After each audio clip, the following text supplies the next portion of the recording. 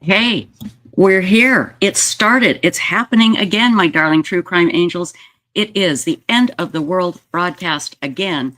Of course, we always start out our 24-hour broadcast with nothing but sophistication and professionalism. And of course, our tinfoil hats. Now, normally, my tinfoil hat would have squeezy cheese on it. And I went to get my squeezy cheese, and it is dried up. I guess you can't keep it for 5 years without it drying up. I mean, what can you say? Products these days. So I improvised, and in honor of Stacy, my tinfoil hat has a frog on it. I think I win the contest. But we've got some great entries. Here's the thing. If you want to enter your tinfoil hat, you just need to email me, okay? At websleuthsvideos@gmail.com. I'll put the link in chat here. And we've got some great entries. I'll show you those entries in just a moment. But first, I want to tell you what we're doing. If you're just joining us and going, what the hell is this thing? It's what we do every year. We've done it since, July 22nd, 2020. It's the end of the world again. Let me just put my email address in here. videos@gmail.com. Websleuthsvideos@gmail.com. So, and Stacy will be on later. She's going to join Ping in the overnight part of the 24-hour event here while I try and sleep. So she will be here in just a little bit. But, remember Chad and Vallow-Daybell. How can we forget those monsters? Remember, Chad's big thing was, well, the end of the world is going to happen on July 22nd, 2020. And I was broadcasting at a small cabin on a river. It was lovely, but my internet wasn't very strong, so I couldn't have guests on. I could have audio guests. I could just hold the phone up to the microphone. That was all I could do. And I thought, well, I want to do something special, because if the end of the world is coming, we should all die together in a big fiery ball going straight to hell, which is, I'm assuming, what would happen to all of us, because we're not one of the 144,000 chosen ones that Chad and Lori feel they will be leading. Well, July 22nd, 2020, we did a 24-hour show, and shockingly, the world did not come to an end. And I thought, Trisha, Chad Daybell wrong? Oh, God, never. He just mistook the year. He just maybe got messed up on the year. So every year on July 22nd, we do a 24-hour broadcast just in case he was right and we end up in a fiery ball going straight to hell. We'll do it together, people. And that's why we have our tinfoil hats to, prevent the, I don't know, whatever it is that tinfoil hats prevent. We have a tinfoil hat contest. Actually, we don't do it every year, but this year we are. And then all through the day, we have guests, and we just talk for 24 hours. And today, or this 24-hour period, not only will we be telling you about the wonderful people at DNA Solves and how you too can become a guardian at Websleuths.com, which is a great way to support the very best true crime discussion forum in the universe. We're going to be talking about this incredible school. It's called Lawrence Institute for Education, or they call it LIFE. And that was the school that JJ went to in Arizona. And I talked to them today, just a little while ago. And the woman I talked to was so grateful that we were doing this, for JJ. And she said she didn't know JJ, but she had worked with people who knew him, and said he was just such a delight, just a wonderful child. So we'll be talking about that school as well a little bit later on. We got all kinds of things planned. And when you have cats and you wear lip gloss, it can get furry, if you know what I mean. So anyway, like I said, we got lots of guests coming on. We have, let's see, Lauren Matthias will be popping on for just a little bit tomorrow morning. You remember we had a wonderful man named Mr. Watts on the other night on Woo Woo Saturday night. Well, he also knew Alex Cox very well, and he's going to come on tomorrow morning and talk about that. Lizard Tia, one of our mad chatters, is an amazingly strong woman, and she's going to come and tell us her story of being attacked, being basically made to feel like she was worthless, and how she rose above that and is now she helps others who are going through these horrible times if you like when you get attacked by somebody or you get beaten or robbed. I mean, she's just there for you. She knows what you're going through, and she is so amazing. Let's see who else is coming on. Mike King will be on here. I hope Kesha is going to come on. Megan Connor will be here. SF Investigates is coming on. Now, some of you, your blood pressure just went through the roof because I don't know. I love SF Investigates, but there's people that just, he makes them mad. So he'll be on tomorrow night. We're hoping David Middleman from Othram will be here at some point during the 24 hours. I'm not sure because he's flying everywhere in the world because everybody now wants Othram to help them solve their cases. Othram is such an amazing place, and that is part of DNA Solves as well. So anyway, it's going to be a wonderful 24 hours, and I know you can't stay here the whole time, but I hope you'll pop in and out as we continue to talk about all of these different things. And if you're just joining us, Stacy will be here, Insightful One, with Ping. They're going to do the overnight show when I go to bed. So Ping is in Australia. Stacy never sleeps. And that's, again, I swear to God, that woman never sleeps. And then once in a while, she'll sleep for like a month. And then she's all caught up. So, oh, thank you, Lynn Gentoo. Thank you. Anyway, I'm so happy to see everybody here. This is fantastic, you guys. Brahma LM says, maybe, just maybe, this could be heaven. I feel like I'm in heaven. I feel great. I feel wonderful. I'm knocking on wood because I do feel wonderful. And I am so lucky. You guys, you don't know how lucky I am and how grateful I am to have Websleuths.com in my life, to have the wonderful people at DNA Solves, to know them, to know you all. Again, my son, who forgets he has a mom, but that's okay.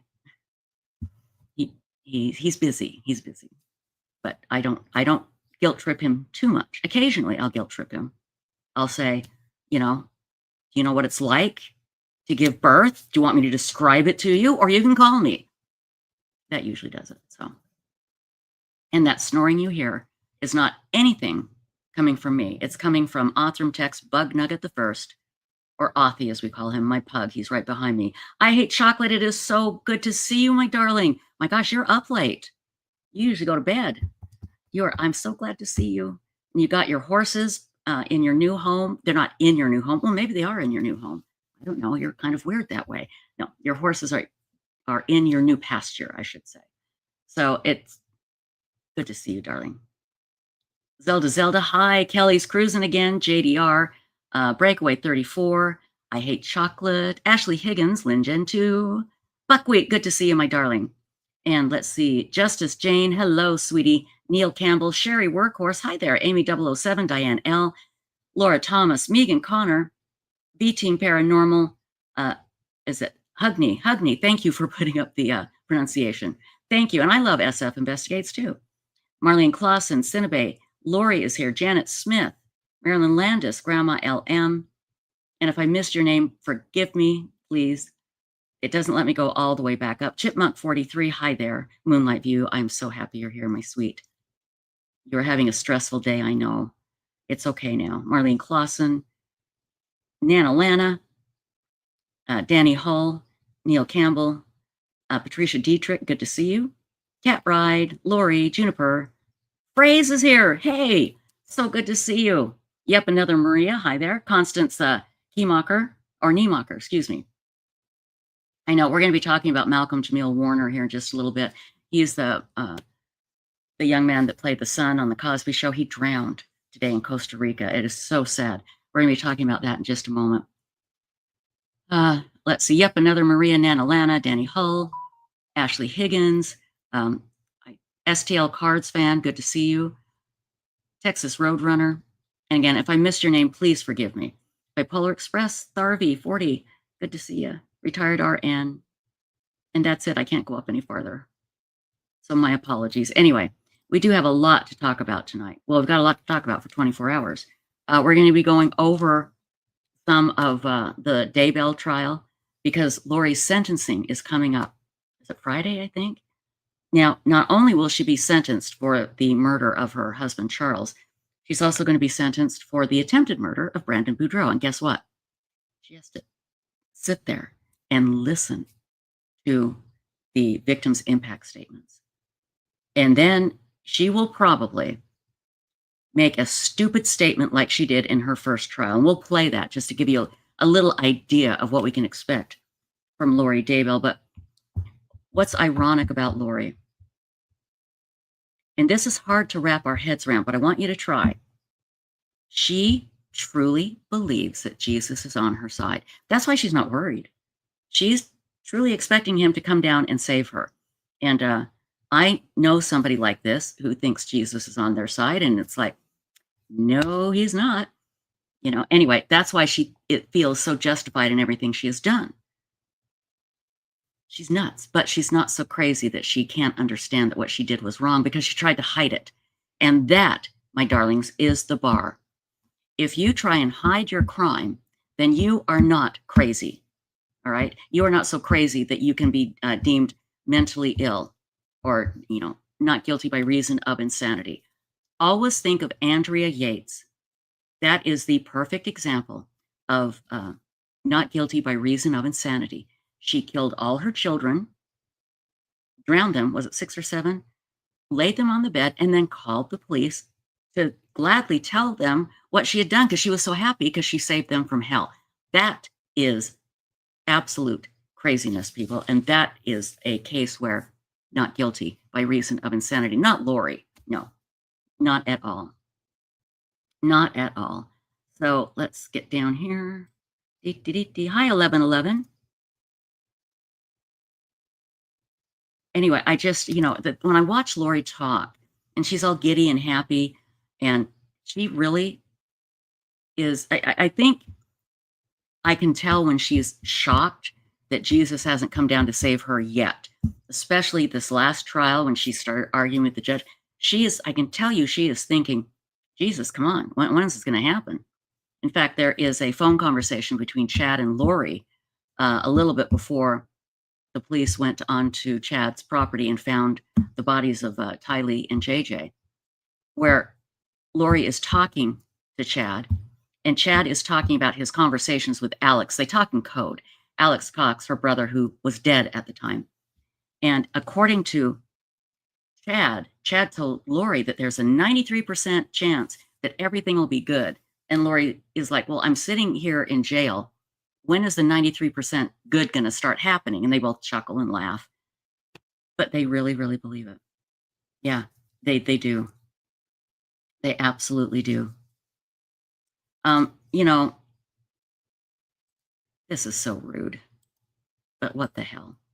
Megan, if you have any updates on the flooding or any updates on anything, you are welcome to pop on really quick. I know it's late. You probably need to get to bed, but you are welcome to pop on, my dear. I just put the StreamYard link in the chat. If you have anything, we would love to hear from you. So, oh, can you talk about that? Can you come and talk about that, Megan, real quick? Here's the link. I can't control it. My hand just does it automatically. I wish I could stop putting the link in chat for you, but I just can't. But if you could, that would be great. Hi, SP Mama 444. I'd love to enter the hat bit dealing with, oh no. She says you're dealing with septic, electric, internet, and grandma's cabin. She just brought, dealing with grandma's cabin she just bought. We are responsible for all those things. Yikes. Well, I understand. I do understand. So is McSpunky here? Oh, good. So Megan's going to pop on. Yay. McSpunky, I'll tell you what. Do you want to pop on after Megan? And we'll play the McSpunky song that Vinnie Politan played. That would be great.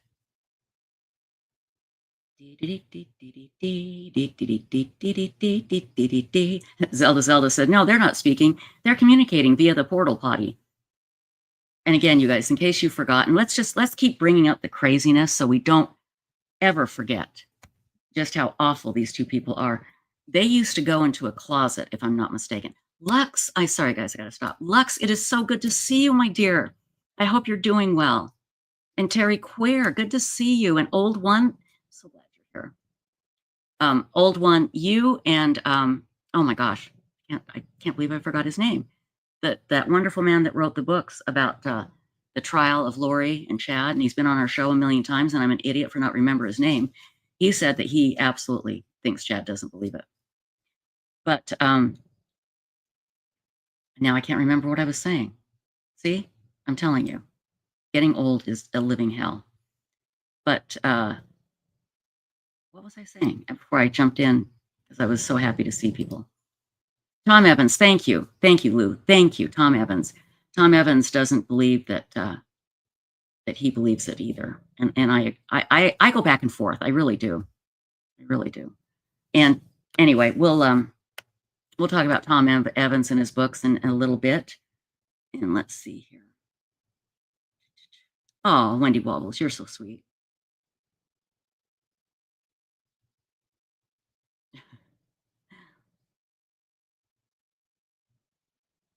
Oh, there you go, phrase. This is perfect. My favorite phrase to describe someone like Lori is crazy, cuckoo, banana pants. That basically says it all. It really does. Hi, Lizard Tia. Lizard Tia, I was trying to describe what you did and what you'd been through, and it came out all like just gobbledygook. It wasn't a very good explanation. You guys, I'm really tired. I was up late last night. So, yes, and we're going to talk V-Team Paranormal. We're going to talk about Stephen Stearns and his guilty plea and his statement. He murdered Maddie Soto, that 13-year-old girl. And when he gave his statement, he was acting like he wasn't the cause of it. We're missing her. We'll miss her. And this has broken up my family. What the hell, you monster? You're the one that did this. We'll talk about that. But I need my blood pressure to kind of go back down a little bit here. So anyway, did Megan say she was coming on? I thought so. Or did I chase her off? Here is the live. Here is this link for backstage if she is. Let me check my phone really quickly. What happened to my phone? Oh, here it is.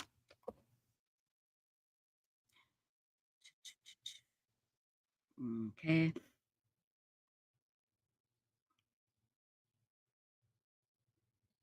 Perfect. Yes. There we go. Perfect. Okay. So let's see here. Yeah, Joe So's. He was acting like he was the victim. It was just horrible. It was absolutely horrible.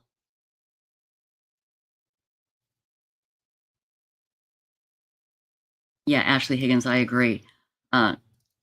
He spoke as someone who misses their play toy. He never really apologized. I got physically sick watching it. Oh, here's Megan. It was absolutely awful. Yeah, he deserves to breathe no more. And that's what everybody's mad about, is he's not getting the death penalty. So, uh-oh, what text? Phrase, what text are you talking about? Megan Connor, good to see you. Hi, how are you? Good, how are you doing? Now, you were on Vinnie Politan tonight, and you're saying that Chad and Lori are not talking? Oh my, I'm in the vapors just thinking about it. It's so sad. What's going on? Oh, I know. I mean, all of us love to hear a good love story, and so it's really, really sad when we have, watched two star-crossed lovers come Yes. together, and then now they're not talking. It's very, very sad. No, I can't. That's just too much for me to take tonight. I can't take it. So tell us, give us a scoop, please. No, I mean, it's really nothing new. It's just the fact that I think a lot of people who have followed this case probably watched Nate Eaton's interview of Lori.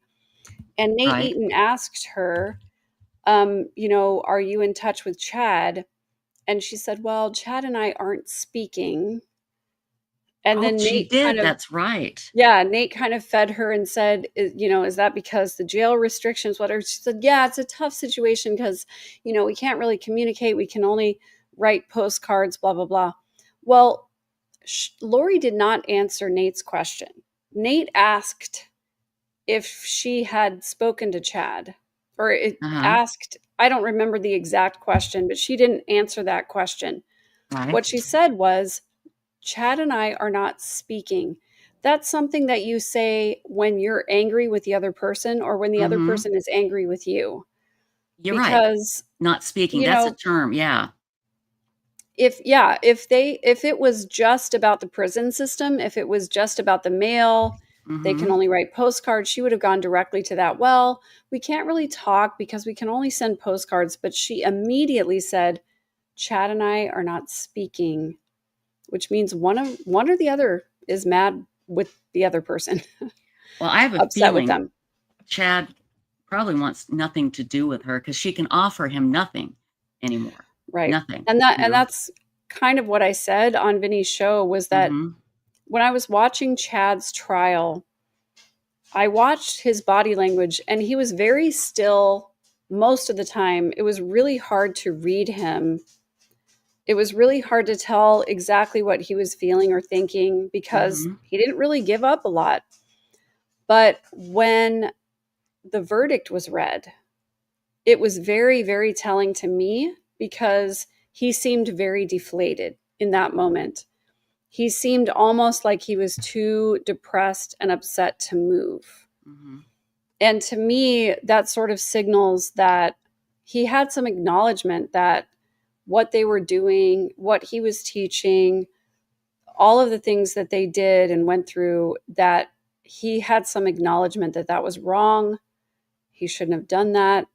I don't know. I honestly just think that he had a come to Jesus moment where he was like, wow, maybe Lori sort of manipulated me into doing these things I didn't really want to do. And, I think he had I think he really had a moment where he was like, okay, I think I've done something wrong. Kind of like Alex did, when he said to Zalema that I think I'm their fall guy.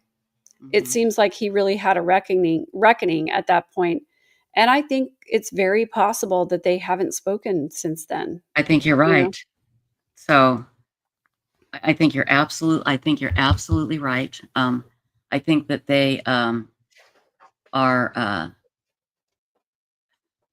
I think Lori would probably like to talk.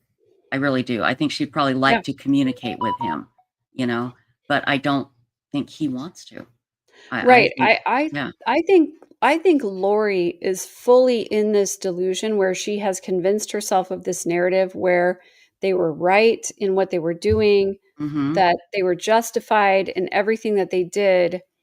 And I think Lori wants to communicate with him so that he can corroborate her version of reality. I think she wants some validation from him, but I think that Chad now is at the point where he's literally facing death and she's not. Right. You're right. And I think that he has had, I think he feels some remorse. I think he probably feels some, I think he's reflected a little bit and realized where he went wrong.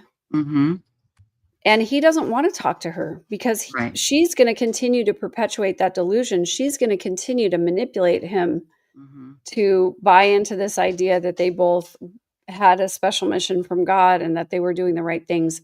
I don't think Chad believes it anymore, to be honest with you. He probably doesn't. And I hope he doesn't. I hope he feels miserable now. I really do. Right. And I think that he does not want to communicate with Lori because she still does believe it. And I think he does not want to continue to be drawn into her delusion.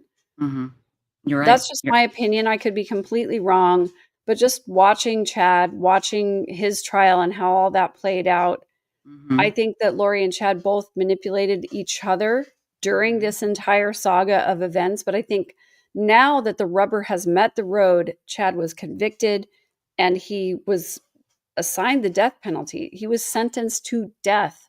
I think now he has had some reckoning. He's had some remorse. And I think he doesn't want to talk to Lori anymore because I think he believes Lori still believes the delusion that what they were doing was good and right. Right. Maybe he finally thought, boy, killing 2 children and burying them in my backyard, that wasn't a godly thing to do. I mean, it's so obvious to everybody else that what they did was so awful. And I still, Megan, I will never be able to wrap my head around the fact that he buried those kids in his backyard. Why? I mean, was he really so arrogant that he thought he'd never get caught? Yes, I think that was part of it. Yeah, I think you're right. Yeah, I think that Lori and Chad were both delusional enough to believe that they were never going to be caught. I think they both Mhm. convinced themselves that they were on some special mission. Jesus was going to come, the world was going to end. This is why you're doing this whole, 24-hour broadcast, because Chad and Lori really believed the world was going to end and that they were Yes. never going to be caught for whatever they did. And that's one of Right. those really harmful things about end of days beliefs is Mhm. that, like, if you believe the world is going to end in 6 months, how would you behave? Right. There are a Yeah, lot of exactly. people there are a lot of people who would max out their credit cards, Mhm. go into extreme amounts of debt, do all kinds of things because they're like, consequences don't really matter. Well, I Right. think that is what Lori and Chad's mindset was at this Mhm. particular time. They're like, well, the world's going to end. And so whatever we do doesn't really matter. It doesn't really count. Mhm. And we're never going to be caught. And so I think that's what they were thinking. It is just, again, shocking that they believe that. So let me make sure I understand. They believed, and you've done some really good deep dives on this, some excellent deep dives. But Chad believed that he was somebody that was going to lead 144,000 chosen people. When the end of the world came, these 144,000 people would survive, and they'd live in tents. Is that right? They'd live in I think tents, so, yeah. something like that. And he and Lori would be the god and the goddess that would lead these people into a new world. Everybody else would be dead because they would not be worthy. And the 144,000 would rise up, and Chad and Lori would be on their thrones ruling the 144,000. Do I have that right pretty much? Well, I think what they believed is that they were in charge of seeking out these people who were spiritually enlightened Mhm. and that they were going to gather all of these people. And as far as I know, they only got, 6 deep into the 144,000. They recruited Melanie and Zulema and Melanice and Mhm. just a few other people. So they didn't get very far. But Right. I think that they believed that they were literally going to gather 144 people Mhm. into their little cult, and that those 144,000 people were going to be the ones who could discern people who were light and dark, people who were going to help usher in the second coming, and people who are not. And Mhm. I think that they really believed that they could end people's lives based on the fact that they were dark, and then that they were going to be rewarded by Jesus Christ for their work in doing Uh, that. I think that's what they literally believed, yeah, I think based you're right. on based on visions of glory, based on, the things that they said and did, based on all that. And, Chad saying to Christopher Perrette in the uh, Avow website, Mhm. where should we position our guns when the zombies come into the valley? Like, Good God. he was literally talking about shooting people as they Mhm. came into the Rexburg area. They believed that there was somewhere around 30,000 zombies that existed. Not just Charles, not just the kids, not just Melanie's children, but Mhm. somewhere around 30,000 people. That's freaking terrifying to me, that they That thought is. that there were 30,000 people that they were justified in killing because they believed they were dark. And what shocks me, that shocks me. But what shocks me even more is that Emma Daybell, his adult daughter, still supported him at his Right, trial. right. And that to me is, it's beyond shocking. I don't know how to wrap my mind around that. I guess Well, go ahead. I guess the one thing that I can say about that is, when I was probably a junior in high school, Mm-hmm. my dad set me down and said, hey, I think your mom and I might be getting a divorce. Mm-hmm. And I was like, okay, might be? What the heck? Right. And, his question was, if we do get a divorce, who do you think that you would maybe want to live with? And I Mm-hmm. was like, how am I supposed to That's a choose between my terrible two question. parents? Yeah, Like, that's a how terrible am I, question. you know, I and I can imagine being put in that position where you're like, well, I've got to choose one thing or the other. It's Mm-hmm. a horrible thing to have to choose. I don't want to have to choose it, but I have to do the best that I can to make the best choice that I can. And that's kind of how I frame some of this stuff with Lori and Chad, where they were like, okay, well, some people are light and dark and it's horrible and it sucks and it's terrible and we don't want to do it, but Mm-hmm. we really believe that they're bad people. So I guess we're going to have to kill some people.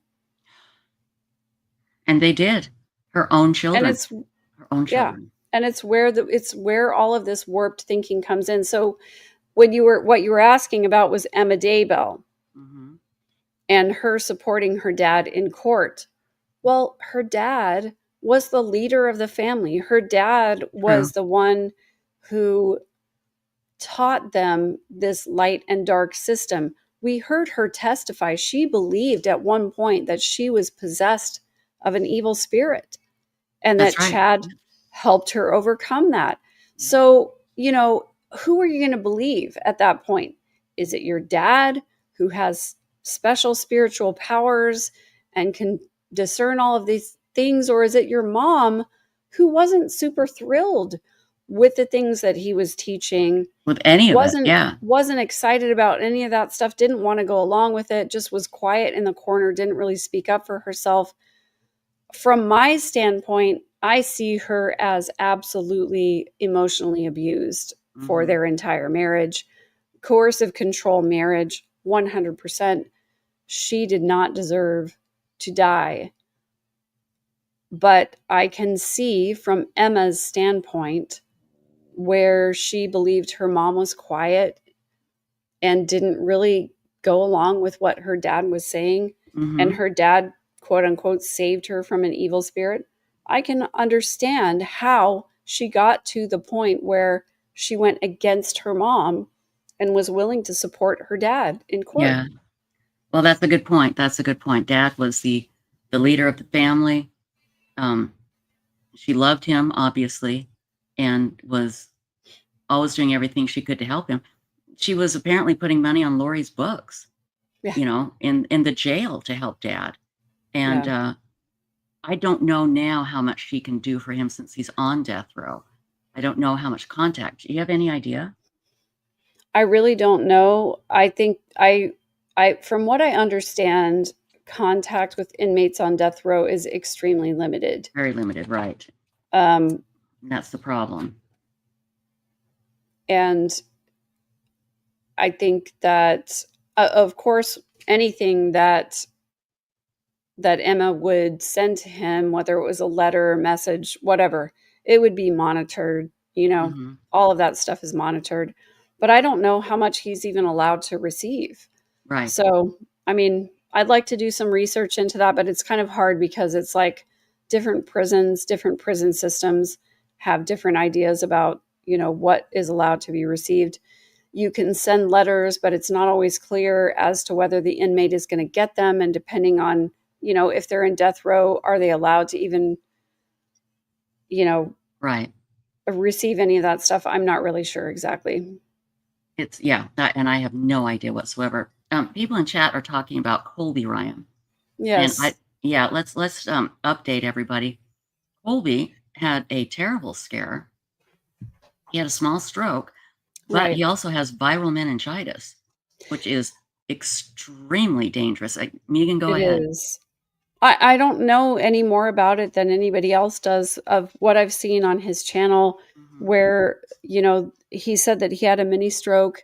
They believed it was caused by meningitis, Mhm. and they were going to do a spinal tap. I don't know anything else other than anybody else does. We haven't been in touch, so I don't know exactly how he's doing. I just wish him the best. I have reached out to him a couple of times. He's He's your very cousin. young. Yeah, he's your Yeah, cousin. yeah. I mean, he's Lori's son, and he and my oldest daughter had a great relationship you know, until Lori moved away, took her kids away Mhm. from this area. Um, and my oldest daughter had been in touch with him for a while. And then he kind of stopped responding to messages, which I understand. Like, he needs some privacy, he needs Sure. some healing. I totally get that. Mhm. I have reached out a couple of times just to say that I'm here for whatever he needs. And I totally understand him, like, keeping his distance and his space to protect himself. So I will just say I don't know anything more than anybody else does, but I support him 100%. I want to be a resource for him, and I wish him all the best. I wish him, all the healing. I will say too, though, he's been watching Lori's trial Mhm. from the beginning, and my take on that is that that's a really hard thing to put yourself through. Yes. Yes. And Bessel van der Kolk wrote this book called The Body Keeps the Score It's a score. I've about read it. trauma. Mhm. And the idea is that trauma lives in your cells until you go and do the work to work through that trauma. Right. And I just don't know if it was the wisest, the best, healthiest idea for him to go through watching watching that whole trial and digging into that at this time. So I just really, I just wish him all the best. I We all do. understand, Absolutely. I understand the need to dig into all of that, because I Mhm. wanted to do the exact same thing, but it does take a toll, and I can testify, my channel members can testify. When I went in person to see Charles Vallow's trial, it Mhm. had a physical, emotional, mental effect on me that was detrimental. It was really hard on me to Why do you sit think that there. was? I mean, it would be hard for anybody because it's just such a traumatic, horrible, awful thing.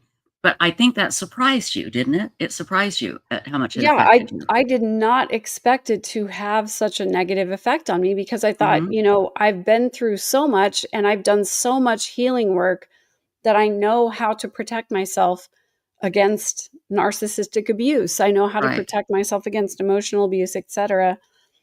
But there is a very real effect of being in the proximity of evil Mhm. and subjecting yourself to that kind of manipulation and control day after day, Right. hour after hour. And I Mhm. can tell you honestly, being there for Charles's trial had much more of an effect on me physically and emotionally than I thought it would, because Mhm. I thought I was pretty resilient, pretty strong. Right, sure. I was not prepared for how that was going to affect me at all. I And guess and also for just the practical standpoint of being gone from my kids and mhm. only being home on weekends and not being able to take care of my own household and my own, self-care, my self-care routine went out the window. Mhm. Yes. Like, I would do my meditations in the morning and get out and walk and breathe and all of that stuff, but it's not the same when you're not home in your own space. And that's why I did not go to Brandon's trial in person until the verdict was Mhm. read, because I could not physically be in the proximity of evil anymore Well, and and stand it. yeah, and it's weird because you were when you were kids, you were close to Lori, Yeah. and never in a million years would you have ever thought that something like this would happen. So I'm sure it's a shock to your system, an Yeah, I mean, absolute shock. this was nowhere near anything that I envisioned would happen in my life. Right. And, maybe when you have a relative or a close friend or something like that who they tortured animals as a kid and they were always the problematic child. Right, right. It's not super surprising when you find out they're in the news and there's something like that. Yeah. I remember the song by Pearl Jam, Jeremy Spoke. I don't know Jeremy if you guys spoken. remember that Yes. song. Yes. Describing, this kid's behavior in the classroom, and then he did something horrific. Right. And it was like, we saw some of these signs early on. I had nothing like that on my radar when Lori was younger. Yeah.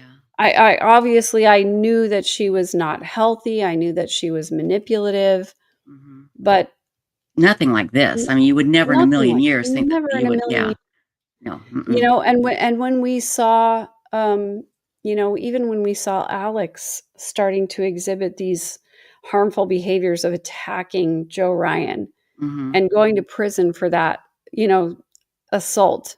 Yeah. We were like, those of us who are, as I call it, in the family ether, where we are sort of mesmerized by the fact that, oh, these are our family members. I never expected anything to go Right. wrong. It was like, oh, crazy Alex. We all kind of said, well, he's never really been right. He's never held a Right. job. He's never really had a relationship very long. He's super protective of Lori. We just said, gosh, crazy Alex. That's. I hope nothing like that ever happens again. Yeah. But Exactly. we never envisioned that Nothing he like would be this. Nothing like capable of this. killing children. Yeah. Like never in a million years. And nobody ever does think that. Well, we've got something here. Sorry, and guys, I apologize. As you know, I do have a life, kind of, sort of, and I have another job, and it's sometimes 24 hours, and so I get messages that I have to take care of while this is going on. So I do apologize that while I paused here for just a minute, but I wanted to bring this up, and this goes to what you're saying. Kelly J says, throughout watching this trial, Colby was saying he thinks Alex died from all the stress of what he did. His body just broke down. I found that interesting, and I've always said that's just way too much of a coincidence, but I guess it could be true because, like you said, Alex was always kind of considered the weird one and, never had relationships for very long. Now, all of a sudden, he's a murderer of children. That's got to mess with you big time, just big time, Yeah. And I will always start out this conversation by saying no one can convince me that Alex's death was natural. Yeah, I can't buy Not it. ever. The I day just can't. after Tammy Daybell's body was exhumed, Right. No. because investigators were starting to catch on to what was going on, Right. Right. and also, Alex saying to Zalema, I think they're setting me up as their fall guy. Right. If anything happens to me, there's a bag of cash. Of course, Lori is like, I don't believe that Zulema really said that. And, she was being questioned for hours and hours and hours. Well, you can't take anything that Lori says at face value. No. So, I just always, I agree to a certain extent with Colby where it's like his body broke down, but also that patriarchal blessing that Chad gave Alex, that where was he you're dying. said, You're dying. Yeah. exactly. He said, you're going to know when it's your time to cross over to the other side. And when would be a more perfect time than when they were exhuming the body of someone they previously had ruled it as natural causes. And now they're starting to catch on and they're like, well, now's your time to die. So you don't have to be questioned by the cops. We need to take this body out. We're going to re-examine the cause of death. And Alex is like, well, shit, I was there and They're going to you find my know, DNA on it somewhere, they're probably. going to they're going to find some kind of evidence that I was Mhm. involved, and that's going to be bad for the mission, for the special mission that everybody was on. So I'm going to go Right. ahead and move on and know that I'm going to be of better use and better help on the other side than I am here. You're exactly right. And again, that blessing that Chad gave was so telling. Yeah. There's just no way, no way, no way that he didn't just all of a sudden die naturally. And that's what Summer says too, that he did just die naturally. No, I No, will never buy no. it. Mm-mm. I'm sorry. Bilateral pulmonary embolism, both sides, both lungs, Yeah. 2 blood clots. You just can't convince me that that was natural. Not No, ever. he took something. He took something. I really think that believing that Alex died of natural causes the day after Tammy Daybell's body was exhumed is delusional. Yeah. No, I agree. I agree. It's there is not that big of a coincidence in the world that could happen. And also, I'm just gonna say this too. I'm Okay, just gonna go put for this it. out there. Just gonna throw this out there. Yes. Almost every time that I come on Websleuths, I get some kind of pushback or blowback from someone somewhere. Mm-hmm. And what I think is interesting is that it comes from a lot of different directions. And so I'm just going to say, I know for sure 100% that either Summer or someone close to Summer watches Websleuths and reports back to her what I say on this channel. Oh, I So, hope so. That'd be nice. That would be, you know, I think that would be great. I think I'm that just would be going to say, wonderful I think that that's the case because almost every time I come on here, I get some kind of pushback on somewhere. on something. Oh, good. And That means you're getting to them, you know? yeah, So, exactly. And all I'm going to say is that I talk about my own experiences. I talk about the things that I witnessed mhm, 100%. And I right. think, and I also, I do offer some conjecture from Mhm, time to time based on my experiences. And the things that I have to say do not paint the Cox family in the best light. of And I course. get that that probably upsets them. And you know what? I just have to say, I don't care Good. Good. because I speak my truth and I Mm-hmm. speak about the things that I have personally experienced and witnessed. And I also put my lens on things that I'll openly say I speculate about some things. Mm-hmm. And if that makes people look like a-holes, that's not really my fault. I've said that more than once. Right. Um, Well, exactly. That's and not your problem. I just believe that if you have participated in harming children, you don't Mm-hmm. deserve protection and you don't deserve kindness and you don't deserve grace. And that's all I'm going I to say. agree. No, you're absolutely right. Absolutely. No, no question about that whatsoever. As a Bipolar Express says, you rock, Megan, and you do. You absolutely do. Thank you. And you're getting all kinds of support in here. And if Summer's in here, oh well. Uh, and again, I don't know. When I saw Summer and when, we might play that later tomorrow. When I saw the interview with Summer and Janice, the mom, where Lori would never hurt those kids, never, never. I thought that again, she's always being forgiven. We all knew she did it. We all knew she did something. It was obvious Yeah. to everybody else, but Lori never ever had to, take responsibility for the things they did. She did. They would just walk on eggshells around her all the time. And like you said, it she never had to take responsibility. And Janice says, well, she's not hurting anybody. Well, this is what happens when you Yeah. don't make somebody take responsibility for their craziness, for their delusions of religion. That again, it really upset me. Now, in the Netflix special, Janice is like, well, and I'm paraphrasing, boy, I was really wrong. Why doesn't she say, I need to look at what we did? to these children growing up, because I have 2 of my kids are basically could be considered serial killers. What did we do? What did we do wrong? I never heard that. I never heard any sort of responsibility for how Lori and Alex turned out. What happened? And again, you've gone into great detail about their childhood and just how weird it was. But all the kids didn't turn out that way, just those 2. So again, Well, it's bizarre family.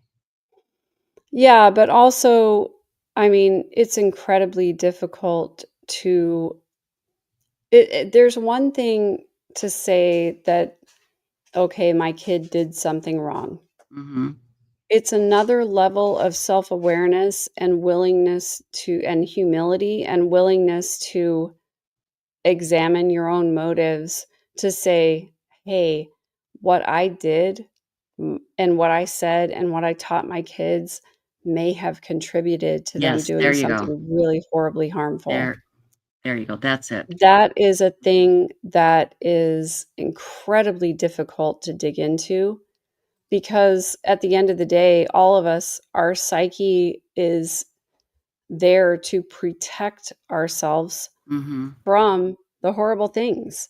Right. And one of the most horrible things is to realize that you might have contributed to the harm of somebody else. Mm-hmm.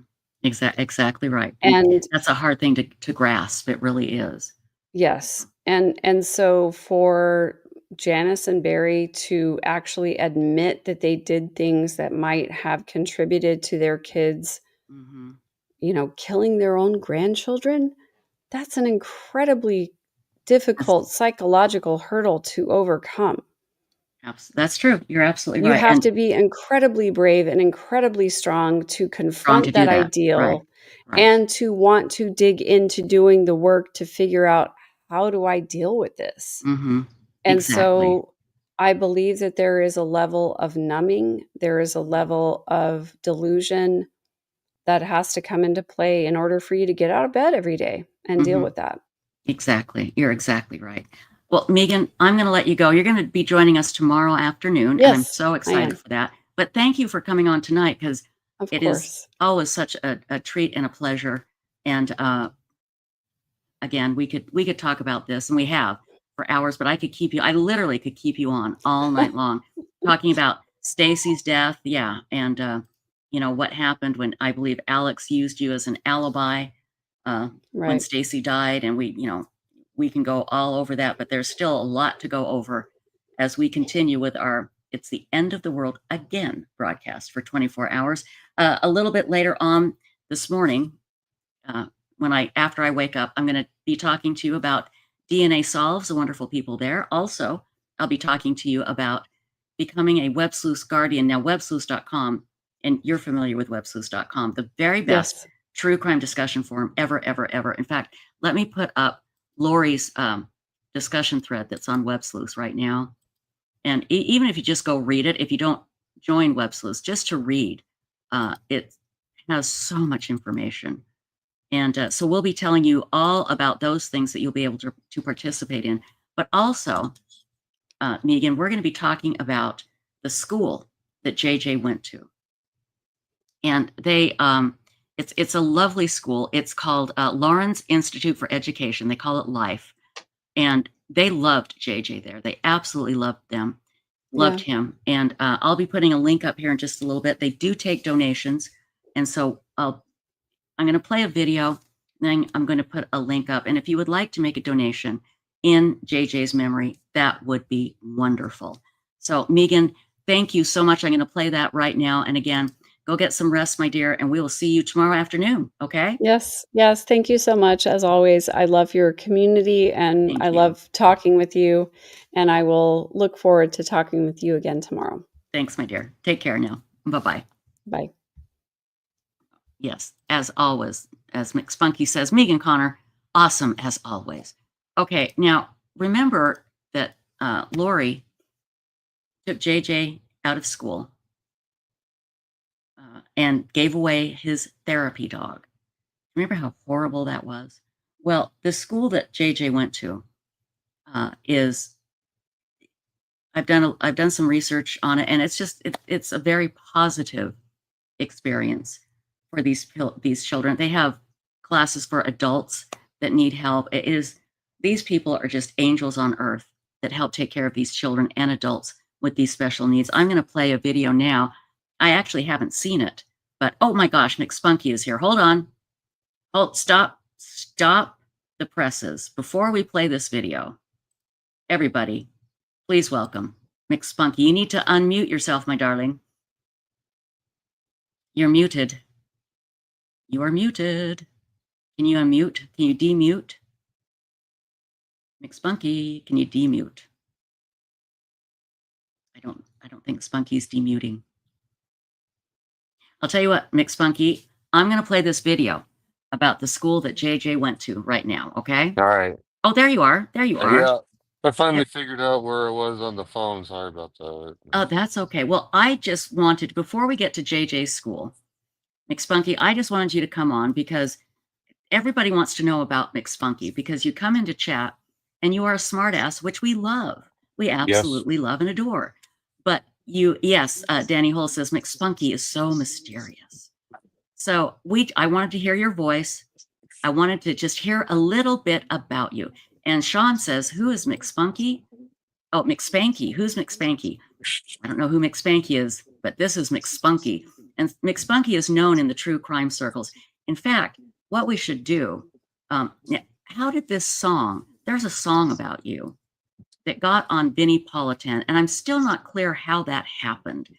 And let me pull that song up. And before we play it, how did that happen? I just was like a regular on there, and I'm running my mouth, making jokes. And one day he stops in the middle of the show and he's like, I'll say, how is the great guy? And always smiling and happy and blah, blah, blah. And then he played the song that he made. And he made it. Yeah, he did. Yeah. For me. That's amazing. Yeah, I don't know. I was as shocked as anyone. Well, you are famous. And yes, I've got to tell you, Fraze, you're so right. It reminds me of poor Nitty, our moderator on Websleuths.com. On our Guardians, Websleuths Guardians, we have a once-a-month Zoom call. And poor Nitty came on there and was trying to talk and could not find her demute button. And we'll be talking about the Websleuths Guardians. I really want all of you to join the Websleuths Guardians. It's only $3 a month. And we could do all kinds of fun things like an 8-hour Zoom call once a month for everybody. So we'll be talking about that a little bit later on. But I know I'm jumping all over here, but I have so much to get to. I want to play McSpunky's song, and then we'll go to JJ's school. Okay? So McSpunky, here's your song. Let me grab it. And this, you say Vinnie Politan did this? Yeah, he made it for me because, I don't know, he's just a good guy, I guess.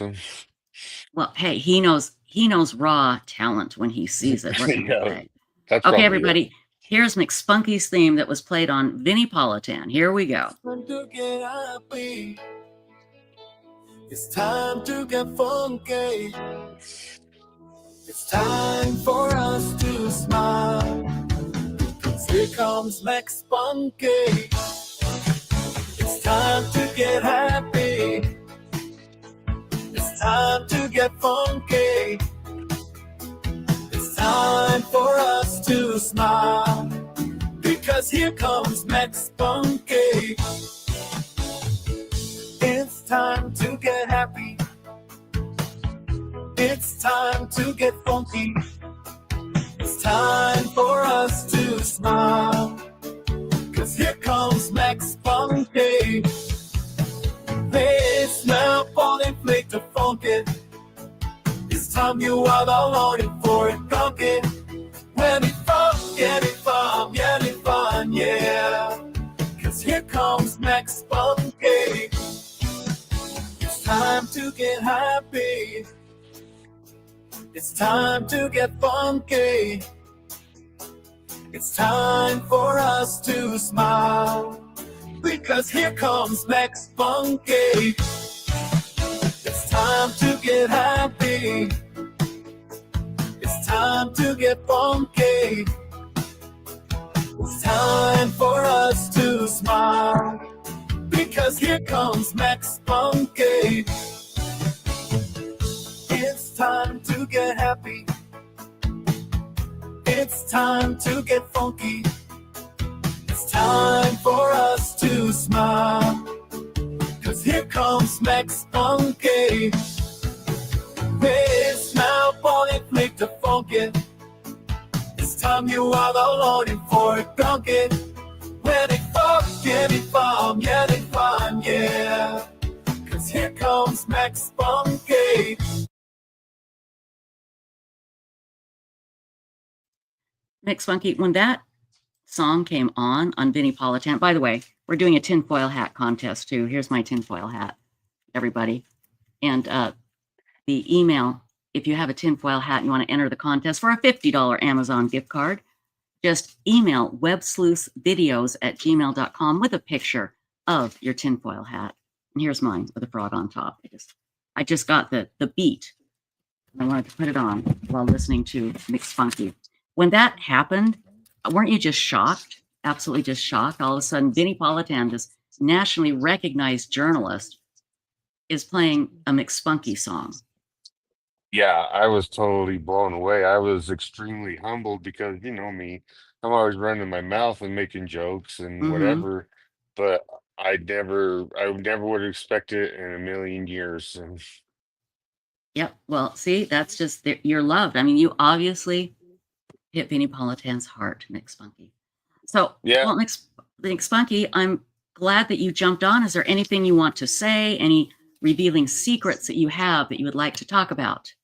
I have a lot of things I'd want to talk about, but unfortunately, I'm pretending like I'm working. So, but no, I mean, I love you guys and this community. It's lots of fun, and I feel at home. I only, you know, hang out with people that are cool, and you're cool, Tricia. So, Oh, thank you. You know, I seriously, that means a lot because the last thing I think of myself is as cool. So thank you. you Thank you. Okay, McSpunky, you take care, and I'm glad we were able to play your song. And I'm so glad you popped on. We got to hear your voice. Now we know what he sounds like, people, when he's Do I making sound those like comments. Chad Daybell? Somebody said I had a Mormon voice. Well, you do have a little bit of a lilt to your voice, a little Yeah, I bit. do. I But do. that's good. Nothing wrong with that, McSpunky. Nothing wrong at Right. all. You are Sounds not like Chad Daybell. That's what's important. So. Right. That's the best thing, I guess. So There you go. That's the absolutely best thing. right. McSpunky, thank you so much, Yeah. my darling. Thank you, Tricia. Take care. Bye-bye. Bye. Now, I know we have a lot of people in chat that are members of Websleuths.com, which is great. But we'd really like you to become a Websleuths Guardian. It's only $3 a month. And let me show you. And then we're going to get to JJ's school here, okay? So let me show you here what you do. Okay, you go to Websleuths.com. You see this? Become a Websleuths Guardian. Support the mission, power the community. Join now. You just click on that, and you come down here, and then here's the explanation. If you like Websleuths.com and supporting this community that's been around for over 25 years, $3 a month, less than 10 cents a day, you can support Websleuths.com. And what that means is you get extras. You get extras like extra emojis, all kinds of fun extras. And to me, the most fun thing was what we just talked about, was the Zoom call that we do every month for 8 hours, that everybody who is a member of Websleuths Guardians gets to come on the Zoom call and talk with us. And we just had a blast last time. So the short version, for just $3 a month, you can help Websleuths keep going and get some cool perks too. Just click here, you click there, and then it's $3 a month. It is so simple, everybody. It is so simple. And that $3 goes a long way, everybody. It really does. So there we go. And we'll be talking about that even more, all right? Because there's a lot of things. Like I said, we're going to be talking about DNA solves later. And there are things that you can do that can really make a difference in the true crime community. And that's one thing I know people always have always asked, what can I do to help? What can I do to help? Well, one thing you can do to help is go to Websleuths.com join, which is free to join, by the way, absolutely free. Always will be free. It will always be free to join and to post. And post on a case, maybe post on a cold case that nobody's posted on for a while. That could really help. How? Because family members, they search to see if anybody is saying anything about the case of their loved one. And they'll come upon Websleuths and they'll see that some random stranger is just posting an update or posting, I'm thinking of you. I hope you get this case solved. And that helps heal their heart. All of that is free, everybody. All of that is free. You just go to Websleuths.com, click on the register button in the upper right-hand corner, and you're all set to go. All righty, all righty.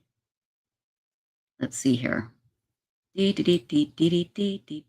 McSpunky and Megan, they're both saying, I hate the sound of my voice.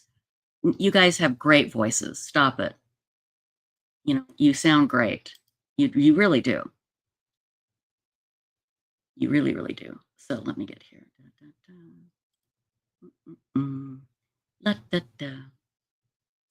Exactly, phrase. Family members knowing people are still talking about their missing loved ones makes such a huge difference. And I can't stress this enough.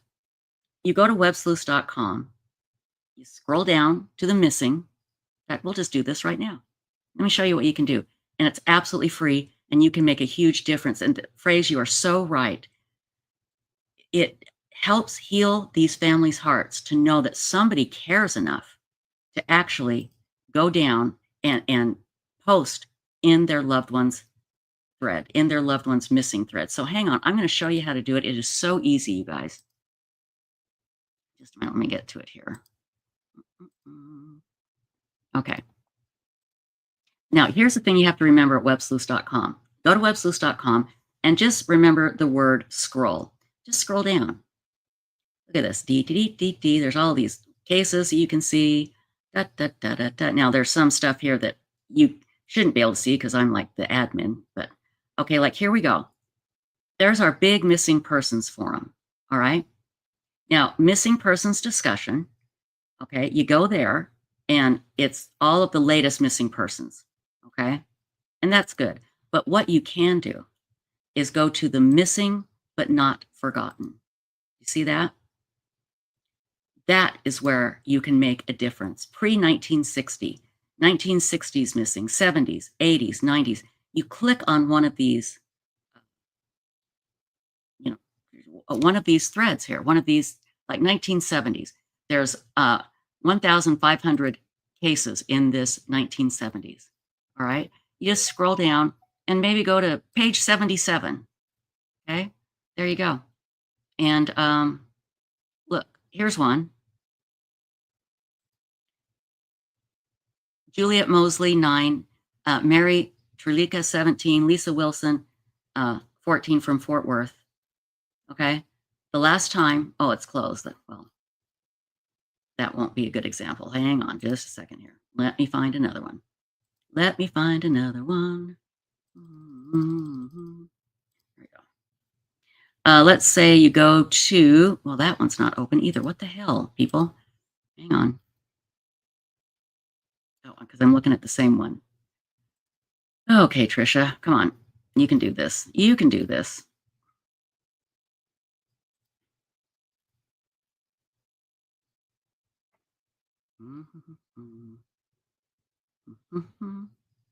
Let me just find a good one to talk about. Let's see.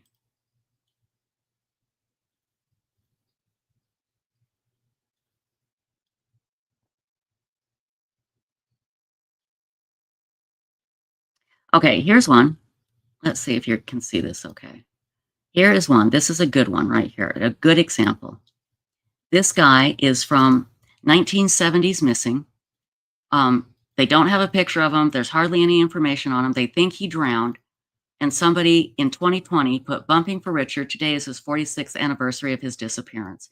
Well, you could come down here after you've joined Websleuths.com for free and just make a post saying, thinking of Richard and his family, and post reply.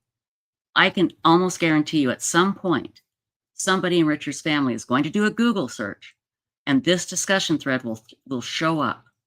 And they will feel so good that somebody cared enough, that somebody absolutely cared enough just to take the time to do that. 1980s missing, you know, I mean, there are all these cases here. There's a million of them. Well, maybe not quite a million, but close. And there's some here that don't even have any.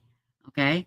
Here is Charles Kenworthy, missing in 1986. And then nobody's posted since that. You could go and do a Google search and try and find out information and post here and help this family. It doesn't take that much, you guys. It doesn't take much at all. And that's why we say you can make a difference when you join Websleuths.com and just go to one of these cases and post. So if you could do that, we would be forever grateful. So yeah, and exactly, phrase, exactly. Oh, good, Lou, good. Go, absolutely. If you don't belong to Websleuths.com, you just go to Websleuths.com, look in the upper right-hand corner, it says register, you register and you're set.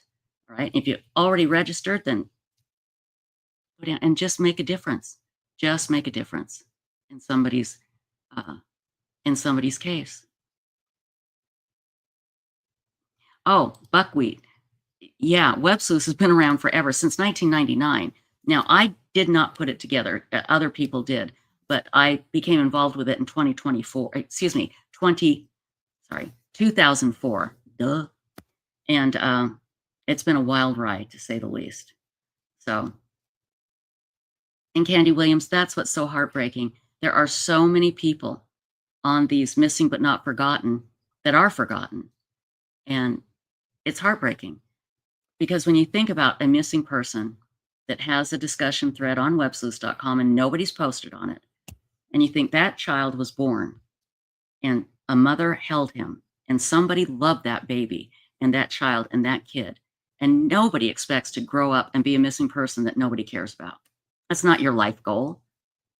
And I hate it when it happens. I just hate it. Absolutely hate it. Yeah, I know. Exactly. Human Animal. Trisha shaving 20 years off. Yeah. I wish. So anyway, if you could do that, that would be a big help. And again, that doesn't cost a thing to do it. And it can really, truly make a difference in someone's life. It really can.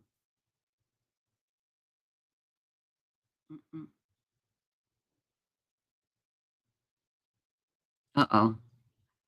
Kelly's cruising again said, I'd much rather hear you read the Loin Fire than various versions we have heard from the court readings. Oh my God. Loin Fire. Yes, that is the Daybell book. Yikes. No, thank you. No, thank you. Okay, so I'll tell you what.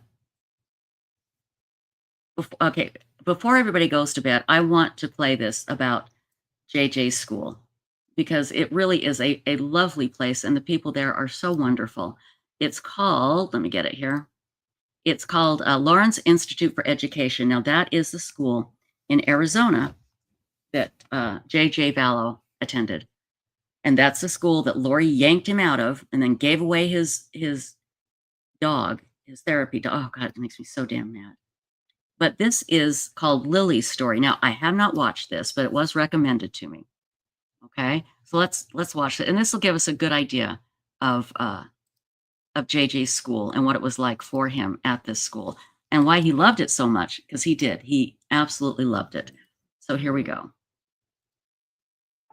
We've noticed since we started at Life less than a year ago that her behaviors have gone down tremendously. She's really happy to go to school. She seems like she has a lot of friends here. All of the teachers like her. It makes us a lot happier knowing that she's in a good place. It's a good feeling knowing that she's in an environment that's built to support her.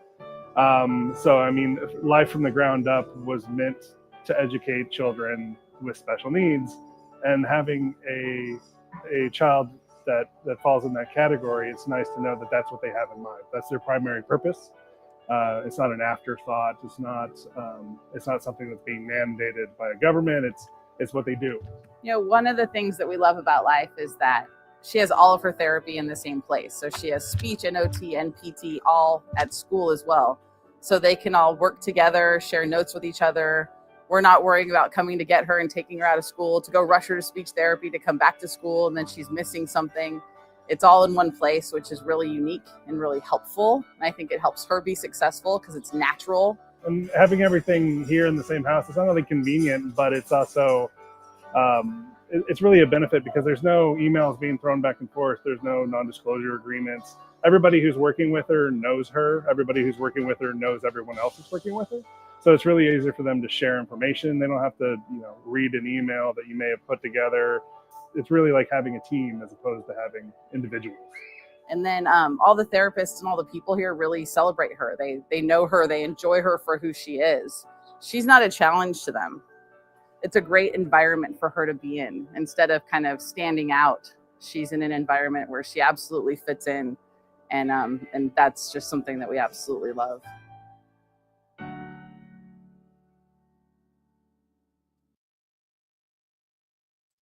And that is the school that Lori Vallow-Daybell yanked JJ out of. A loving place, a place where he felt loved. He had a good, it was a normal schedule for him. It's very important for people like JJ to have a regular schedule, not upset the schedule, not change things and move around and get rid of the damn, it's not the damn dog, it's damn Lori for getting rid of the dog.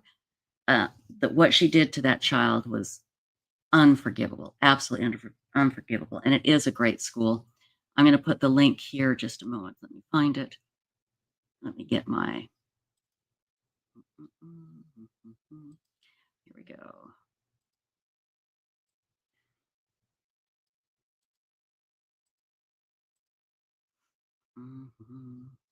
Where are we? Here we go. Yes, Marilyn Landis, a routine is very important. And there is the link in chat for you, okay? And I'll put all these links to all of these things that we talk about in the description. Now, there's going to be 2 parts to this, maybe 3. YouTube, you can do as long a live stream as you like, but from what I've read, they only keep 12 hours. And then after that, they cut it off. So we do 2 12 hours, part 1, this is part 1. And tomorrow we'll start part 2. We may have a part 3 because it may go a little longer than 24. So yes, Marlene Clausen, JJ was absolutely loved at that school. He really was. It was absolutely beautiful. Just incredible. So, okay, now let's talk about what happened today. It's really tragic about Malcolm Jamal Warner.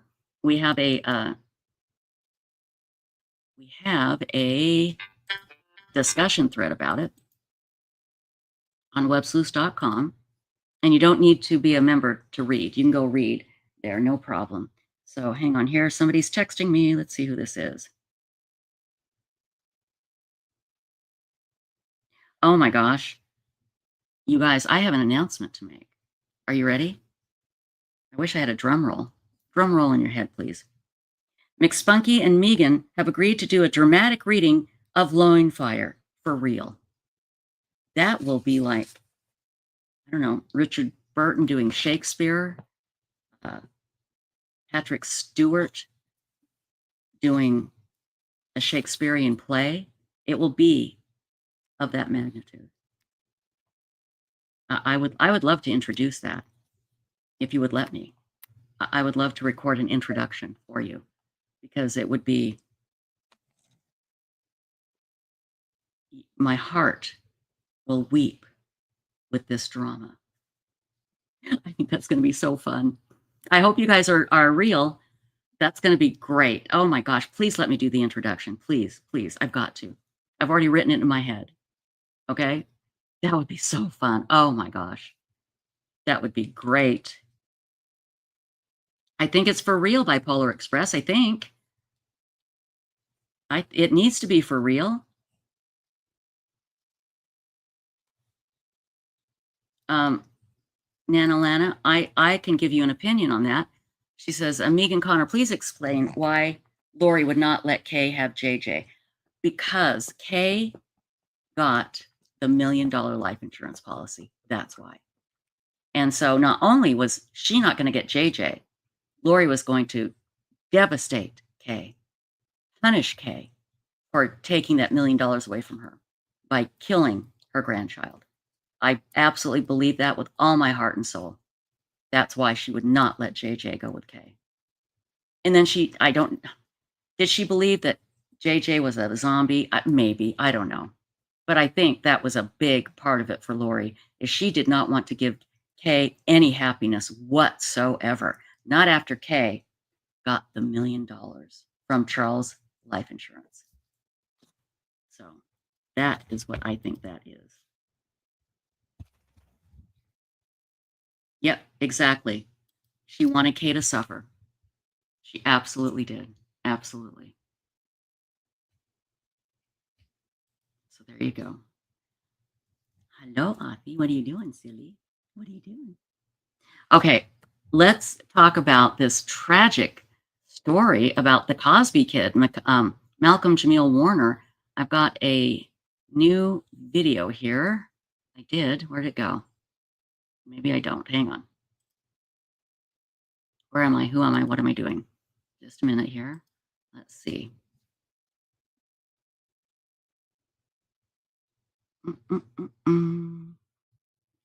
Where is it? I just had it. Oh my gosh. Hold on. Let me check my email. I know I had it. I found it and I sent it to myself. Well, that's not it. Hold on, people. Hold on.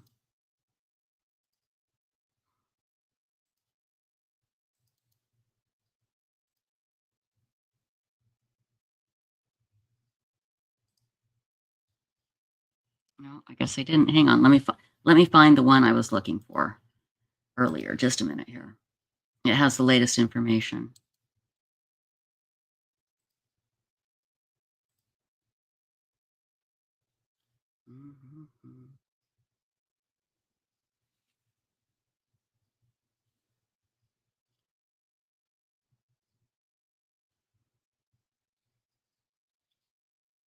Where did it go?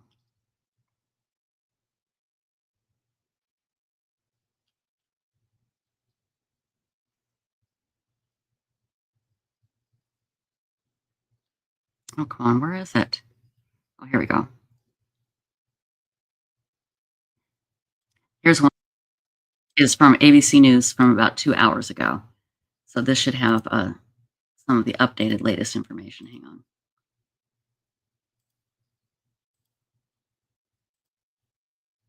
And we begin tonight here with the breaking news, the stunning death of actor Malcolm Jamal Warner, known by millions of Americans who watched The Cosby Show, of course. He played Theo Huxtable. Tonight, authorities say the actor was reportedly on a family vacation in Costa Rica, swimming when he got caught in a strong current, and they say he was pulled out to sea. Malcolm Jamal Warner played the only son on The Cosby Show among 4 sisters. So many Americans watched him grow up on that show. He went on to act in dozens of other TV shows and films, and he won a Grammy as well. Tonight here, the heartfelt words pouring in, the touching words from the actor himself, what Malcolm Jamal Warner once said about life and about death. Here's ABC's Victor Akendo leading us off. Tonight, tributes are pouring in for actor Malcolm Jamal Warner, Be right there. who charmed TV audiences for years as the lovable Theo Huxtable on The Cosby Show. Police say the 54-year-old died in an accidental drowning off Costa Rica's Caribbean coast, where he was reportedly on a family vacation. Investigators say Warner got caught in a strong current while swimming and that beachgoers tried to rescue him, but it was too late by the time first responders reached him. You cannot joke around when it comes to a woman like Lana Herman. Okay. For all 8 seasons, Warner made America laugh as the only son in a house with 4 daughters. Hi, Theo.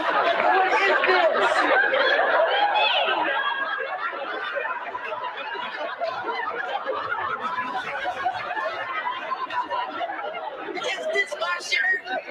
Is this the shirt I paid $30 for?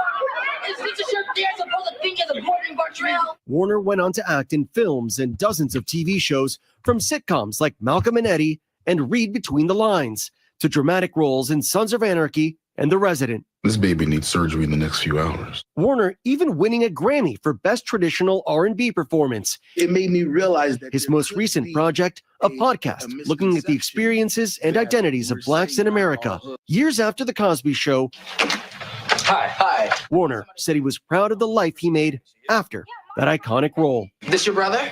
No, he's my boyfriend. I've had such an awesome life. You know, I've got my ups and downs and all of that. But like, if I die tomorrow, I know I would go with a smile on my face. I know I haven't wronged anybody. I have peace of mind. And for me, you can't put a price on that. And David, the heartbreaking reaction tonight. One of Warner's co-stars, Tracy Ellis Ross, saying he made the world a brighter place. And actor Jamie Foxx writing he is speechless on this one, adding, "Rest in power, my brother." David? He was so joyful and he brought so much to that show. Victor Akendo leading us off tonight. Victor, thank you. You know, again, it was in Costa Rica, and I've been reading about the undertow and the current and just how scary it is. Let's see if I can find out anything more about that, okay? Hang on here. Let's see here. I don't know what this is. Let me see what this is.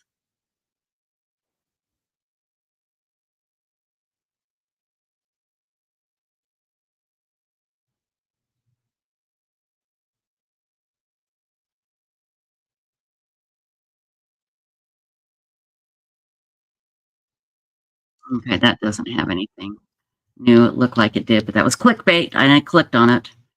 So hang on. Let's see. I can't,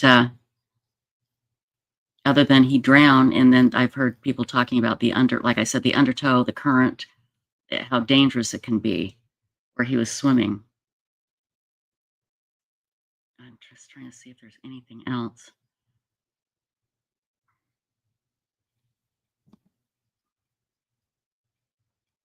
If anybody has anything interesting on this, please let me know. Well, TMZ, maybe they do. Let's see, they might have something. For some reason, I mean, say what you will about them, sometimes they can come up with the goods. Let's watch what TMZ has to say real quick. Welcome back to TMZ Live. We have been working on a story this morning that sadly we now have the answer because, and I say sadly because what we've learned is that Malcolm Jamal Warner, former Cosby Show star, died over the weekend. And we have an unconfirmed but very reliable source telling us what happened here. What we know at this moment, as we talk to you now, is that we're told from the source Charles just mentioned that this was an accidental drowning of some sort. And so, you know, I mean, that's one of the reasons there's been commotion this morning.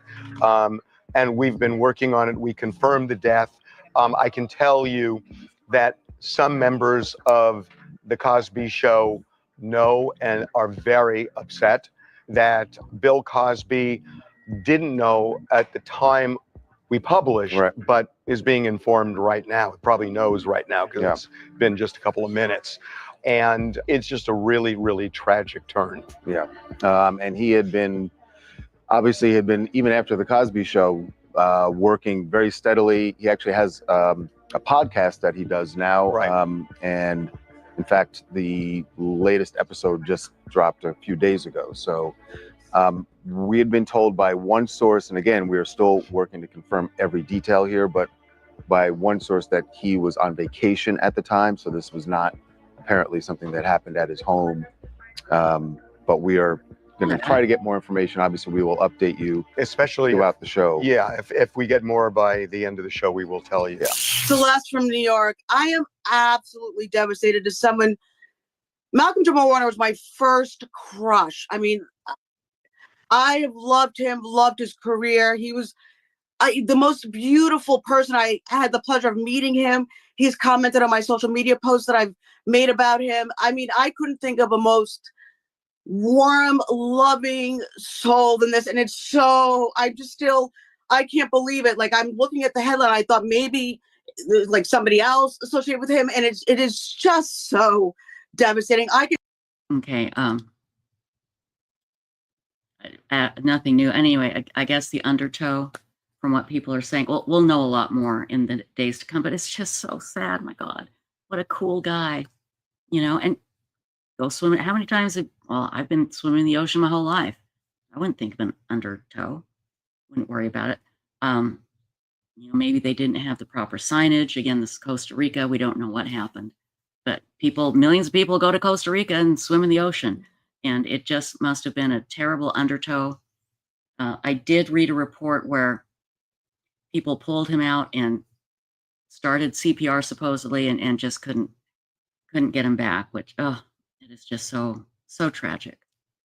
He was in one of my favorite shows, and that's American Horror Story in season 4 or 5. Freak Show is what it was called. And he was so good in that. He was so good. Yeah, Riptide, apparently. Yes, Hawkeye says it happens so quickly. It really does. Well, Slam Moran, I think they'll talk about what the conditions were that day he went in the water. I hope they'll talk about that. You know, were there warnings up? Probably not. So I don't know. We'll have to wait and see. Did he have children? I don't know. Let's see if I can find that out. Okay. And again, we have a discussion thread going on at Websleuths.com, and that's where you can really find the most current information. Our members are so good at that. So here we go. But let me just check here really quickly.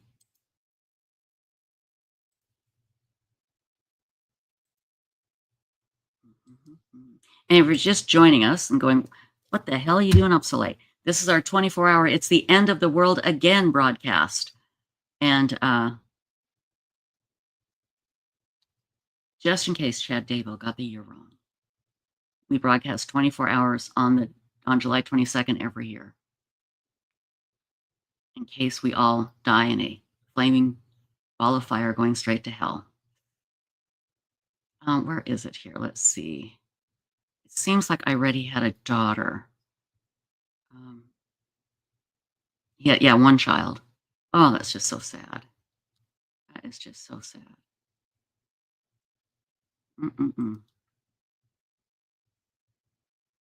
Exactly, Megan Connor. At least we're all going to be together when we go straight to hell, right?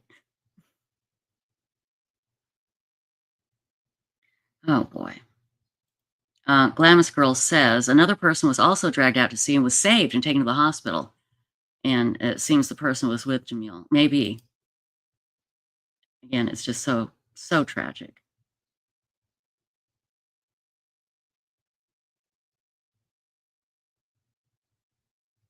You know, again, it's a terrible way to think, but I really enjoy my little space here. This is where I do all my work. This is where I talk to everybody. I talk to people all over the world all the time. So I don't feel like I'm alone, but I feel safe here, you know? Oh, boy.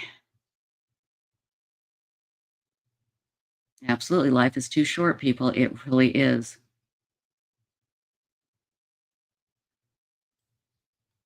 It really is.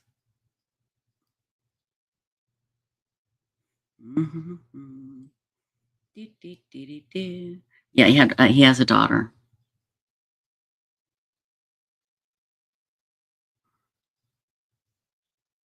Very scary.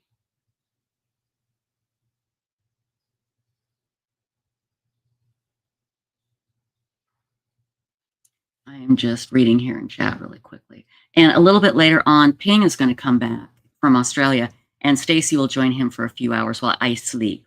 And I'll sleep on camera. How exciting is that, people? Yeah, you get to watch me sleep. And again, you're going to hear all kinds of various noises coming out of various orifices, not of mine, but of my dog, Othram Tex Bug Nugget the First. We call him Othie for short. So just know that it's not me, okay? Tomorrow morning at around, let's see, at around 10:15 Eastern, Lauren Matthias from Hidden True Crime will be here.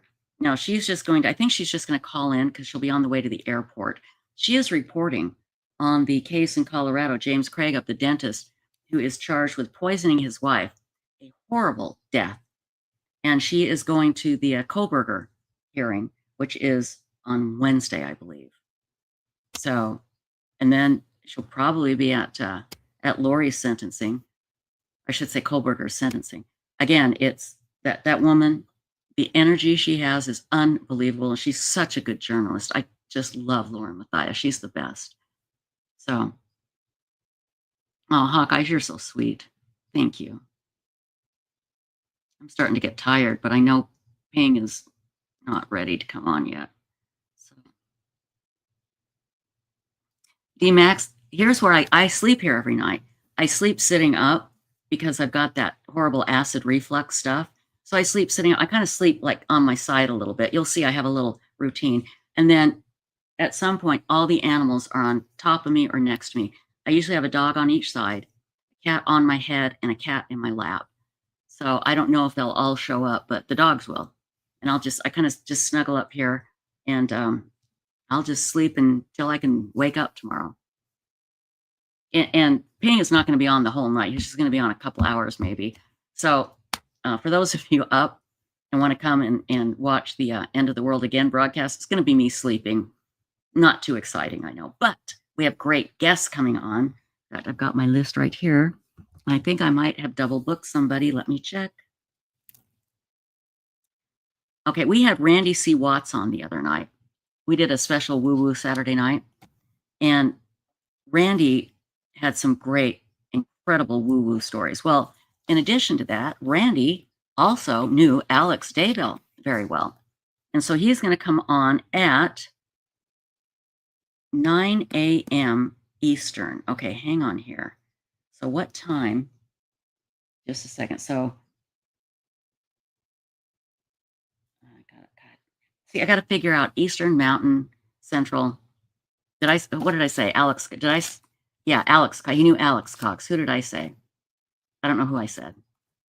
I said Randy. Yeah, Randy Watts knew Alex Cox. I hope I didn't mess that up. Guys, I'm getting a little loopy, a little tired. Anyway, I just got to check this out here. So let's see. I need to write this out. Hold on here. Okay. Yes. One.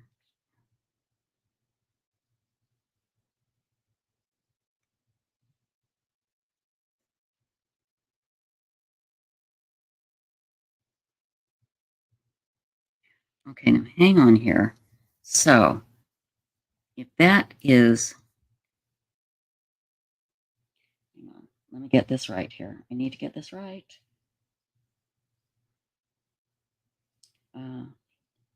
That'll be 9:15. Okay, so 9 is Central.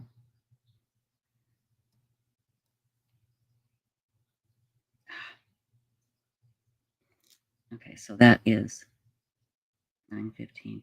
And then Randy's coming on at 11 a.m. Central. So yeah, that should work. That should work. That should work. Okay. I hope. Yeah. Okay, that should. So yeah, that's plenty of time. Okay. There we go. Okay. Dun, dun, dun, dun.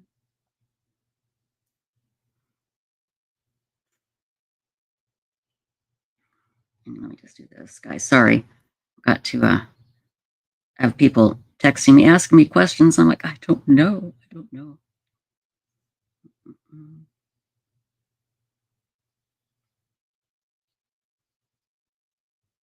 Here we go. Okay. All righty.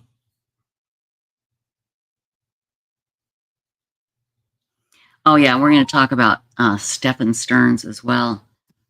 He pled no contest to killing Maddie Soto. And then he pled guilty to all the disgusting pictures he had on his phone. And he's not going to get out of prison. But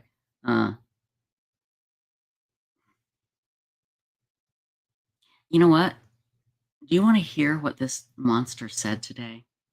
When you hear his statement, when he stood up at his this hearing, because he was going to trial, and they did a plea deal where death penalty was off the table, which I don't know why. Maybe it's money. I don't know.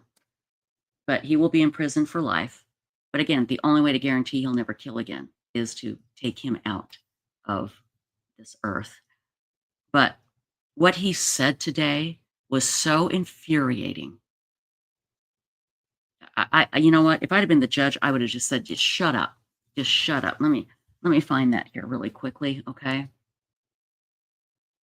Because you need to get your blood pressure pumping, my darlings. This will make you so angry. Hang on here. Let me find it.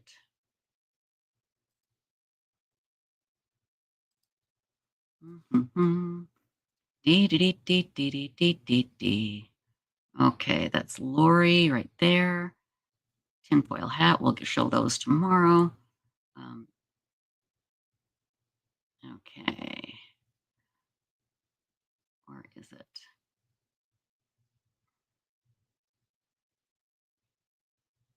What is this here?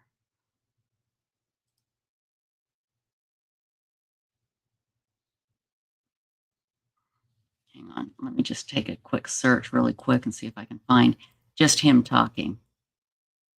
The victim's impact statements were just so heartbreaking.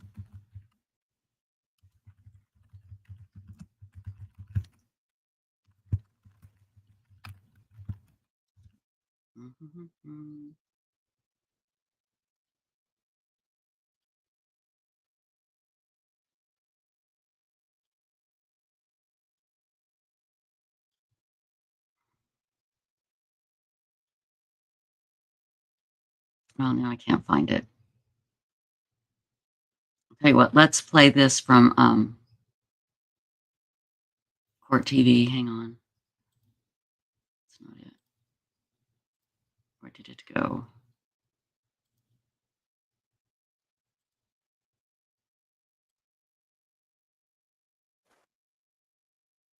This is Stephen Stearns, I think it's pronounced, pleads out in Maddie Soto murder case. This is actually from Law and Crime. Let's play this to get us caught up, and then I'll put the link to the discussion thread on Websleuths.com, okay?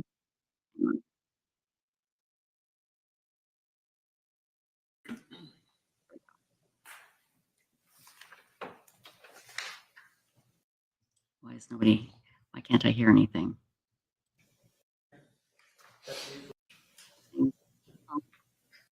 No audio. Hang on.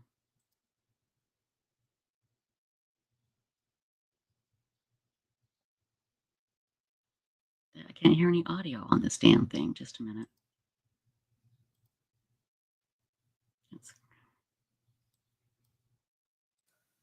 Do you understand that you there's have no a audio. right to have a jury trial as to each? I don't know what the hell on this one. Let's see if anybody's talking about it. No, there's no audio.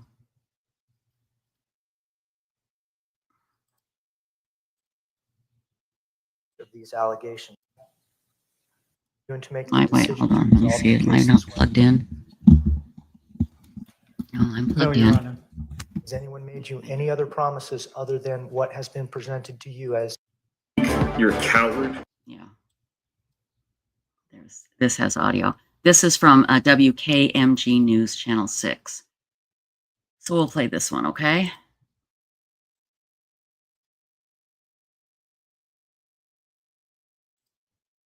Here we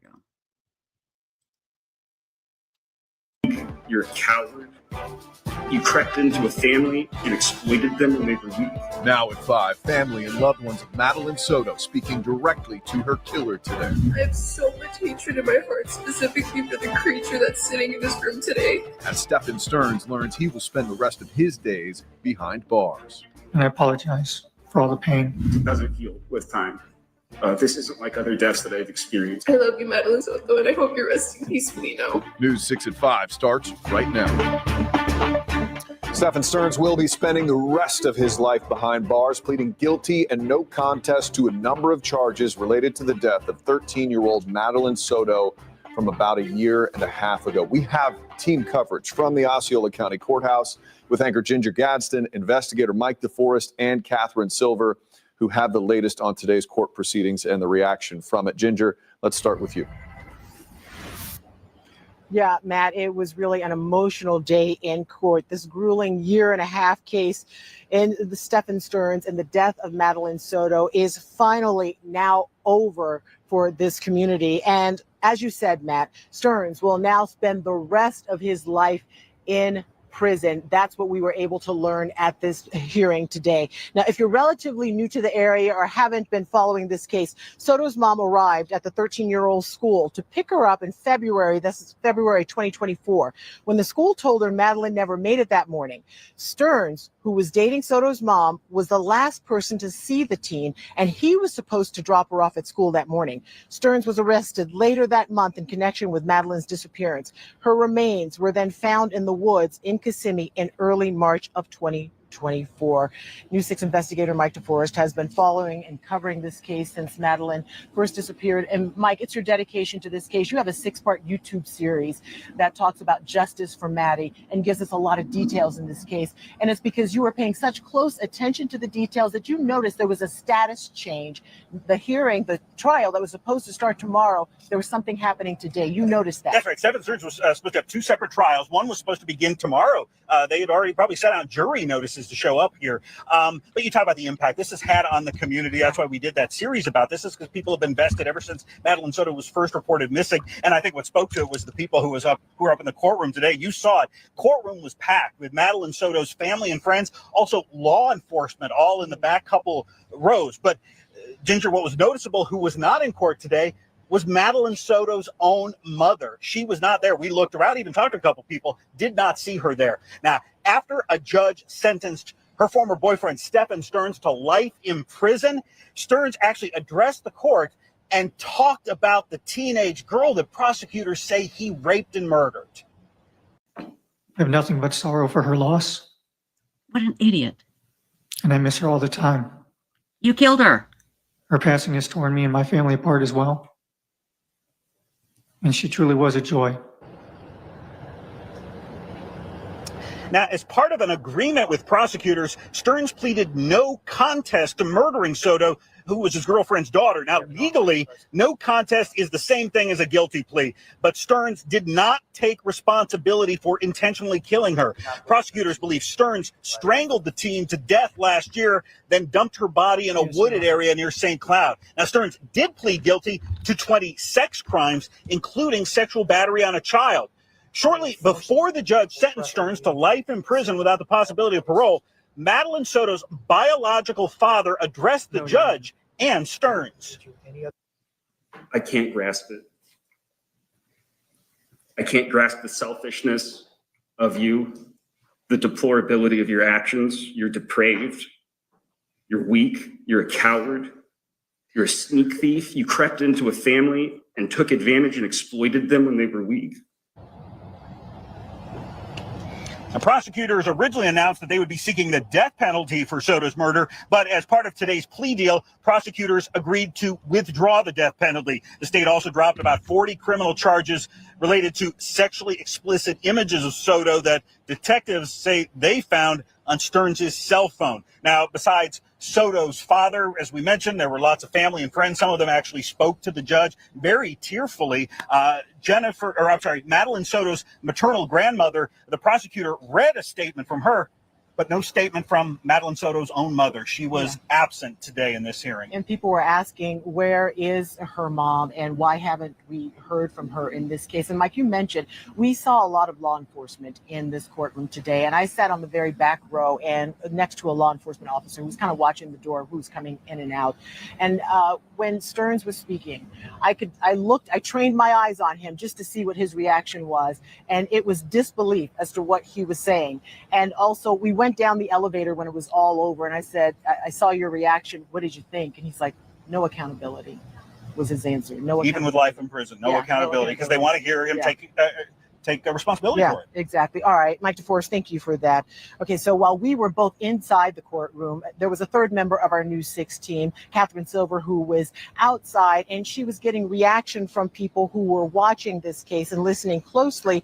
But you were able, Kat, to speak with the attorney representing Madeline's biological dad. How did she say he felt about today's outcome?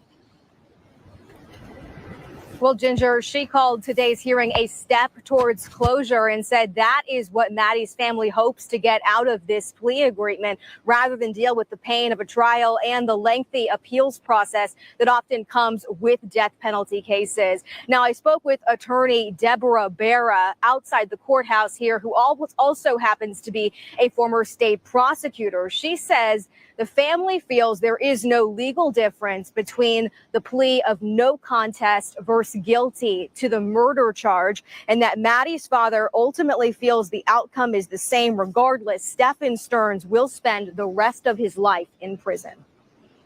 In a case like this, there's never going to be any like joy or happiness. There's not going to be a resolution where everybody is like, that's great. But it is a matter of, well, what can you live with? And what does it mean for the family? And what does it mean for Maddie, quite honestly, moving forward? And we did ask where the family goes from here, and she told us she really doesn't know the answer to that question. But she did say that Maddie's father does plan to speak more on her behalf in the future. He just was not ready after an emotional afternoon at that hearing. We heard a lot today from Maddie's loved ones that they do not want this abuse to define her. Ginger, back to you. And her father not wanting to speak today is pretty understandable, because this is such a horrific thing that he has had to go through. Catherine, thank you. Now, in the last hour, State Attorney Monique Worrell released a statement on Stearns' sentencing, saying in part, quote, "I want to extend my deepest condolences to the Soto family and everyone who loved Madeline. Her life was stolen in a senseless act of violence, and the pain of that loss is immeasurable. Our office conducted a meticulous review of this case, and every step we took was in close consultation with Madeline's family." And of course, this is not the end of the story. We, of course, will have more reporting on this coming your way at 6 o'clock, but you can always find the latest on our digital platforms, including clickorlando.com. Matt, I'll send it back to you in the studio. A lot of emotion in that. Okay. I mean, my God, it is so awful. It is so awful.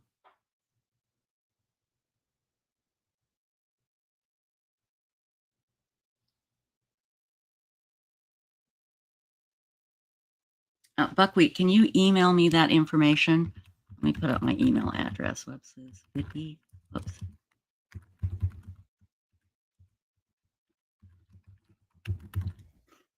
I would be glad to.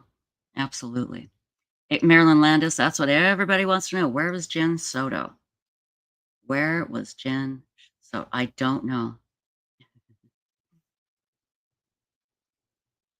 Megan, I'm glad you like my songs, Megan. Thank you.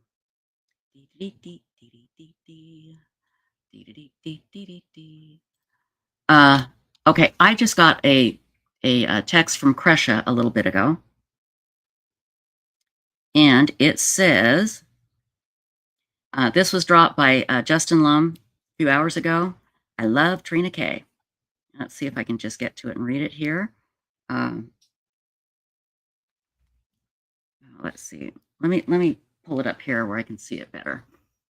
Hang on. This will take just a second, guys. Hang tight, hang tight, hang tight, hang tight, hang tight.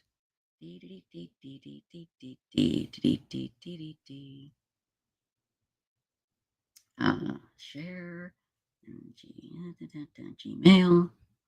There we go.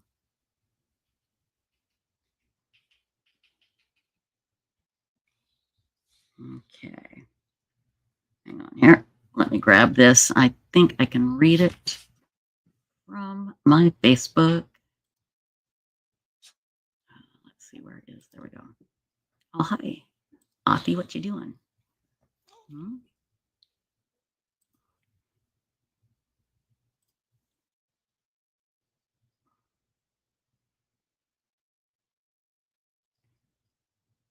Let's see.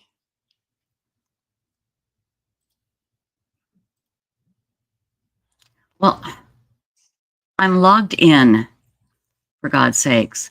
I've logged in. Facebook. What the hell? No. Bull.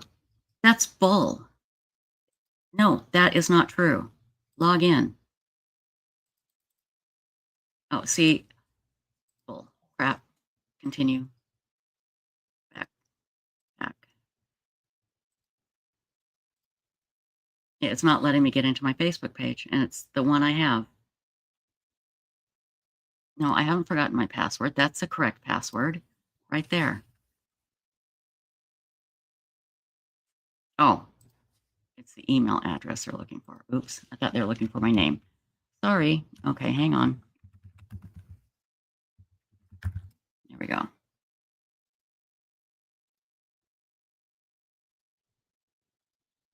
No, now that's the right one.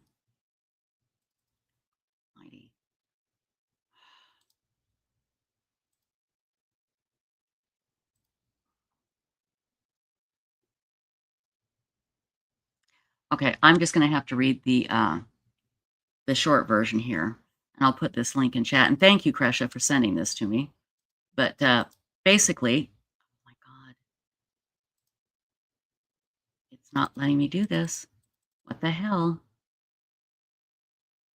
From Justin Lum, Daybell sentencing. Ahead of Vallow-Daybell's likely final appearance in an Arizona court, prosecutor Trina Kay explains why the judge should hand her consecutive life sentences for 2 murder conspiracy convictions.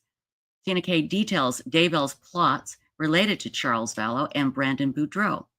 Trina Kay breaks down the timeline of Charles' murder leading to the killings of Lori's kids, JJ Vallow, Tylee Ryan, the murder of Chad Daybell's wife Tammy, and the attempted murder of Boudreaux.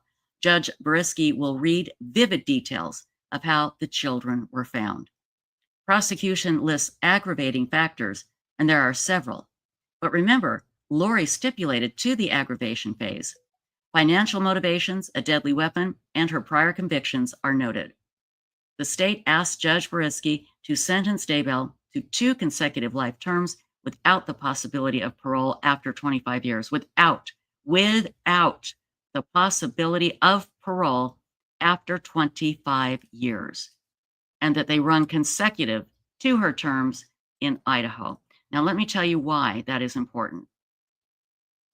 On the off chance that Lori gets her cases dropped in Idaho, she would go free. Oh, but wait.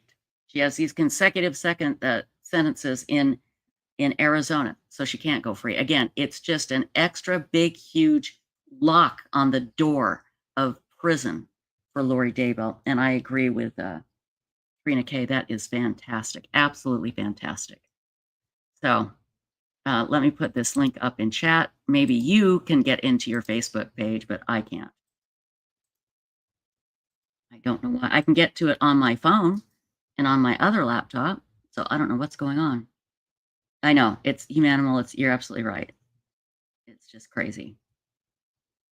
Oh, yes, D-Max, she is going to speak, and that's wonderful that Kesha gets to speak for her uncle, Charles. She should. And I'm so happy that she's doing that. Oh, thank you, Jeannie Moore. Thank you very much. Yeah, I just actually washed it, and I didn't dry it or anything. I just let it dry naturally. There's a little hairspray on there, but thank you. No, Lynn Gen 2, Miss Lori will never be free again. Never, never, never. So, and again, it's just an extra precaution, because unless somebody has the death penalty and you kill them, you cannot guarantee they won't get out of prison and kill again. You just can't. There's no guarantee. There's a very unlikelihood, but that's the only reason why I am for the death penalty in certain cases, like Lori and Chad's. So, yeah, it'll be on the 25th, yes. So, it is so cool. So cool. But anyway, thank you, Kesha. Thank you so, so much for that. I really appreciate it.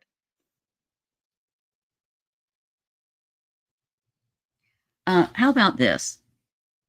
to refresh our memory, and again, to make our blood pressure go through the roof, how about if we play what Lori said at her sentencing in Idaho? Now, remember, she's going to get a chance to talk after the victim's impact statements.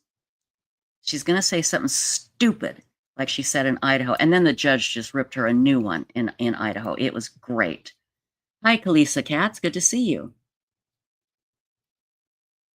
Oh, hey, Kesha, did you get my text about perhaps making it here tomorrow at, what time did I say, 2 p.m. Central?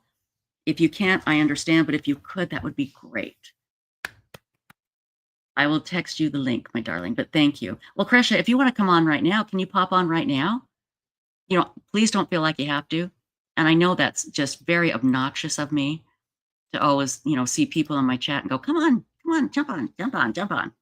But if you want to, everybody is so thrilled that you get to read your victim's impact statement. If you want to come on. If you don't, we understand, okay?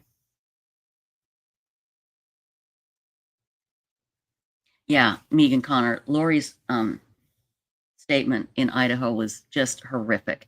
And she's going to do it again. She's going to do it again in Arizona. But not before she has to sit through all of these victims' impact statements. It's going to be fantastic, you guys. It's going to be so great. It really is. There you go. Chuck A's granddaughter. Nobody worries about Ted Bundy killing anymore. No. Absolutely not. Absolutely not. So. Hey.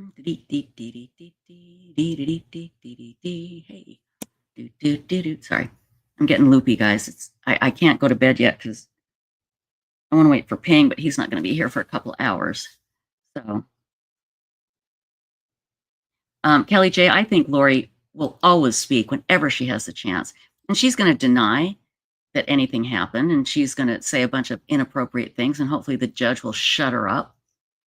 So.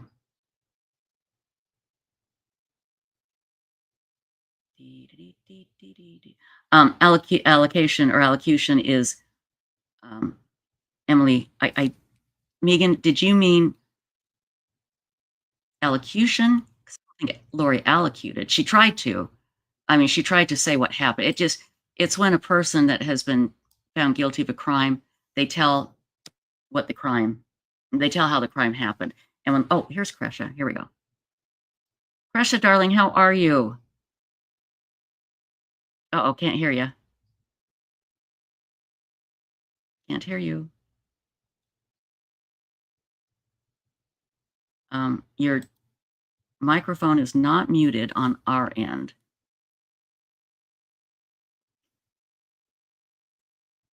Can't hear you, hon.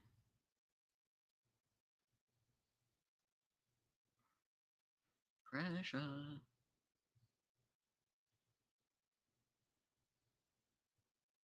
Well, hey, if you guys want to talk for hours, I'm up for it. Oh, wait, here, let me pull this Kesha down and bring in Kesha number 2. There we go. Are you there, Kesha? Yes, it's Kesha number 2. Kesha number 2 is there, everybody. Yay. Yay. Okay. How you doing? Good. Good. Much better. Good. We're packing and we're getting ready and we're leaving tomorrow night so we can bypass Houston traffic and good. We're going to drive how many states, Jason? 3, 2, all of Texas. To all of Texas, and there is nothing more boring. Okay, I'm sorry. Texas is flat and nothing. Especially the further west you go. Oh, absolutely right. You are so right. No offense. No offense taken. Believe me, it is hard to stay awake when you're driving. How long do you think it'll take you to get to Arizona? 19 hours. 19 hours. Oh, my Lordy. You guys, that's going to be crazy. One way, right? Yeah, but it's so worth it. And just time in the vehicle on the road and free. defragging. Yeah. Not have anybody bugging you. Absolutely. So you do get to speak, right? Allegedly, yes. Allegedly. Good. I mean, we are all waiting for that. And that will be live streamed. I believe it's got a 5-minute delay, if I'm not mistaken. I think so. I think Yeah, so. but we are so happy. Everybody is so thrilled, Kesha, because you deserve to say something to that horrid beast in that courtroom. Yeah. And she's going to have to sit and listen. That's what's beautiful. That's what's beautiful about this. That's what's beautiful about this. I can't wait to tell you how many times she rolls her eyes, too. Oh, yeah. Count them. Please count them. I will. And, she is going to, I'm sure, give her little speech like she did in Idaho. She can. Yeah. And Let nobody's her. going to believe her. Nope. We don't believe her now. Like, she's we're way past that now, right? Right. Absolutely. She just can't, but she can't believe it. She just can't believe it. And she's going to have to look at everybody and listen to them. And then she's going to get up there and say, I didn't do it. She ought to get on board with it because it's the only way for her to, actually be her true, authentic self and to come to terms with what she's done. And in the religious aspect, it's the only way for her to repent and maybe have a chance the next go round. I don't know. If not, she's definitely regressing. She went backwards a couple lifetimes. Yeah, for sure. absolutely. And D-Max says, give Lori a gut punch for us, Kesha. I mean, we are just all, like I said, we are so excited because you deserve this. You have been through hell and back, and you absolutely deserve to give her a big gut punch. And she's, Yeah. I don't know if she's, who knows if it'll affect her or not. It might. It just might. Coming from you, it just might. No matter what, she still has to sit there. She still has to endure that time period. So she put herself there, and it is such it's going to be healing. I feel like it is. Oh, I think you are going to feel like the weight of the world is off your shoulders when that happens. I should have McSpunky spot, that would, like spot in for me, and wouldn't that be great? Say, him I'm and filling in Megan. for Kesha. I'm McSpunky. Yeah, And loin watch her fire. just freak. Yeah, watch her just freak out. So, that would be hilarious. Megan wrote in a comment, she said, loin fire is what you get whenever you don't use protection. That's what Lori was sick. That's what she was sick. That's what was causing her sickness, y'all. Yeah, that's right. It was because she didn't use protection. It was her loin fire. What was it she said she had? A UTI there or you something? go. Loin fire. All the It is way. loin fire. It was literal loin fire. She's such a liar. Oh my God. And I love that Trina K is saying, come on, let's make these consecutive. That's I wonderful. know. I love the fact that, and I read, there's a lot of pages to that. And well, I didn't get a chance to read it yet, but just the summary that it gave me was like in detail. Yes. Like in detail from a legal perspective, a court record perspective, like here. Because the jurors, like we don't know if all of them went and looked up the case, and we don't know how it affected them like we do with Toss and a few others that have spoken out, for Right. Charles for sure. Exactly. I don't remember for Brandon, just one, huh? For Brandon, a juror. Anyway, I think just one. This is a good question. Native AZ Girl says, may I ask why there weren't victim impact statements at her other trial? Now, we're talking about the Arizona trials. She gave up, she wanted to wait and have the sentences and the victim impact statements all in one place. Because she didn't want to have to sit through the Charles Vallow victim impact statements and then sit through the Brandon Boudreaux. She wants them all together at once, and the judge gave her that option, if I remember correctly. Yeah, it was after she was convicted with for Charles's murder, and then because she wanted to hurry up and get through that. What was it, a stipulation or whatever? Yes, she stipulated that it was stipulated all kinds of things. So all of this could be done at once, and that's why during Charles Vallow's when she was found guilty, there was no sentencing and no victims impact statements. There will be. Right. And there will be on the 25th, and that's why. So she's going to have to hear it all at once, and she just wanted to delay it because she doesn't want to hear it. Well, Because she better. yeah, She I know. better. I've got to believe that there's some part of her brain that it's just going, you did it. You did it. You did it. You killed your kids. You killed your husband. You killed Tammy. You did it all Killed your for life. nothing. She killed Yeah, her own life, you know? exactly. Exactly. Like she's unrecognizable for sure. She's Yeah. a inversion of herself. That I or the Mhm. Lori that I used to know, I'm sure that Megan used to know, that we all used to know, and Right. not saying and I mean now I know, from digging into her past and everything. I mean, it was kind of it's like this perfect petri dish of delusion Mhm. to bring us to, how did this happen? Why did this happen? And Right. that answers it in so many ways. Yep. No, you're absolutely right. And it's important that we Yeah. learn why this happened to prevent it from happening again. And That's people so important. present to you what they want. Yes. They do project. We're all projectors, to an Mhm. extent. We all project, um, I believe, in our daily interactions, but I mean, I didn't know to look for that. I didn't know. I didn't know. And I've told y'all before that I was dating a guy back in 2014 when we had a Vallow family Christmas / New Year's, because Mhm. they came from Arizona, I think. Might have been Hawaii. I don't know where they came from, but they came into Lake Charles, and JJ was still a baby. Tylee was there, Colby was there. I mean, I don't know if my two cousins were there, but they probably were too. Don't Mhm. remember right now, but remember my boyfriend at the time, he just kind of leaned over and he whispered, he was like, "That bitch is crazy." Really? And All the it way back didn't, then? yeah, it didn't dawn on me, that he even said that till we were way into it. And I was like, "Oh my God, I Yeah. remember that." What I made him remember think that. that? What made I him don't think that? know. I have too eh, crazy knows crazy. I don't know. Somehow he I saw it. don't know. We do have a Yeah. question in chat, and that is, will Kay and Larry be giving a statement? They will not. You will be the only one giving a statement No, for no, no. Charles. No, no, no, no, no. No? They will? Uh-uh.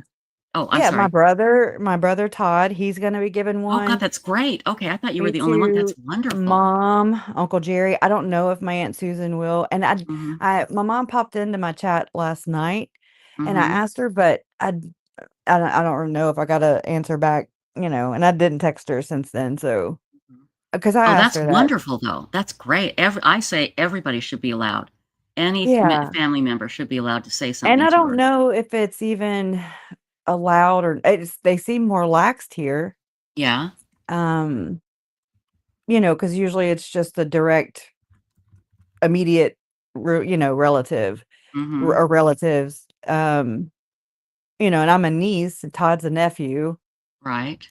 but it's just so complex, because like, okay, I'm just gonna say, like in Idaho, because Lori adopted JJ, I Mhm. then became like I don't know what to even call that, because I don't even consider it. He became my cousin.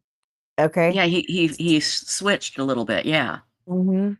And so because of that, unlike Summer and unlike Annie, I didn't have any kind of leadway, like at all. Right.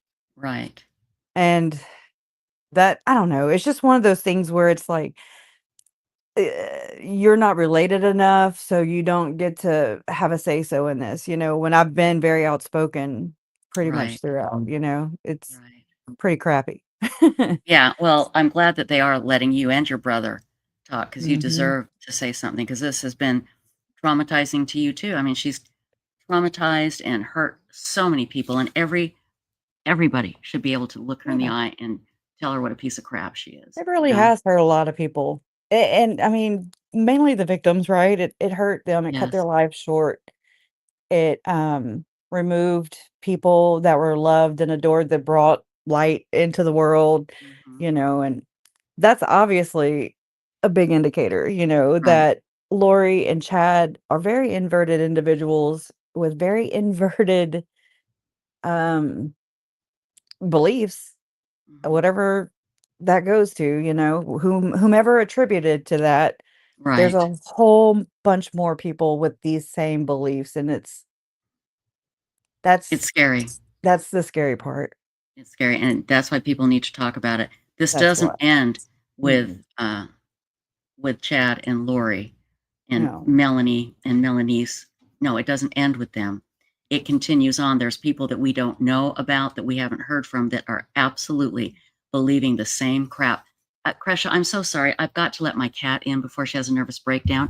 Can you hang on Please just let a your minute cat for in. me? Yes. Okay, hang on. Let your I'll be cat right back. in.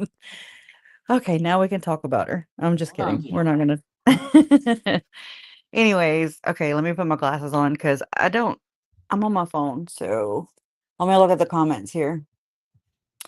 Yeah, so Todd is JJ's biological father, and then Charles and Lori adopted JJ. So my brother, I mean, I look at it, this is how I look at it. I don't know how he looks at it, but I look at it like he lost his son, his only child, via adoption because of choices made by him and JJ's mom. But then, there's that hope, that he's provided a better life, um, and thus far, Here we go. so on and so forth.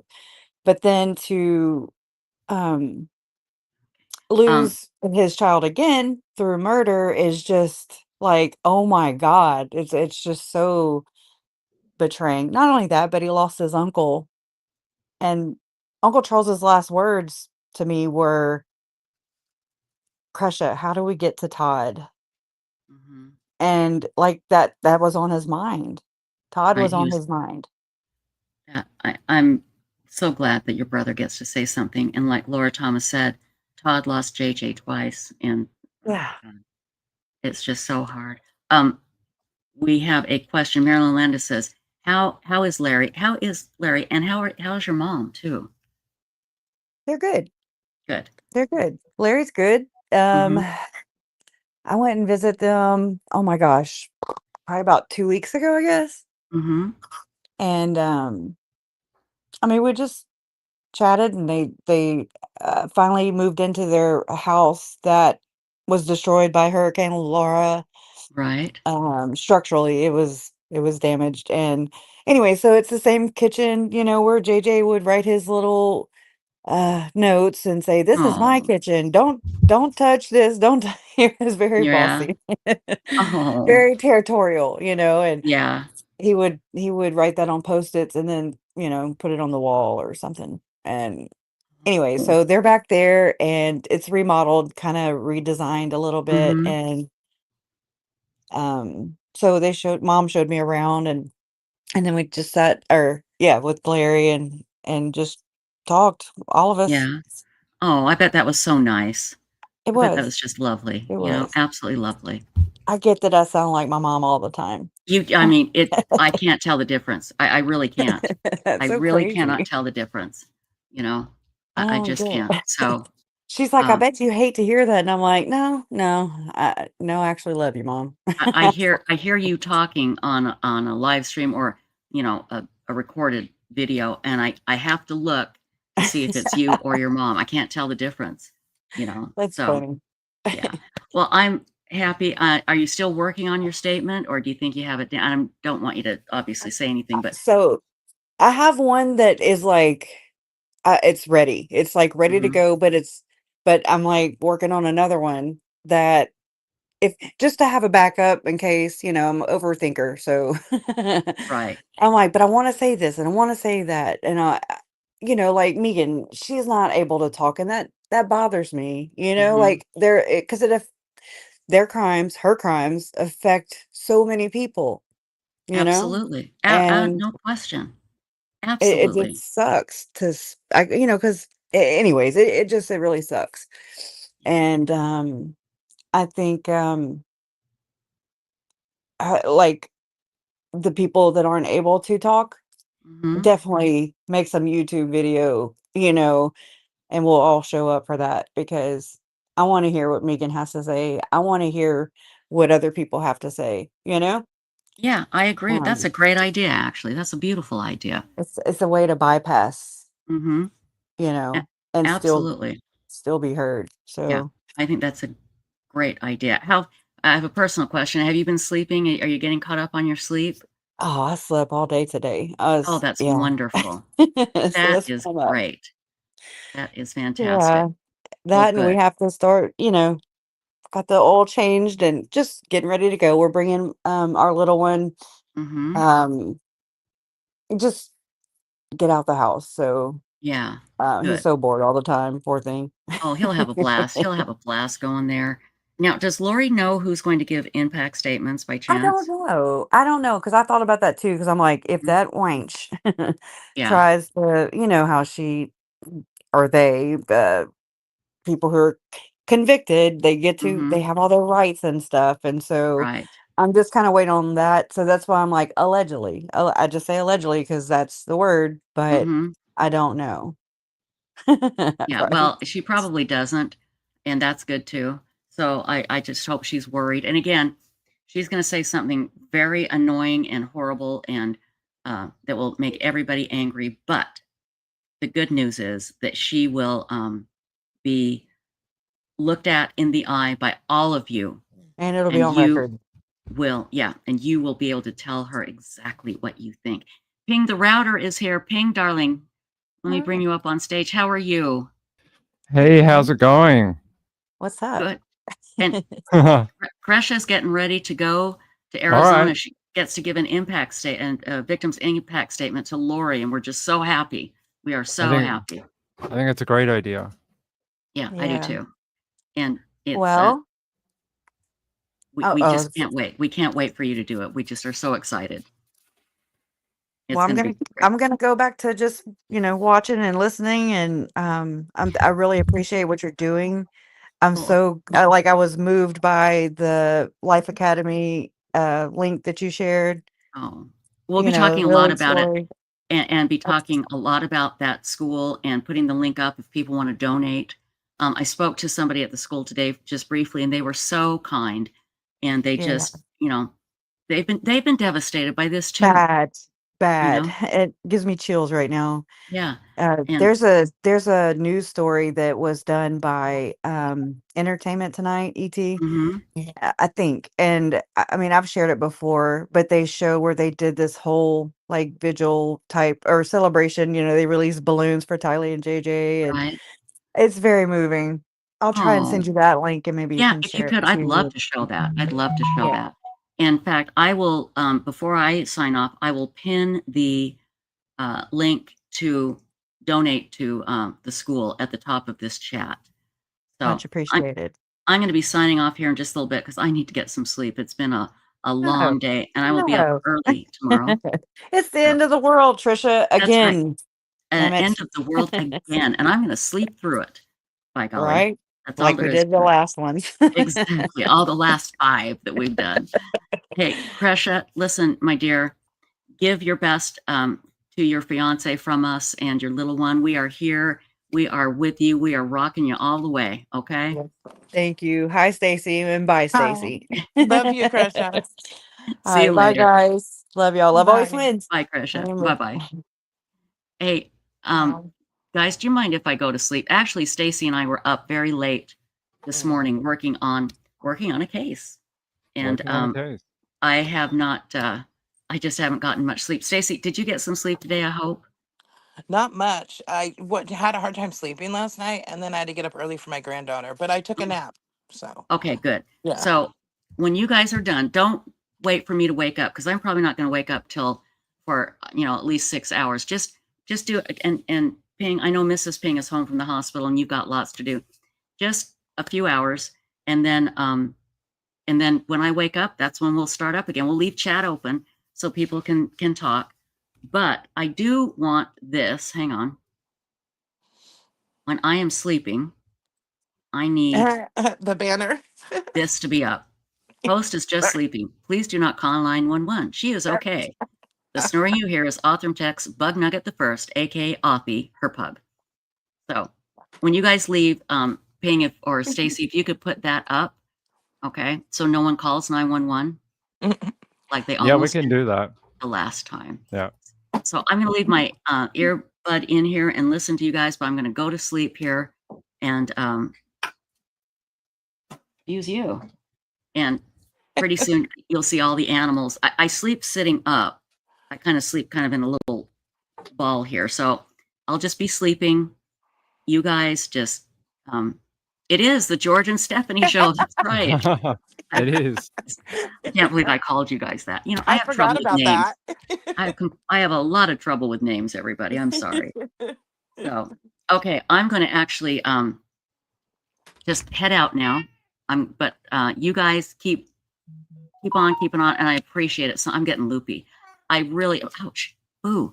I really appreciate you guys taking over for a couple of hours. And again, please don't overdo it. I know, Stacy, you got to get your rest, and Ping, you have to take care of Mrs. Ping. So thank you so much, you guys. And we'll see you in the morning, okay? If the world doesn't end, I mean, you know, That's you never okay, know. you guys. Never know. You never know. If it does end, I just want you to know I appreciate all you do. And thank you so much. And maybe we can meet up in another universe sometime if it ends. In our fourth life together on Yeah. this earth. Perfect. Absolutely perfect. Okay, guys. Good night. I'm going to get all snuggly here, and I will see you soon. Enjoy, okay? All right. Good night. Good night. How's it going, Ping? It's going good. So I'm guessing everyone wants a quick update. She is here somewhere. Hey, are you here? She's not here. She says no, she's not here. So you know, she's moving around, getting stuff. She's making some food. So it's been a bit of an adjustment. I think living the bachelor lifestyle for 2 months is, you know, it's different having someone else here again. But it's good to have her back and not in a hospital. So that's good. But there may be a little bit of interruption throughout the next few hours. We do have like a medical professional coming to they have to check on her every day, and they still haven't come. So there may be a period of time where I'll drop out for about 20 minutes and then I'll be back while they check on her. They have to check all her stuff and then I'll be back. So we were hoping it was going to be done by now, but they've been coming at the most random times. They come sometimes at 9 a.m. in the morning, and then sometimes they come at 6:30 at night. So it just depends. All right. What did you want to talk about? We got heaps we could talk about. I even have some Aaron Patterson stuff that I haven't shown yet that we can talk about at some point in the next few hours as well. But it depends. We could talk about anything. We could talk about Rex Heuermann. We can talk about Keddy Cabin. We can talk about Australian cases. What do you want to talk about? You know what? I'm up for anything. What? I mean, You know, do you have a preference? I mean, when we talk privately, we talk about 50 cases in about an hour. I know. So it depends. We can talk the mushroom trial. I think everyone is still enamored with it. For people who didn't know, we actually went to a second trial late last week. Went to the Lachlan Young trial, and we covered that on the channel, I think Saturday. So we ran through that. That had a really interesting ending where the defendant actually changed his plea halfway through the trial, and so the trial just ended because there's a guilty plea. So that was an interesting one. But the biggest one is the Aaron Patterson trial. You know, I didn't do much of a Q&A on this channel, and I know there's probably a bunch of people that want to know a bunch of things about Aaron Patterson. So if you have any questions about Aaron Patterson or the trial, put them in the chat and I'll answer as many as I can. But I want to hear your thoughts. So you heard a lot of things in the background throughout the trial, because I was able to be like, hey, this is going to happen. Watch the news. Keep an eye on the news. So what did you find fascinating about that whole process? Okay. Well, there was evidence that wasn't allowed that you mentioned, but I don't know if I'm allowed to mention that. No, can't talk about that. Okay. We can talk about anything in the trial except for things like judgments, and that was a judgment. Oh, gotcha. Okay. So anything about the actual trial, the evidence, what I did during the trial, that's all fine. You want my opinion on a piece of evidence, that's fine too. Okay. Yeah. So Yeah, I see. I just find the whole thing crazy about that she, for example, in trial, it came up about separate plates. I mean, the colors.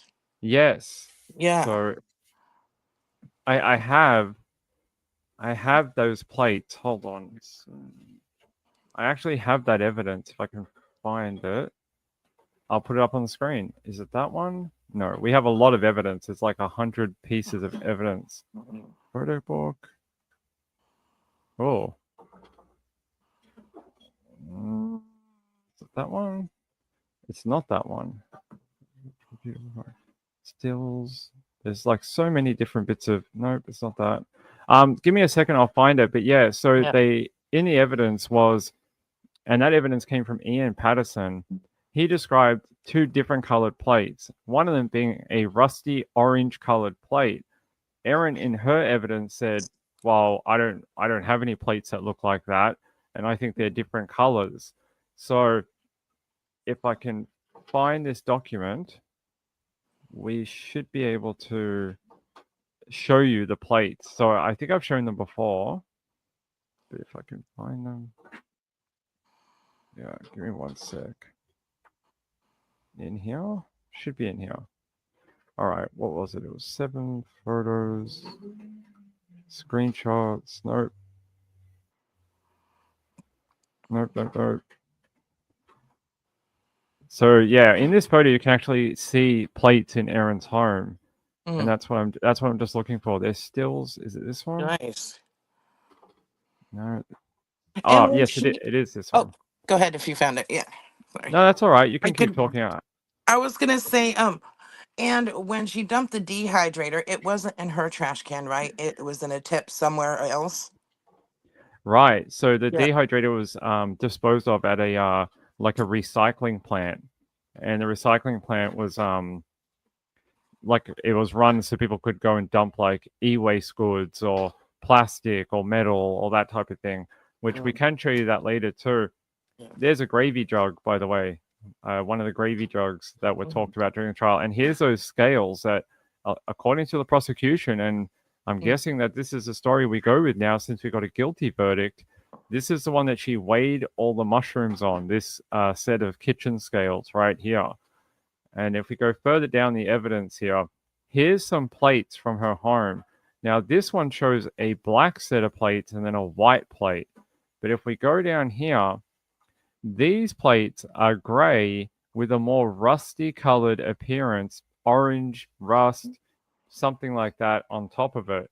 Now, look, Erin's evidence was that she didn't own any plates under the description of Ian Patterson, but I don't know what color you guys call that, but Okay.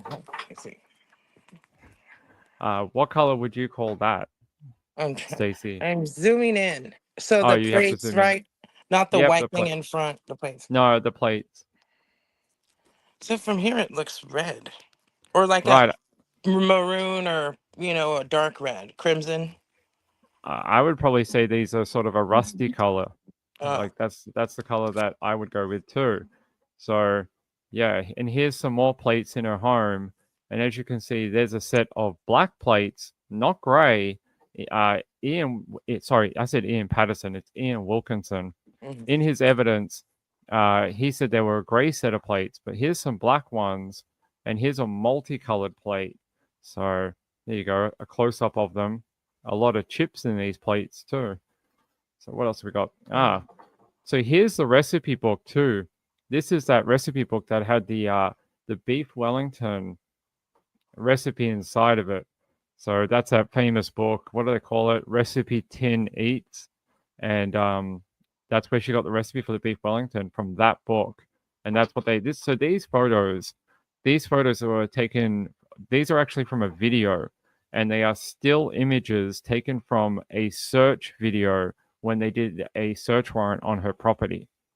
So these were entered into evidence during the trial, but they're sort of like, if you imagine a camera looking around and then they zoom in on things, and these are sort of, yeah, still images taken from it.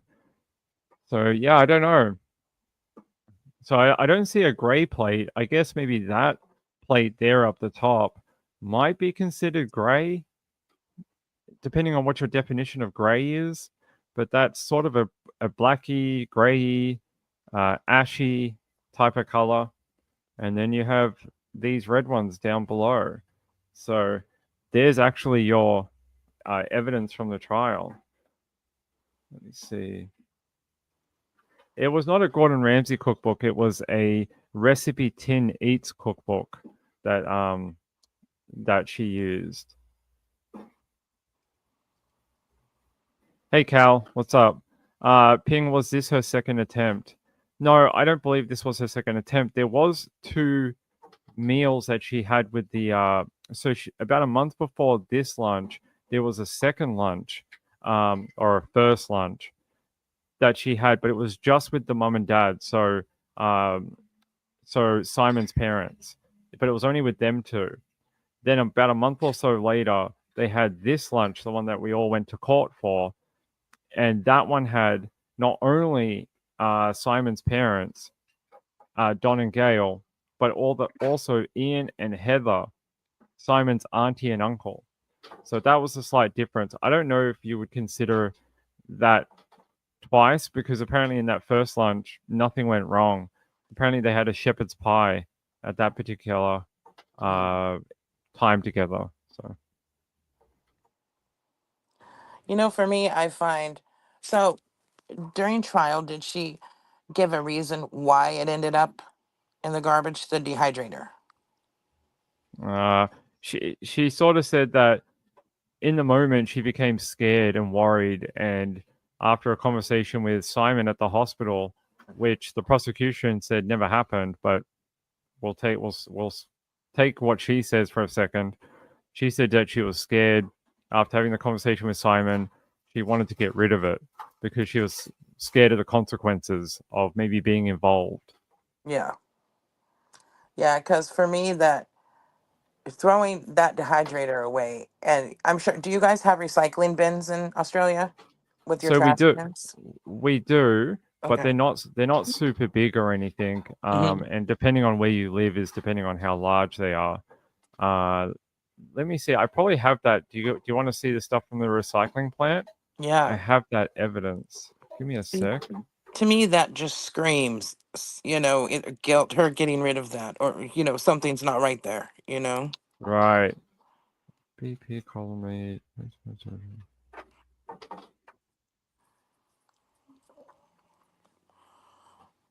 So yeah, dehydrator, CCTV. So we actually have like one of the bits of the evidence. I think I have shown here. Transaction record. So this is not anything like crazy, interesting, but this is just the receipt from when she actually went to that transfer station and dropped off the dehydrator. I'm just trying to find the actual 2 images of a. Here we go. So here is Erin Patterson. This was shown to us at the trial in the evidence.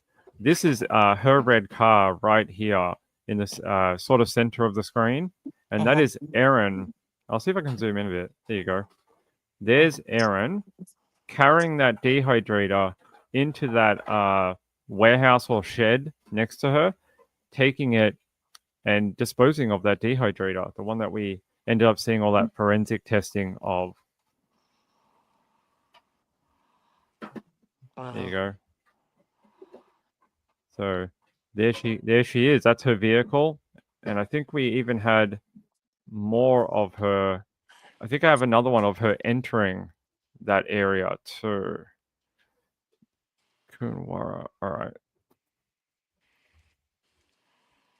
Yeah, I just find that so sus, It is a little transfer station CCTV. Okay. This is the only one? Transfer station. Yep. So I don't know why it's only coming up with this one, but there was a second one that we had. Yeah, show all these. Great for okay. Consciousness of guilt. That's what I would say it shows. Consciousness of guilt? Yeah. Yeah. Yeah. So, yeah, these were some of the things that were shown basically of her disposing of that dehydrator. Mm-hmm. So I thought it was very, very interesting evidence, to be honest. Here it is. So here is her vehicle entering. Here you go. So this is Erin in that car entering the recycling station. So this is just before those other images that you just saw, and this is her, dead to rights, really. There's her car with the license plate, so she couldn't really deny it was her because, I mean, who else has her car? Yeah. And when they got this dehydrator from this recycling plant, they sent it to forensics, and forensics actually. It's interesting how that's one of the things I learned in the trial was they actually have like a multi-step process. So it went to sort of forensics, they fingerprinted and dusted it, then they sort of broke down the dehydrator and looked for little bits of evidence of the mushrooms, so little bits of vegetable matter within the dehydrator. After that, that was bagged up, and then it was sent to another guy who did DNA testing of death cap mushrooms and tried to put the samples to match it to a reference sample, and that's how they did it. Like, it wasn't just one forensic guy that did the whole process. They had like various different stages and different labs that did it.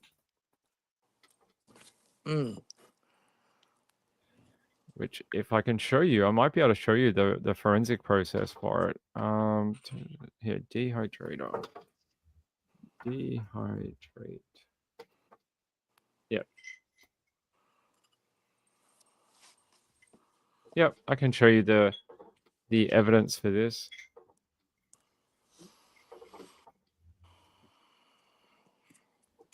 Okay.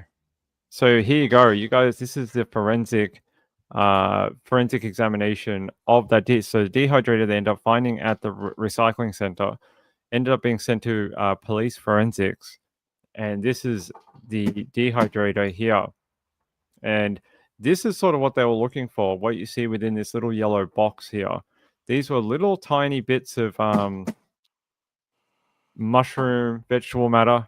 Hold on, guys. Okay. All right. Sorry about that. Yeah, so you guys can see these different samples, and then this is a way they sort of can we switch that around? There we go. So they sort of put it in these little vials, and that's what they were looking for. If I zoom in, you might be able to see it. These little tiny bits of vegetable matter, and some of these tested up as just normal mushrooms that you buy from the supermarket, which we saw evidence of that she did do that. And then some of the samples tested up as death cap mushroom, Amanita phalloides. So there you go. So was that, as somebody asked or mentioned in chat, so was the day the video she went to the recycling center the same day as the murders? No. Okay. No, it happened a few days later. So she ended up, so the lunch happened on the Saturday, and then on the Sunday, now I'm getting my timeline mixed up, but on the Sunday, they took that trip out to Tayab with her son and then came back. She was eventually admitted into hospital for a few days, and it was after that that this happened. The date should be up on here. Let me double check. Yeah, see, that's when I remember when it was, happened and it was reported, it was afterwards. It was. So the dehydrator, when she dropped it off, was Wednesday. I don't know if this is correct because it says, oh no, 2nd of the 8th. Let me double check if that's a real date. Let's go back to 2023. Go back to 2023 in August on the 2nd. Yeah, so it is. Wednesday, the 2nd of August. So this is about, 4 or 5 days after the lunch, after she's already been in hospital, and forensic toxicology had actually ruled her out of ever having Amanita phalloides in her system. Now, we learned during the trial it's a bit funny because the poison and the toxin actually is only detectable in your system for about between 12 and 24 hours. After that, it's not detectable. But they just said, along with the symptoms, not detecting anything, her not decreasing in her health, that they just believed that she had never had any symptoms of Amanita phalloides poisoning. Because by this point, people had already died and people had already been intubated and were having liver transplants. Here she is walking around and dropping off dehydrators at a recycling plant. I just don't think if you were any way affected by death cap mushrooms, you'd be wandering around the countryside taking dehydrators to recycling centers. And that's what I think too. So, and what date was that again? The 4th or the 5th, you said? This is the 2nd of August in 2023. Wow. I can't believe it's been 2 years. I can't believe it either, since I followed it since Almost 2 years. it first happened. Yep. And 2 years has flown by. So that was the 2nd. So the lunch was on Saturday, the 29th of July. So it sort of bridged the end of July and early in August. Wearing white pants. Yeah. Do you guys want to see that again? I probably have it. Everyone loves this for some reason. I'm not sure why, but everyone thinks it's quite funny, the white pants thing. Yeah, let me find it. 000. Nope, we don't want that. Hold it. Yeah. All right. Here you go. So what this is on Sunday, the 30th of July, 2023. And this is on her trip to Tayab and back. This is where she said that she had to stop on the side of the road and basically poop in the bushes because she was so affected by the death cap mushrooms. And then she came to this BP, and you'll see. I'll play it for you. So here we go. This is from the court evidence. And you'll see her car pull up. This is her red car, same one you see in the still images from the recycling station. And here you go, Miss White Pants gets out of the car. So I have to ask you a question, Stacy. As a woman, would you ever wear white pants if you had food poisoning? I wouldn't think so. No? Was this not a fashion choice you'd like to make? I've never had food poisoning, but from what I hear, I think it would be risky. I think you'd be asking for trouble. Yeah. So. You know, who knows what type of anal leakage this woman has? Yeah. Who knows? Yep, exactly. I mean, there's a certain time of the month women don't like to wear white pants in general. So What we're is that, like kinda the trained. second Thursday in July, or like how does that work? Mrs. Yeah, P can explain it. yeah, she'll explain it. All right. You know, I am only 15. But you see her. So this is Erin. So you see her get out of the car. Here she gets out of the car. She walks into the BP at Calder Mead, and she sort of trottles along, gets through the main foyer area, and this is where she goes to the bathroom.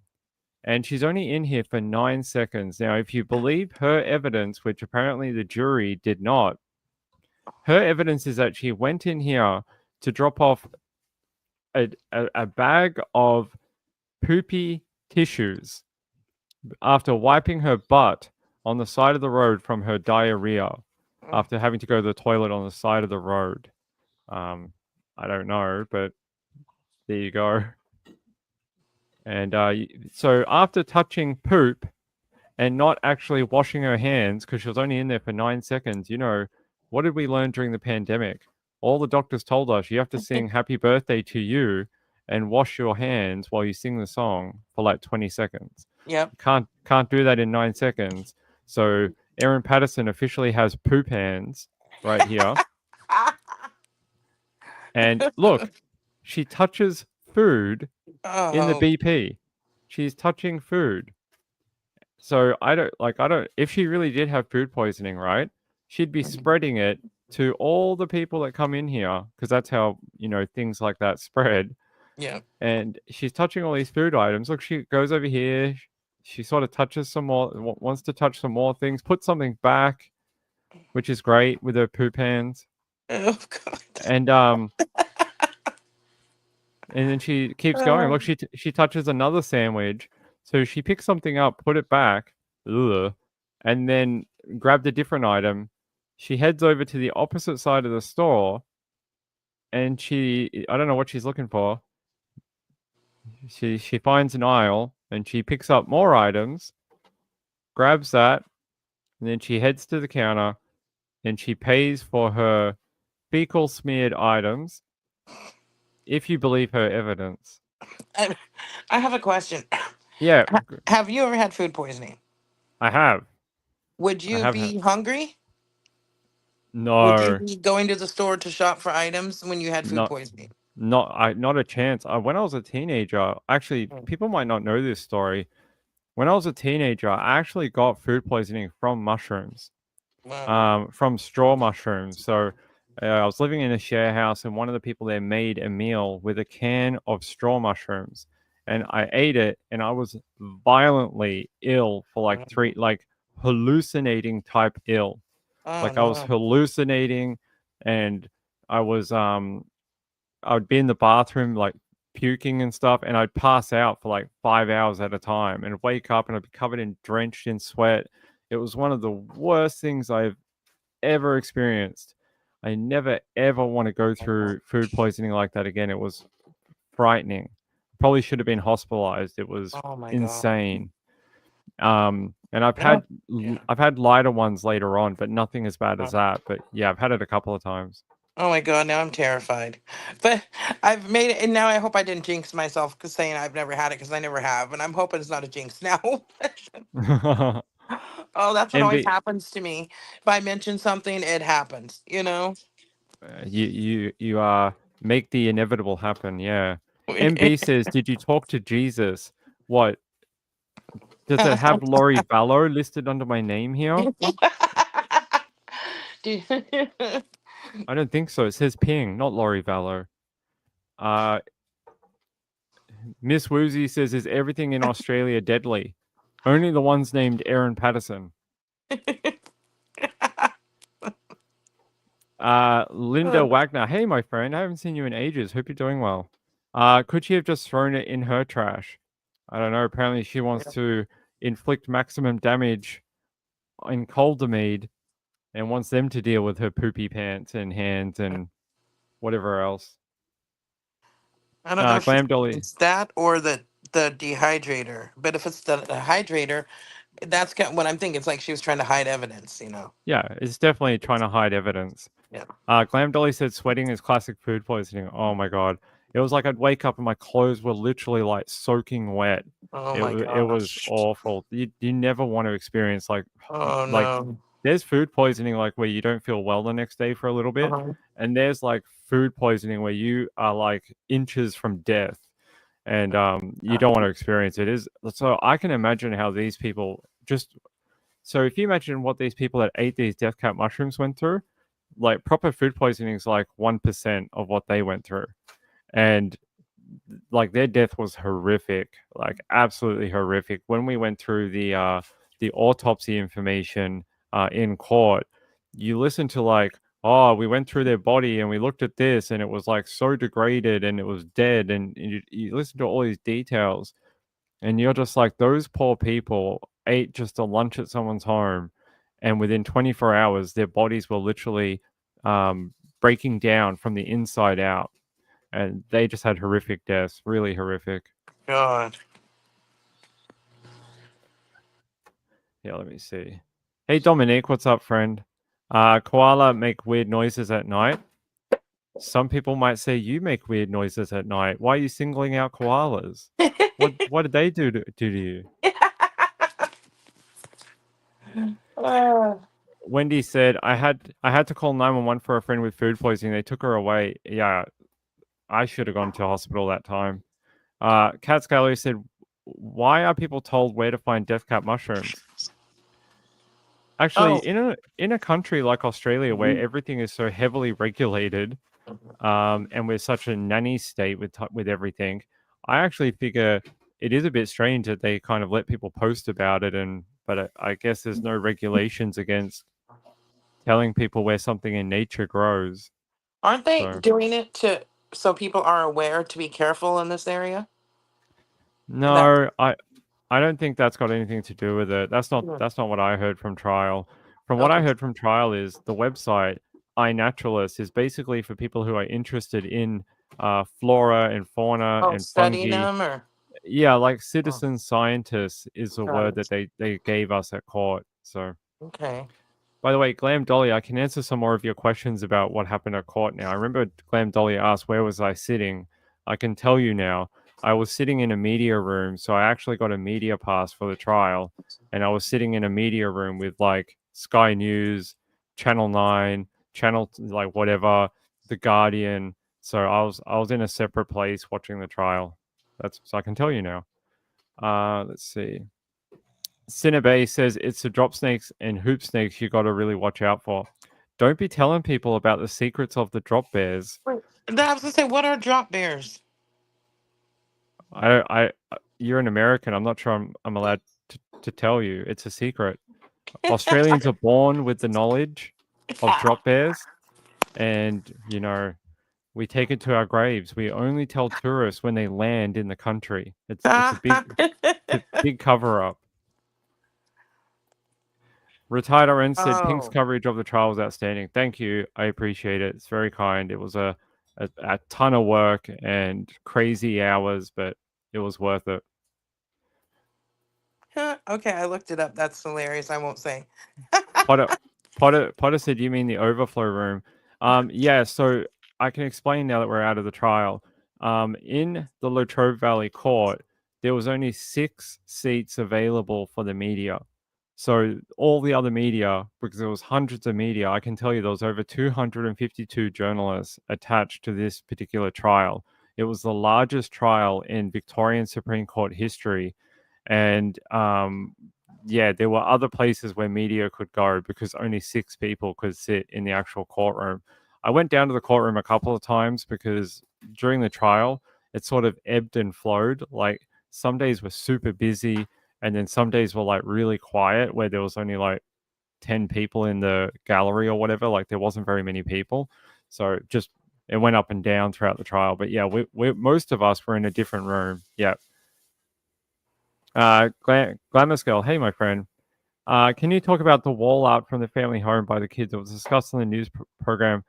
Yeah, so that happened before the trial. We can have, I think we have photos of it. Hold on, I'll grab them. Aaron.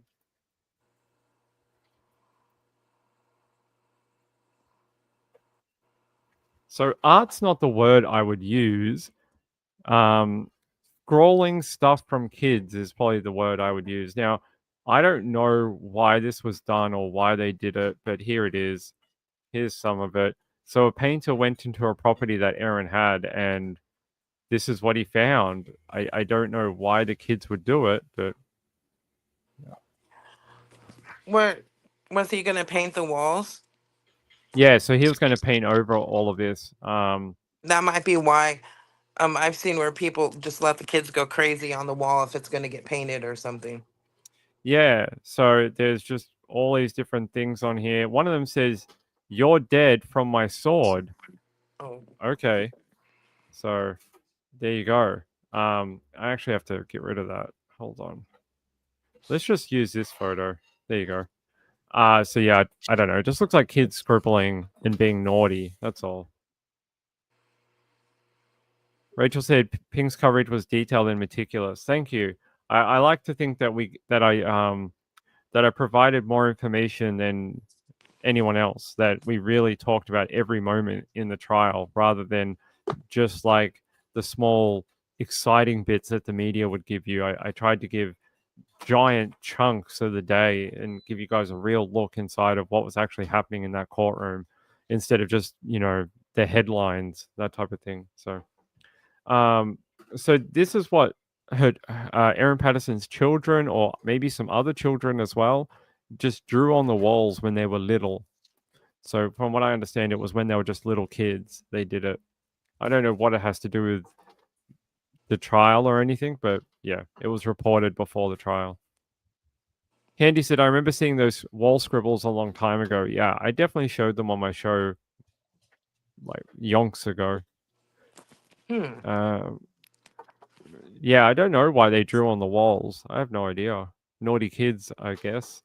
But yeah, so a painter came in and he was tasked with painting over this before Erin sold the property. So she was going to sell this particular property.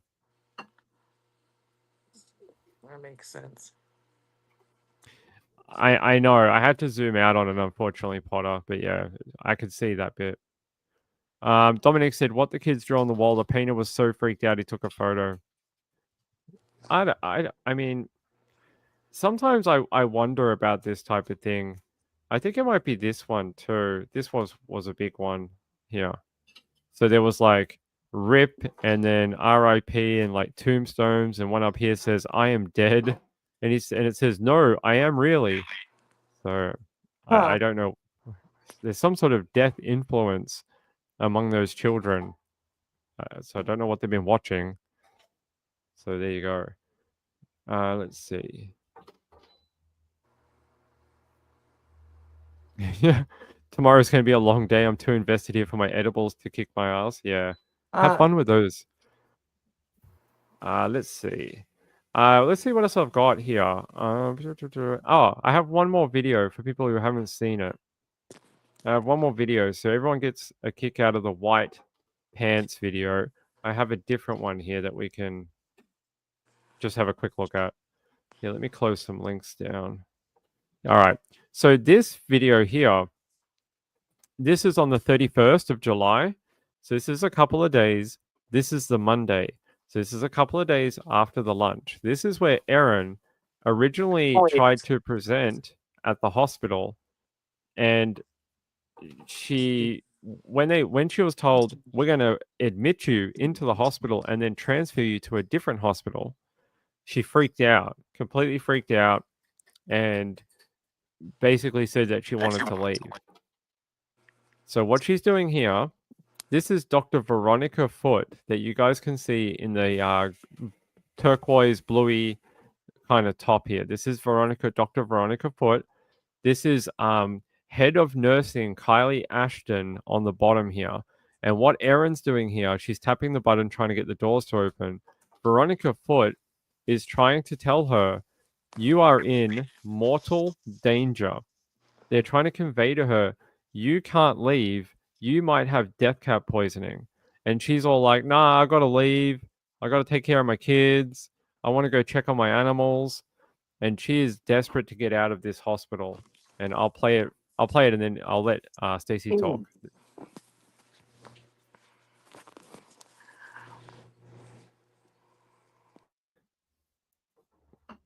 Maybe the portal got Stacy. Oh, sorry, I missed it. I thought you were gonna do something first. You said, Yeah, you're showing it. Yeah, so this is Erin trying to fight with the doctor and the head of nursing about wanting to leave the hospital. Well, I would personally, I'd be terrified.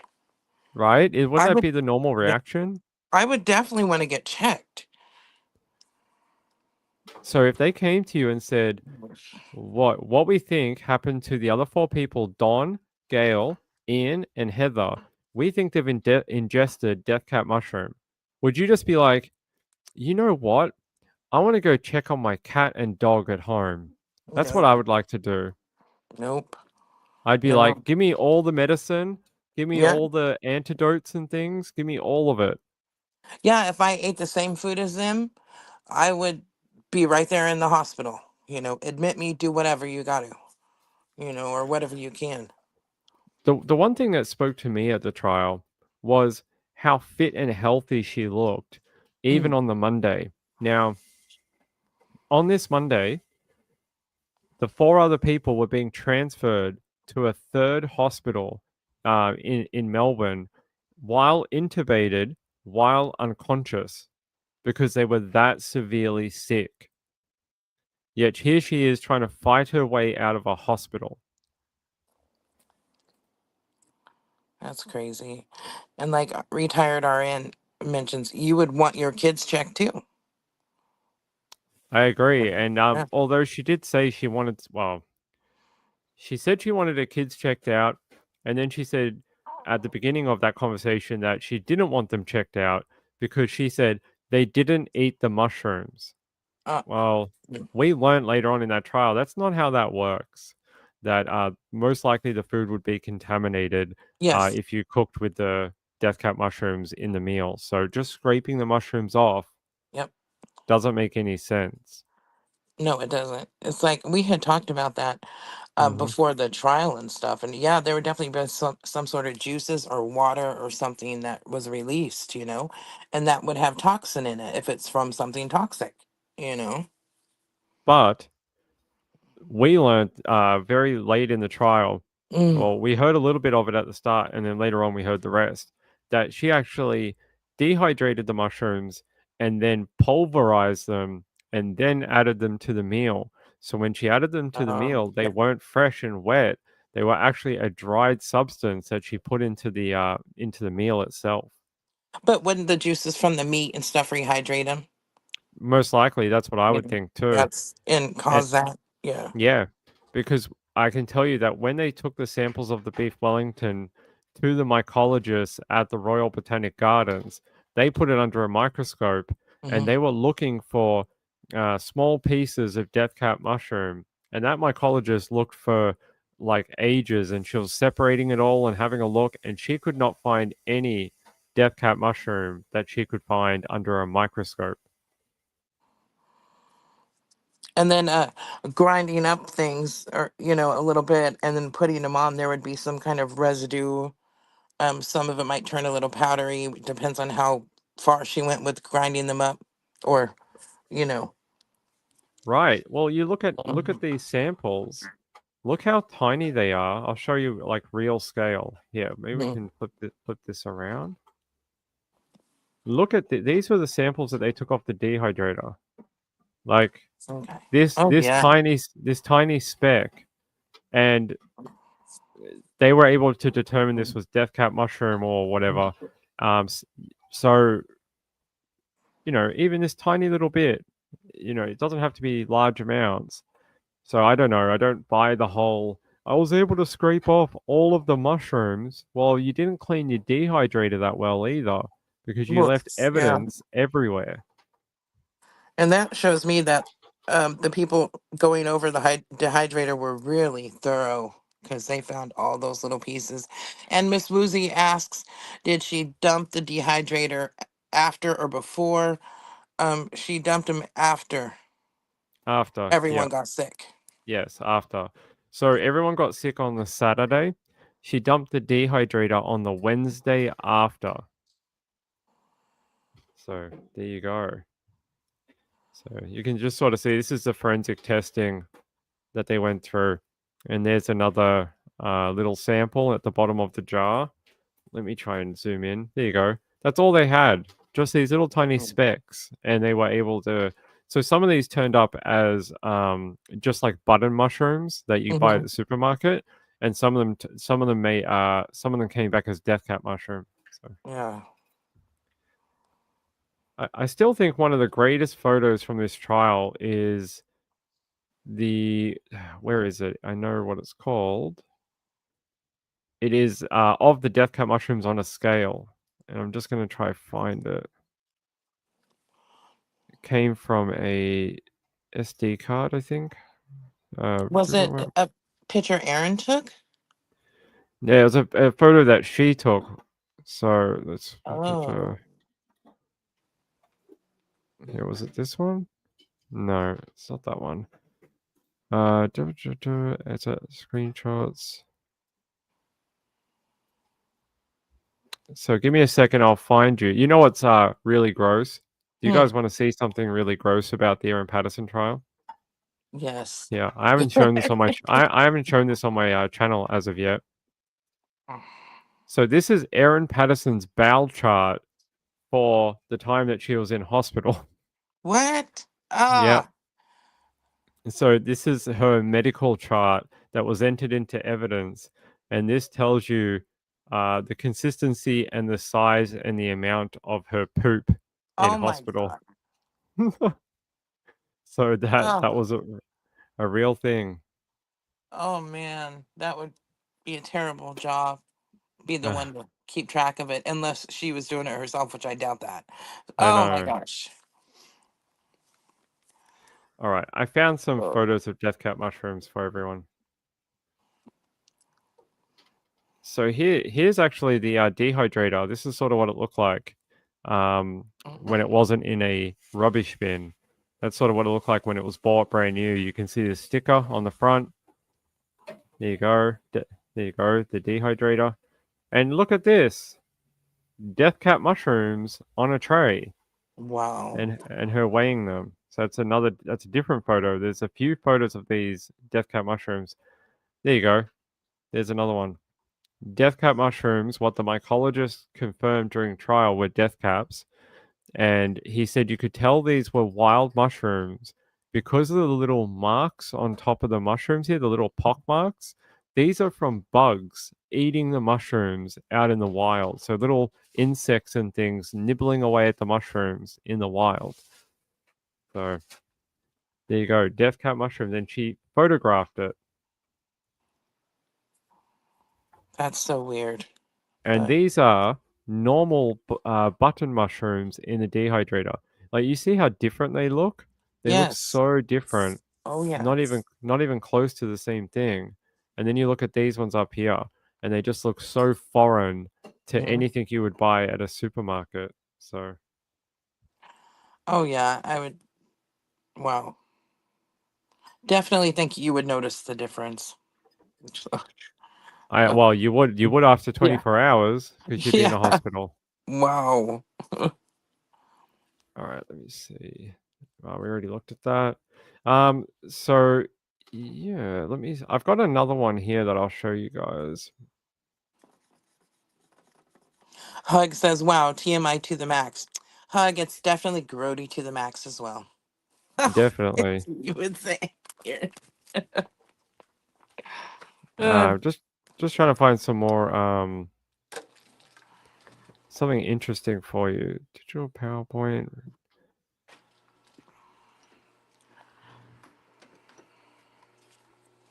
Okay. So here I can show you some of these conversations that she had with her friends online about the dehydrator. Yes. So here. So these are from her friend, and this is her friend got these messages. And here, this is Erin saying, I've been hiding powdered mushrooms in everything, mixed it into chocolate brownies yesterday. The kids had no idea. Oh. And then she replies down here, so fun fact, the dehydrator reduces mushroom mass by 90%. Do you think Woolies would mind if I brought the dehydrator into their vegetable section and dry things before I buy them? What the hell? And here's some photos she sent to her group. And see how she only sent the photos with the normal mushrooms? Yes. Not the death caps. She only sent the ones with the these type of like normal mushrooms on it. Not those other ones with the wild mushrooms. And one of the bits of evidence that went against her at the trial was in these group chats, in over like, I can't remember how many pages they said, like 40,000 pages of, chatting between this group. She showed them this, she showed them the dehydrated mushrooms. She never once mentioned about foraging for wild mushrooms at all. Not once. That was going to be my next question because I was wondering, did she ever say she went searching, foraging, and found this or that and share pictures? I was going to ask that. No, and Crazy. you would think if you were so big into foraging and this was your new favorite hobby, Yeah. wouldn't you tell these girls that you were talking to in this group chat and you'd be like, hey, I'm foraging for mushrooms. Look what I found. Yeah. Like that's the idea of those group chats, is to kind of seem interesting to other people. And she showed them the dehydrator. So why did she never show them any of these wild mushrooms that she had been picking? Right. Emily, hey Emily, nice to meet you. So did they convict her yet? Yes, they did. So a guilty verdict was handed down about a couple of weeks ago, about 2 weeks ago now. Ping was there for the verdict, and I got to hear it handed down. That was a just heart-stopping moment. When you've been involved in a trial so heavily like this, and you've been waiting, so deliberations took about a week, about 7 days, and then we got notice. They're like, "There's a verdict. You better get ready." And we're getting ready and waiting on the court to fire up, and we get into the court, and it's very quick. It was like, I think we were in court at 2:15. By 2:18, it was done. Sentence handed down. Hey, buddy, there's a cat here. By 2:18, it was done. It was over. We'd heard all the verdict to all the charges, and they just went down the list. Murder for Don Patterson, guilty. Murder for Gail Patterson, guilty. Murder for Heather Wilkinson, guilty. Attempted murder for Ian Wilkinson, guilty. And they said, "Is this your, verdict?" They said, "Yep, that's the verdict." And it was all over. It was done. It was about 3 minutes.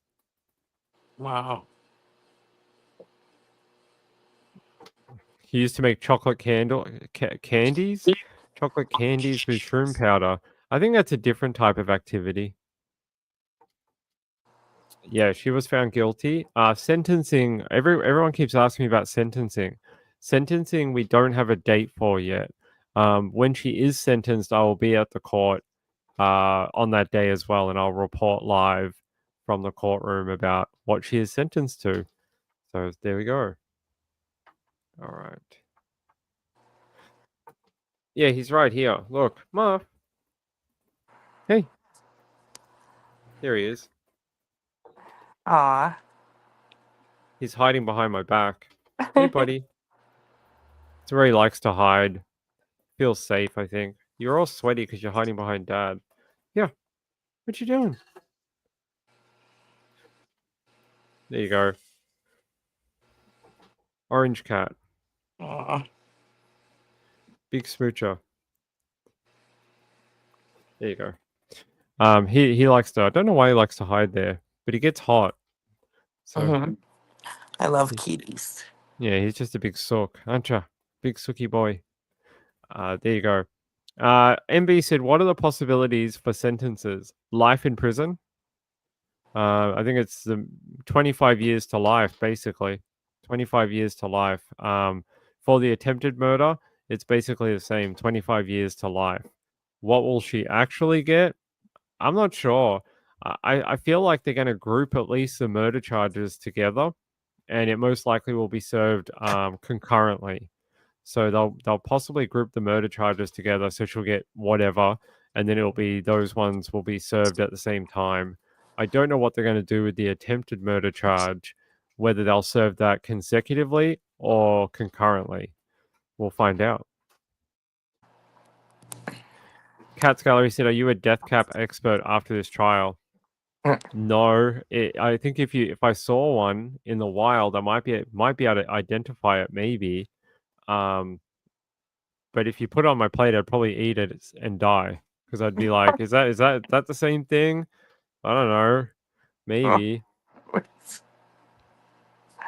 Oh my goodness. Dominique says, "I don't know what you're talking about, but sure." What? I missed it. I don't know. Dominic said his dad took in his own vomit and handed it into the hospital to look for potential poison. Oh, yes. I saw that. I did see that comment. I wasn't sure who she was referring to. Emily asked, "Does Australia have the death penalty?" We do not. So Australia has no capital punishment here for crimes. The maximum you can get is life in prison without parole. So that means you're never to be released. That is the highest sort of crime penalty that you can get. He knows how to say it though. Yeah, Amanita phalloides. I had to learn that word very quickly at the start of trial. Very quickly. I bet. Cinnabay says, "I keep hearing little squeaky meows. All the neighbors' cats have their kittens under my floor. It's like you're some sort of like kitten farm." Patterson said, Pink can repeat the scientific name for death caps 20 times in a row. I hope I never have to again. Oh man. Some of the early court days, I think like weeks 2 and 3, was like, Amanita phalloides this, Amanita phalloides that, blah, blah, blah, Amanita phalloides, and this is an Amanita phalloides, and this is one, and that is one, especially when the mycologists were around. And then me having to do the show, I had to sort of repeat the same information. And I was like, Amanita phalloides. And I was like, never want to hear that word again. Oh, I bet. Yeah, that's man. And when I told you before that this incident, I absolutely love mushrooms, but now I'm freaked out every time. So I eat Well, mushrooms. unless you have a friend like Aaron Patterson and you're getting your own from the supermarket, I think you're okay. Yeah, I hope so. God. Hug says we have death caps in Texas with imported non-native oak trees. That's how they got to Australia too. So in Australia, they came from imported oak trees. So Wow. it was Interesting. in the trial before the trial. Sure. I don't know what you're talking about, but yeah. Cinnabay said, I put a box under there and keep the water out for them. That's very cute. Very cute. All right, talk to the chat. I need a drink. Hold on. Legends 2 better than loin fire, she says.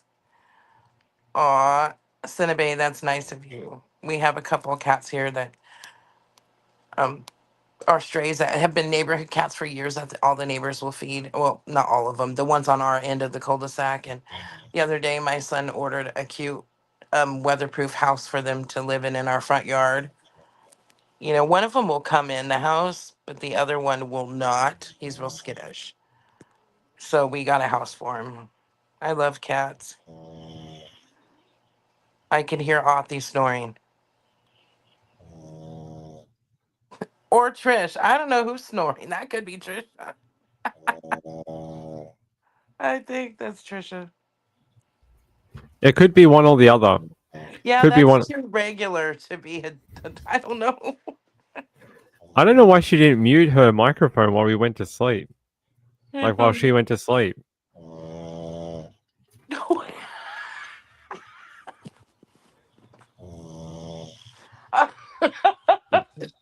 Someone either Othie has sleep apnea or it's just Trish. Let me see. Mute. Did it work? Yep. It did. Did you force mute her? I just pressed mute. It said it gives me the option. Yeah, let's mute her. let's distracting. Let's keep her snoring to herself. Let's see. What else do we have? Is it this one? Let's have a look. What date is this? This is interesting. Someone in my chat picked this up, and I didn't notice it either until I did the replay of it. So this is that discharge with medical advice form that Erin had to sign to leave the hospital.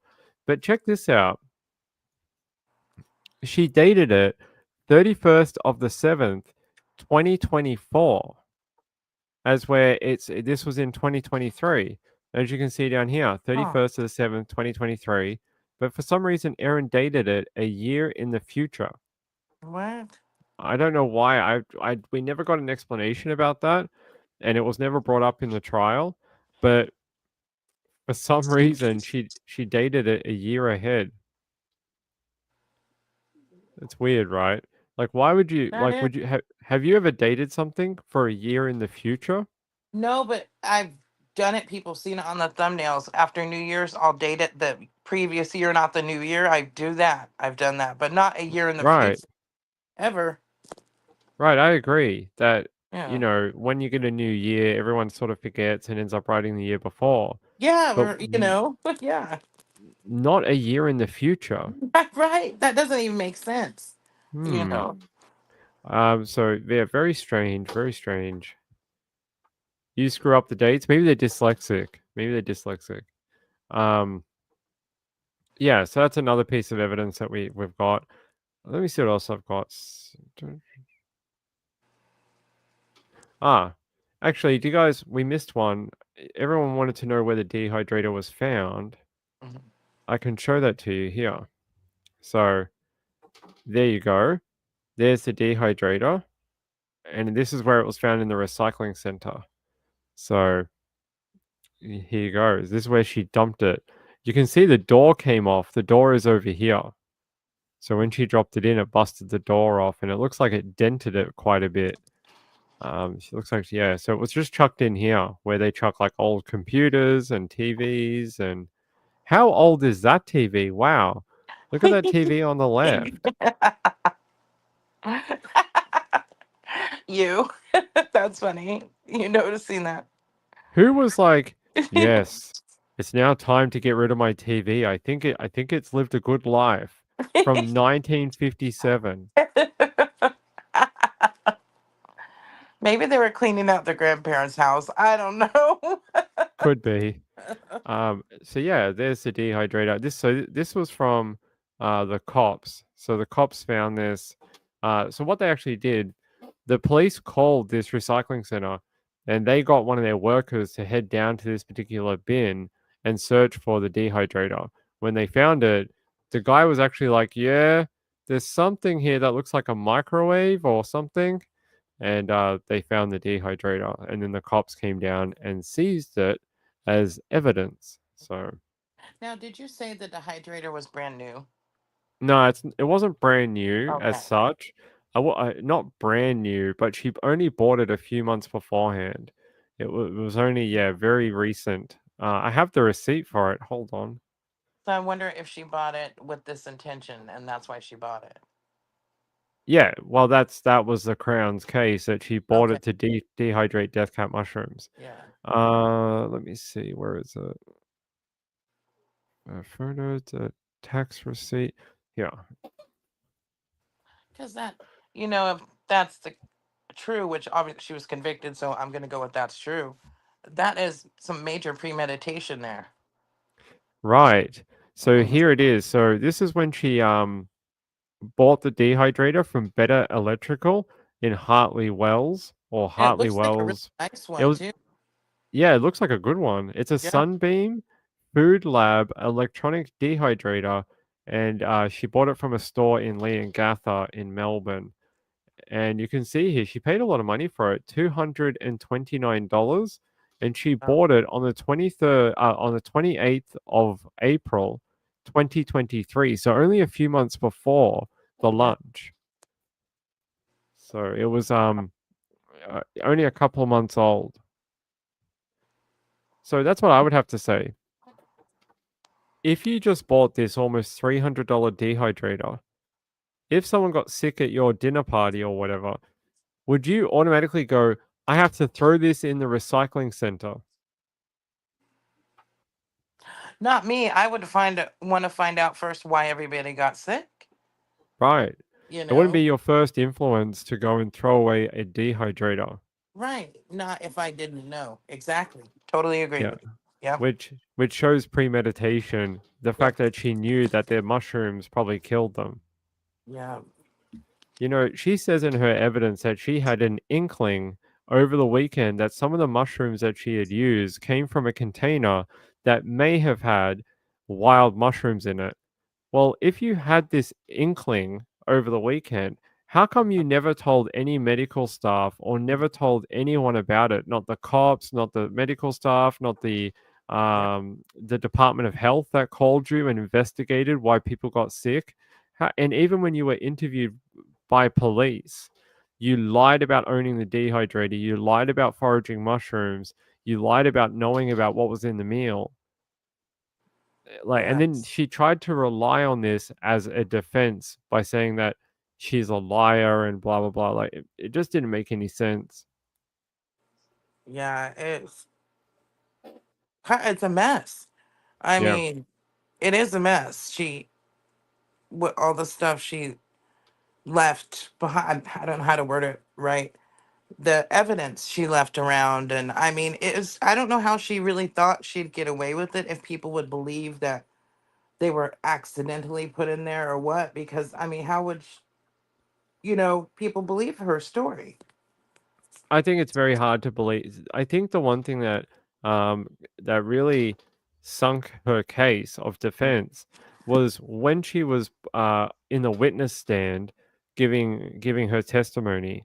The fact that she couldn't answer questions in a sufficient or like in a like a way that would explain things.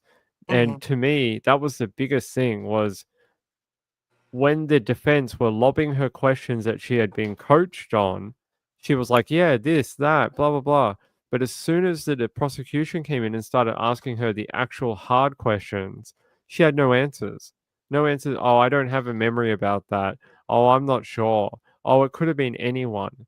And I think that really took away from her credibility, and it Right. really shot it down. It stopped people believing anything that she had to say because one, she already admitted that she was a liar.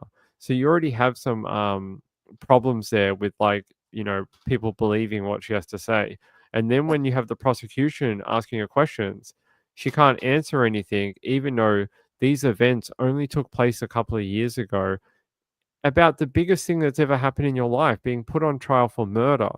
And yet you can't seem to remember anything. Seems odd to me. Like if you were a innocent person on trial, wouldn't you be like, I know everything. I'm gonna tell everything I know to show people I'm innocent. Not like, Yeah. oh, I can't remember. Oh, I don't have a memory about that. Oh, it could have been anyone. So Yeah. And Chatter, I think it's pronounced Jamin, just asked, and it's funny because I was just going to ask everybody. So when you make beef Wellington, don't you usually use like not dehydrated mushrooms, but regular form of mushrooms? I've never made a yeah, beef Wellington. you don't dehydrate them. You just chop them up very, very small, and you Yeah, make almost like a mushroom paste out of it, and that surrounds the beef. I've never heard of dehydrating them before. I know. So what was her purpose, you think, of doing that? To disguise the mushrooms? Yeah, to disguise the Yeah. taste is what I would think. I think if you dehydrated them so much and took all the water out of them, and then you blitz them into a powder, it would take a Yeah. lot of the flavor away from the mushroom. Hmm. Yeah, because I thought that was strange too, because I've looked up the beef Wellington recipe before, and I don't remember dehydrated mushrooms. So, but it was a very good question in chat. That So is something. Oh, go ahead. Sorry. So in her evidence, she tried to say that she had dehydrated other food, but when asked to produce any evidence of this, she could provide no evidence about ever dehydrating any other food. There was no chat logs, there was no photos, nothing, only mushrooms, and that was it. Oh, interesting. Yeah, God, that's just crazy. She left so much evidence I know. around. You know. Yeah, I feel like for someone who thought she was so smart, she just really didn't think about a lot of things that ended up coming out up at the trial and ended up sinking her sort of, you know, Right. defense.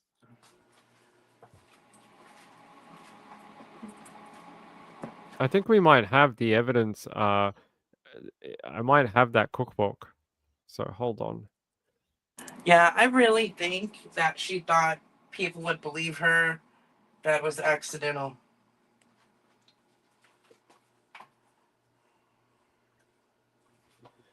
I don't have. Okay. Yeah, I'll show you something else. If you want to see, this is a forensic. So these are the forensic samples of the beef Wellington, and you can see how they were bagged up. And here, so these are the two different samples that they had, and you can. So this looks like the outer layer with the little specks of mushrooms and stuff. And they broke it all down into different parts. So they tried to break it down into pastry and mushroom, and then they show you how they were put into the little tubes. And then they put it in ethanol. If I'm remembering correctly, they put it in like something here. And what they said was they soak it in this. I think it's ethanol. And what it does is anything that's in this material, ends up going into the liquid. So then they test the liquid, not actually like the sample. They test the Right. liquid itself. Very interesting. So yeah, you guys can see the forensic samples here. And there was only a tiny meat sample you can see with the arrow. That's the only piece of meat they could find within the beef Wellington. Then, okay. So in that picture, then the dark brown stuff, what is all that? That would be pastry. Okay. So where this arrow is right here, this Yeah. was the only bit of meat they could find to test in the sample. This big brown stuff, that's the outer casing of the beef Wellington. And then the little black speckly bits, they are the mushrooms. That's what I was wondering if that was, because I didn't know if that whole thing in there was mushrooms or Yeah. just partial. So that's a lot of mushrooms if it is. And there's the gravy jug. So they tested this too in case the gravy itself had death cap mushroom in it too. You know, early on in the trial when I was listening to the evidence, I thought maybe that's how she did it, that she put it into the gravy, but it didn't make sense with the evidence. With the testing, this came back negative for death cap mushroom. And then Ian Wilkinson in his evidence said they didn't even use the gravy. They said it wasn't needed. So yeah, that didn't make much sense either.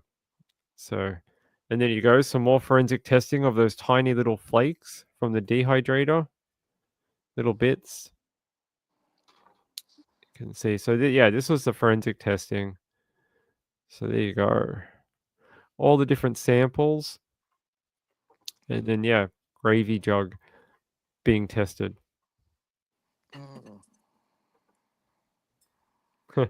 Retired and said the meat was expensive, don't you know? Yeah. Yeah. When she was trying to tell Simon, why won't you come to my meal? I spent all this money and time making like the perfect beef Wellington. And he's like, no thanks. I'm good. God. Actually, here's the recipe book that they found in her house. So there's the recipe Tin eats, and no, yeah, there you go. So there you go, beef Wellington, Gordon Ramsay, eat your heart out. Well, there you go. So it was supposed to look like that, but she turned it into little miniature versions for each person. And there you go. It shows you how to make it. So we went to trial, and we got a free recipe book too in the evidence.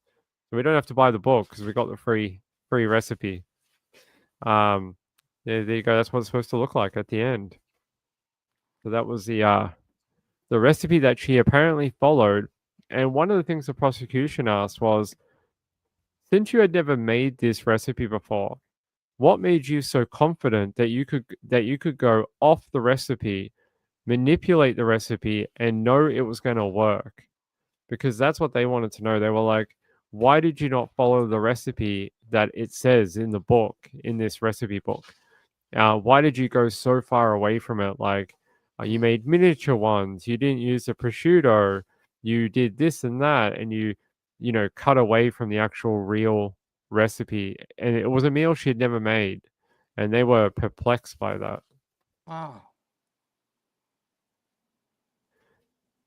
Yeah, that's pretty sad. I don't, a lot of people were very upset about that at the trial, about her lying about having cancer. So she did. She tried blaming an Asian supermarket. She tried blaming Woolworths. Yeah. I feel bad for the people who wrote that cookbook now. Jeez. I think that lady's pretty famous. It's this lady here, Nagi Mahashi. I don't know how to pronounce her name, but she's been in the media. That's her here.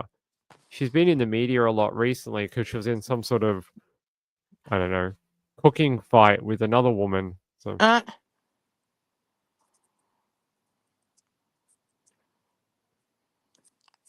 He'll be back. Hug says looks nothing like the picture. Yeah, retired RN. Normally the time when you have guests over for like a dinner or something isn't the time to experiment. Then again, I don't know, you know. Uh,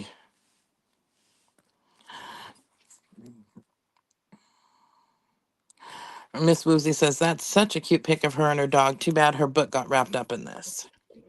Yeah, I know. I think she put out a statement after the verdict and basically just said, you know, I don't want to comment and I don't want to be involved. And she was very sad that her book got pushed into a murder trial. So, Yeah. it is a cute dog. You know, they were saying at the end of the trial, you know, a lot of people were saying how paranoid that I was at the trial with like what information I was giving out and what I was allowed to comment on. I really wish you all knew how many media agencies got absolutely smacked by the court. When I would bring it up on my channel, I'd be like, "Oh, you know, contempt of court and this and that." It's because we were being told stuff in the court, stuff that we couldn't report at the time, and you know, some of the messaging coming through the court was like, don't be stupid. Like literally one of the quotes was like, you should engage your brain before you open your mouth. And the judge was not happy. He was pissed off. And more than one company and people got referred for contempt of court charges. So it was very serious. And the Supreme Court team that looks after the media side of it, they were scanning through all the media coverage. And if you stepped out of line, they would, well, if it was only something that it was fixable, like you misspelled a name, they would just email you and say, hey, this is the correct spelling. You need to fix that. If it was more severe than that, they might ask you to take down the entire thing, which happened to a bunch of people. Now, it wasn't just media. There were people on social media who were commenting on the case that actually had messages from the Supreme Court asking them to take down their sort of social media post or a tweet they did. So it wasn't just the media, it was everyone was being sort of watched at the trial because they didn't want a mistrial. They didn't want we went through almost 3 months of trial time. They didn't want to get to the last moment and then they'd be like, oh, it's a mistrial. Like that would have been Yeah. absolutely brutal. Plus, you know, you want to do this. This is what you do for a living. Right. If you do not follow the court's rules, then you'll never be allowed to attend a trial again. It's your credibility, your reputation, your livelihood. So Right. of And course, you know, you're going yeah, to do what they say and people can go to jail over it. that's right. And I did a good enough job that I was led into a second trial after the Aaron Patterson one. So after the Aaron Patterson one, we did the Lachlan Young and Hannah Maguire. So Hannah Maguire was murdered by Lachlan Young, and I was lucky enough that they liked the job I did on Aaron Patterson, and I was able to get that into that one very quickly because you know, it is sort of like a credibility thing, and I sort of earned my stripes throughout the Aaron Patterson trial, which was a very severe trial. It was, you know, heavily watched, and there was a lot of like, you know, following the rules and people watching what you're putting out. And I never once got notified at all during the 11 weeks that anything of mine had to be edited, taken down, or removed. Not once, not one time. So I was, you know, very lucky. But I think they saw that and saw the quality of the work, and they're like, "This guy's okay." So yeah, yep, it definitely. was very lucky. Retirement says we would send bail money for you, Ping. Yeah. Hopefully, I never have to do that. Lynn Jen said, "Look what happened to the Dateline Coburger mess. They could have easily tanked the case." I think that's still under investigation. Yeah. I think those people that they're still trying to find out who leaked that information to Dateline. And because there was a gag order in place, it doesn't matter now that the gag order has been lifted. Right. Because they broke the rule at the time. Yep. And I It think was still violated. Yep. there's still charges that could be laid against whoever leaked that information. So those people should still be a little scared right now. Yeah, that's not cool either, you know? Well, it was bad. It was really bad. Oh. Like I enjoyed watching the episode because there's been such a media lockout of the Koberger trial that when that Dateline episode came out, it was like, oh my God, really? There's CCTV and there's this and there's that and this happened. And then you go, wait, hold on. How did they get all this information, but no one else has been able to get it? And then we Yep. heard about the contempt of court. Yeah, I mean, you want the person to get a fair trial. You don't want there to be any question about the verdict. You know, appeals, anything for them to appeal on, a technicality. You know, people just they can ruin a case this way completely, and that's one reason police only share so much, because there are people that don't follow the rules and will abuse that and let out information that could taint it. It's terrible. Dominique said, are they going to charge her with Simon's poisons? I don't think so. I don't think that's going to ever go to trial. I think if it was going to, for this trial, we would have at least seen the attempted murder charge for Simon stay in this trial, because originally it was attempted murder for Simon Patterson, attempted murder for Ian Wilkinson, and then the 3 murder charges. But then when they dropped that, it just turned into 1 attempted murder for Ian Wilkinson and the 3 murder charges. So I think if they were going to do that, it probably would have already happened. I don't think we're going to see it. I think they dropped the charges. That's it. They've dropped the charges. I don't know. Maybe they'll come back to it, but I haven't heard anything. Then Jen said it had to have come from the inside. Definitely. It had to come from a cop. Either a cop or someone who worked in a legal office. Like someone who worked on trial documents or, stuff under suppression or whatever. It had to be a cop Yep. or a lawyer. Exactly. So, yeah. Marylander says Simon is lucky to be alive. Definitely. I think he is. And, I hope hope him and his family can find a way to heal, and he finds a way to look after his children and find some sort of a life outside of this sort of very dramatic trial. I know it's not over yet. We still have sentencing and a possible appeal coming up, but I hope at some point they can move on. All of them, the Wilkinson family, the Patterson family, all of them, and they can sort of go back to living their quiet life in Leongatha and Currumbara. I really do. And Simon's the ex-husband, correct? I don't know. I've had that question a lot from people about whether Simon will divorce officially Erin Patterson, and Also, they're not divorced. they're just separated. Okay.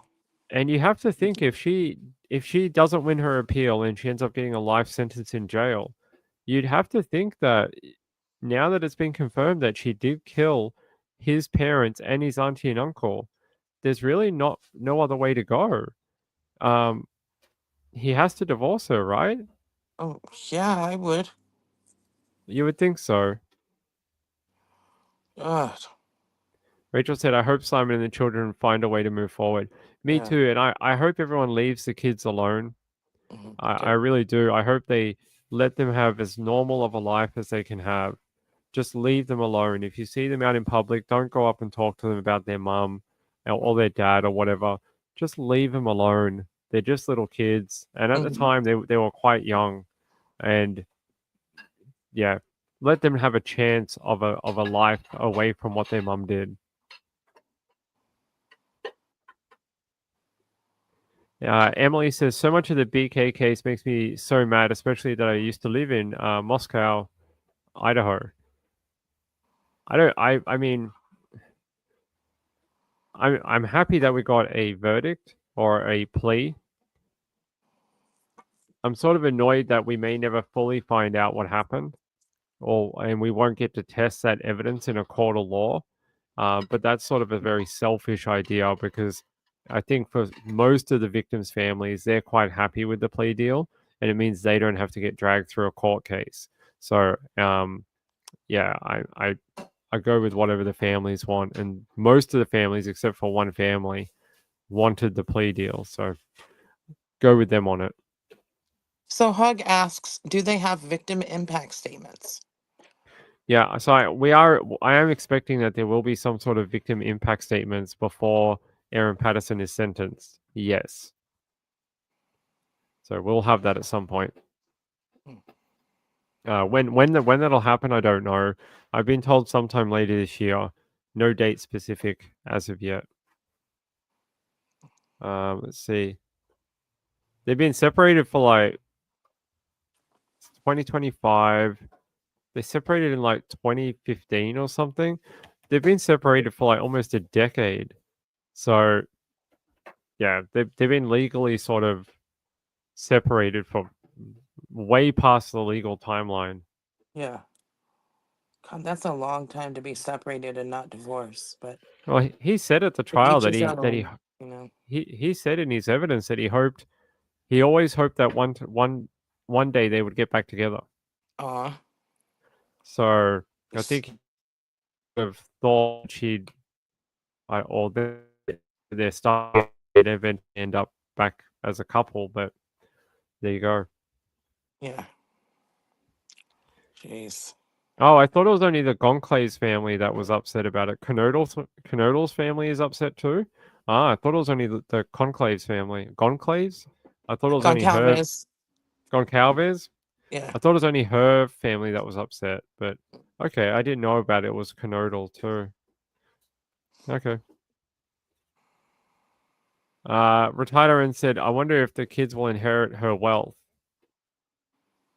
I don't know. I don't know how that'll work. I heard some speculation in the paper that her property, the dream house that she built, that it'll go into a trust fund for the children because they're the next of kin for Aaron. I don't know if that's true, but Yeah, it that's depends what on I their. heard. Yeah, it actually depends on their marriage situation because her husband would be. Yeah, in America, anyways, your spouse would be, the but default, she built the house after their separation. Yeah, So that's how what I'm would saying. that I don't work? know how that works there, Yeah. with that. So I'm not sure either, but I would think that if she ends up getting a life sentence and her appeal fails, which means her only avenue to appeal the verdict or something else that they find a technicality, her only other option after that, after appealing in the Supreme Court, would be to go to the High Court of Australia. And most people don't do it because they can't afford it. But Aaron can afford it. So we'll see. Yeah, that house is in both their names, like a lot of the property that they've bought, sold, lent money for. Yeah, so I just don't know how that works because you could still legally tie it back to their separation 10 years ago. And even though their name might both be on it, doesn't mean it's hard in a legal way because is he entitled to half that house or not? And because they separated before the house was built, does that entitle him to anything? So I'm not sure. I'm not a lawyer, so it's hard to know. I don't know how they do that in a legal sense. and Like plus she's. Oh, sorry. Go ahead. No, it's all right. You go. Plus she's still alive, so she could sign things over if she wanted to. Right, her property and things like that. Dominic said it will go to court, and because he has custody of the kids, he'll get most of the assets. I don't think so. I don't think that's the way it'll work. They're still legally and documented, like their separation has been documented. I know they're not legally divorced, but their separation is well documented. I don't know. I think there's a sort of funny, the way it would work and the way it would happen, I think would have to be fought over in court. I think it would, because like Stacy said, she's still alive. While she is in prison, she still has legal right over that property. She's not dead, so it doesn't pass automatically to Simon. I'm not sure. I'm not sure what she will do with it. We'll see. They said in the trial that they were legally separated, because Simon claimed on his tax form as a separated person, so that goes towards them being officially separated. They weren't legally divorced, no, but apparently, judging from the trial, they were legally separated. So I don't know, because she's not dead; she's alive. So maybe it'll happen like Stacy says, and she would just sign things over. If I had to guess, I think it would be signed over into a trust and then put in the trust for the children, so Simon couldn't have it. I still think they're going to have some issues between them, into the future. Hugney said just the arrogance of her putting up the black fencing. Oh, that's so weird. I don't like. Did she think she was going to ride home in a limousine and be like, "No photos, thanks. Stop at the gate. No, don't take photos of me." What? Like, I don't yeah, know about that. Oh, you didn't see this? No. Hold on, I'll show you. Wow. She a week before the verdict, while the trial was in deliberation, she put black plastic around her home to avoid the media. Yeah, I'll show you. There's a photo here. So did she do it herself, or did she have somebody else do it? Well, one or the other. Because I didn't know if she wasn't in jail the whole time during trial. No, she was in jail. Yeah. Oh, okay. But so it'd be someone on her behalf. But Yeah, there you go. that's crazy. So she put all this poles up and plastic up, so she could drive in and then hide behind the plastic, because that's a carport on the left hand side there. Jeez. So interesting. I mean, you have to have some real conviction to think that you even had a 1% chance of getting a not guilty verdict. Like, what was her legal team telling her? Right. Sean said group was doing it. Our group or her group? They're different things. Nick said, so ugly. She could have at least gone for something better looking. It's just black plastic wrapped around her house. Yeah. I know. Cinebay said, don't know about Australia, but my ex fought our divorce for 5 years, but the court treated our finances like we were divorced because we had legal filings showing we were separated. That's what I thought when I was saying before, that because he had submitted tax forms as a separated man and that he had been paying child support, that shows that they are legally separated. That's why I was saying before, that it looked like, at least from the outside, doesn't matter what their internal sort of relationship was like, they look like a separated couple for many, many years, like almost a decade. So Dominique said, I think she'll get life in prison. I do. I think the heinousness of her crimes and how cruel she was to her victims could possibly see her life in prison without parole. Could And be the a number whole, of victims, yeah. Too. yeah, whole life order. Could be a whole life, what they call in the UK, a whole life order. So Miss Woozy says it looks like she took a roll of gardening tarp and just wrapped it around the whole house. It looks like they attached it to some sort of poles, and then they put the poles in the ground and other places. That's sort of what it looks like in the zoomed in photo. Dominique said, when did he start paying child support? Like 3-4 years ago, something like that. When he lodged that tax return as a single man, that's Erin freaked out over it and then started saying, I won't get family tax benefit and stuff like this. And she's like, well, I'm going to have to claim child support to make up for it. And she claimed child support against Simon. And then Simon went and got an assessment done, and he was paying some sort of money per month. So even when Erin was arrested, she was getting child support from Simon.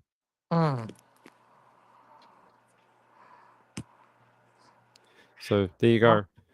Let's see what else. That's 5 o'clock. We've been on for a while. We've done well. We've done well so far. Insightful one.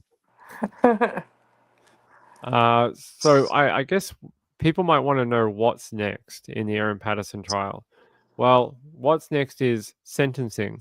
So we'll probably have a pre-sentencing hearing at some point, and then after that we'll get a date. So after we have the pre-sentencing hearing, then they'll probably lodge a date of when sentencing may take place.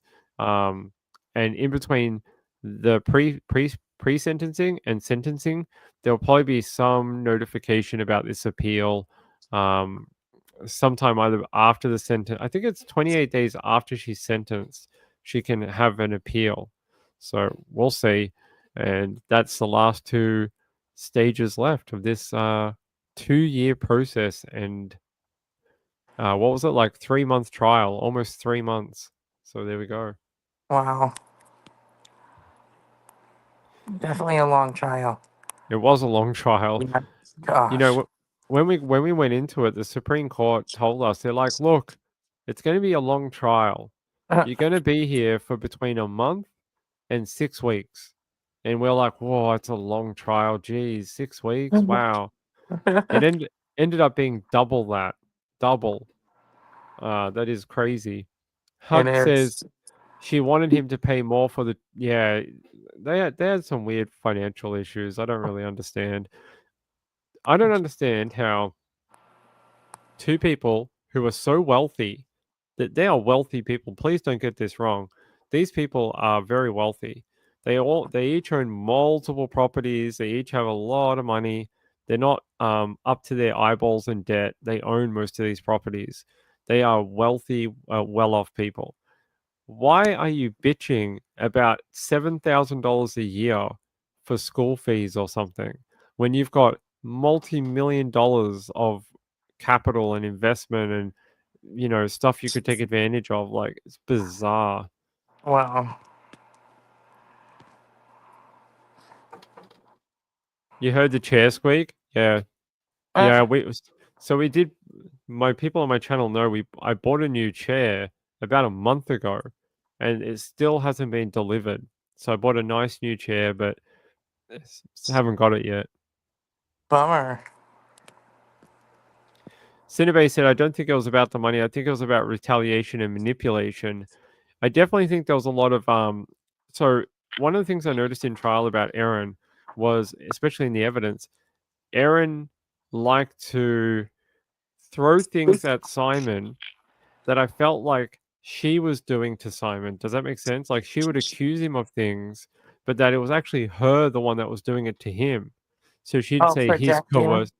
Yeah, like she would say he's coercive and he's financially abusing me.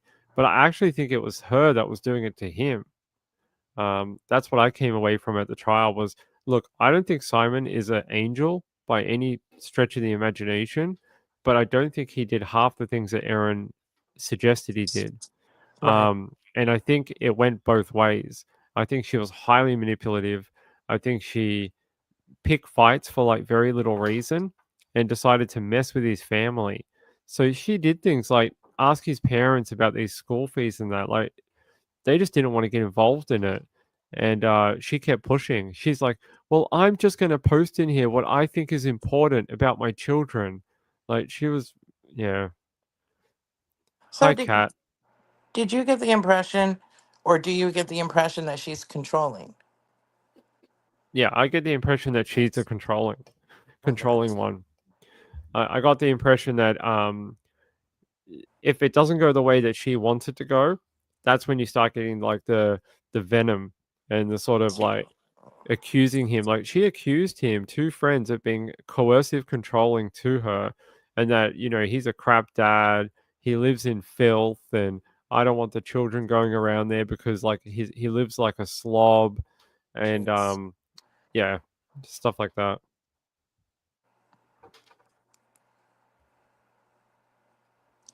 Yeah, we know from what she did, she definitely has some kind of issue. So Hugney said, I think Mrs. Ping is going to do it in. What? What? Mrs. Ping's somewhere else right now. I can't see her. She's off in another part of the place doing something. I don't know what she's doing. Look, Tiny Cat. Hi, Tiny Cat. What's wrong? Sitting next to Dad. Do you want to talk true crime? Tell me about Erin Patterson. No, don't lick my hand. Talk about Erin Patterson. You know her, right? No, he doesn't know. Good for him. He's safer that way. Emily said, No, that's okay. Oh no, that's fine. Oh no, I didn't think it wasn't about you. I was just talking. No, I wasn't. My comments were directed at anyone in general. Chipmunk said, I think they mean the chair. Oh yeah, she hates the chair. She came home. She's like, that thing is still here. She's like, get rid of that thing. And I'm like, I can't. Otherwise, like, how will I do my shows? I can't sit anywhere. She's like, where's the one that you bought? And I'm like, it's still not here. And she's like, oh, stupid company. So Aw. she even said last night, she's like, can we buy a second chair and you just use that until your other chair comes? And I was like, well, yeah, I could do that, but what am I going to do with the chair when the new one arrives? And she's like, oh, good point. And I was like, we have enough crap. I spent Yeah. 2 months getting rid of stuff out of the house, like to make it less like cluttered. And now you're like, let's buy a giant chair that takes up so much room just because you don't like this one. So Sean said, you guys been going 4 hours. No, not us. I think we've done 2 hours and I think Trish did 2, right? Yeah. Yeah. So Kesha was on earlier with with Trish and who else did you have on earlier? I saw when I popped in to check on her, I saw McSpunky on. Oh, there you go. Comedic tellings of crime from McSpunky. Yep. Wendy says Trisha looks so peaceful. I don't know peaceful's the word I'm going to use, but sure. That was the problem last time, and people wanted to call 911. You know, we should do like for next year, since next year is going to be a big anniversary of the 24-hour show. We should actually do one of those like retrospectives and go back and pick out the best moments from like the last 8 years or whatever. Oh man, that would be great. And I've been wanting to do that for so long. But I'm like, there are moments I recall that are funny that I would loved us to show. But then we have to go through all these videos, which is going to take us forever. I know. I mean, I'm up to like 800 videos on my channel, 800 live streams on my channel. You guys must be up to like over 2,000 already. You know, I saw the other day how many there were, and I forgot. Let me see. Hold on, guys. I have to move Muffin. He's being a sook. Hold on. Yeah. Yeah, almost 2,000 videos. Jeez. Yeah, there are some hilarious things that have happened on the shows over the years. I mean, just so funny. It would be great to do a compilation of those. Trish does some funny stuff. So let me look back. Okay. I'm trying to. I left StreamYard to look something up. Let me go back. There we go. Oh, Sean, you were on earlier too? Nice.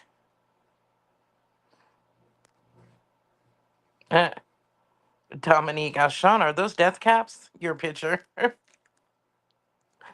Oh, just why, Sean?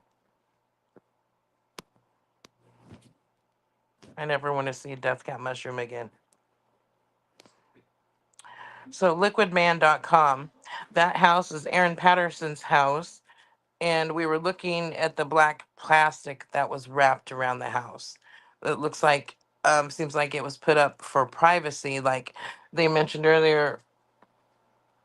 Like Aaron thought she was thinking she was going to get out of jail, and that way people couldn't see her get out of the car or outside, etc.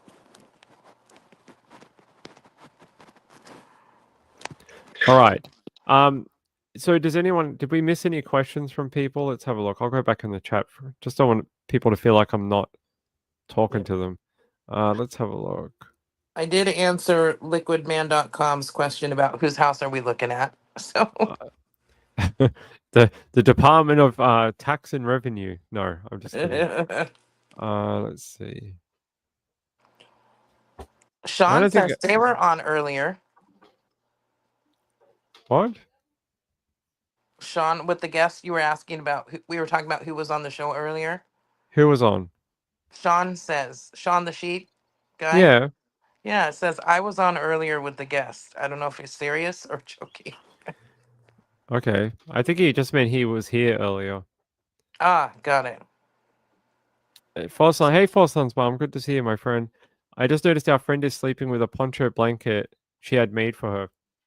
She likes the gifts that are made for her. Yeah. Shad Hunter made that one. Rachel said Erin was lucky to have a beautiful home. She designed that, did you know? And her original design she did in MS Paint. Wow. MS Paint. And then she took that to an architect and said, "Can you make this home?" And the architect sort of looked at it and was like, that's not how we design homes. But sure, we could design a home for you, but not this. This is just squiggly lines you made on a computer. That's not how we do things. So, Muff, go away. I'll come up here later. Hey D, Matt. Hey D, how are you? What was the motive? I don't think we're ever going to know. And now the judge said in his closing statement that sometimes murders are committed and only the person, the murderer, knows why they did it. And I still think that while there's some indicators here of family friction, relationship breakdown, toxicity between her and Simon, it's very hard to pinpoint like a real sort of I'm going to kill this person because of this. Like there's some anecdotal type stuff, but it's hard to know like an actual full reason.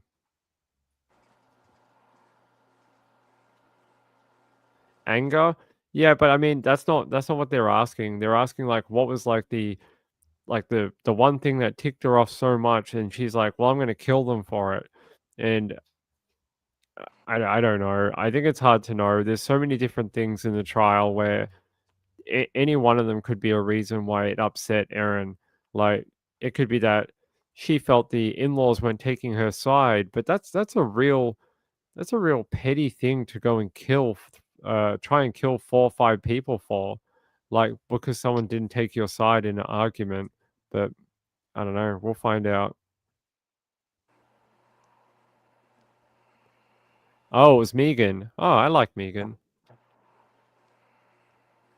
Crimson. Hey, Crimson. In-laws can make relationships hard. That's well. Look. We only got a snapshot of like a very small snapshot of what the relationship between Aaron Simon and his parents were like.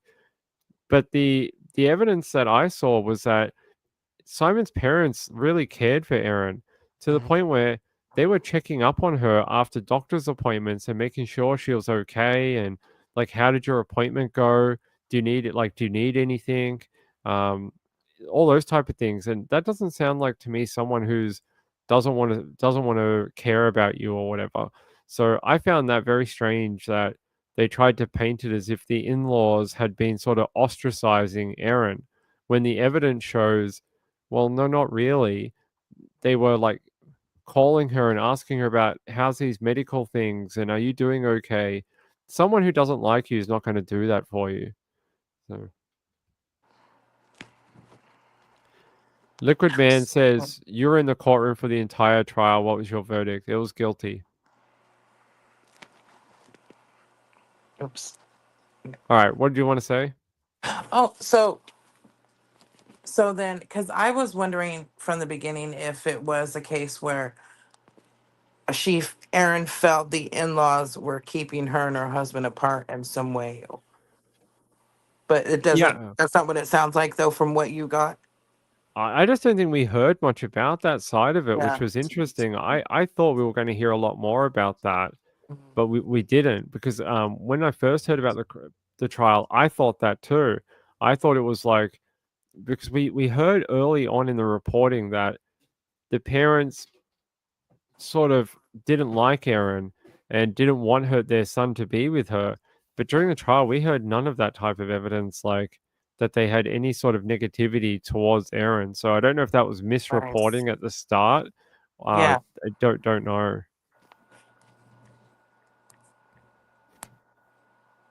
Oh, and YouTube bad actors popped in and said, "Whoa, this is late."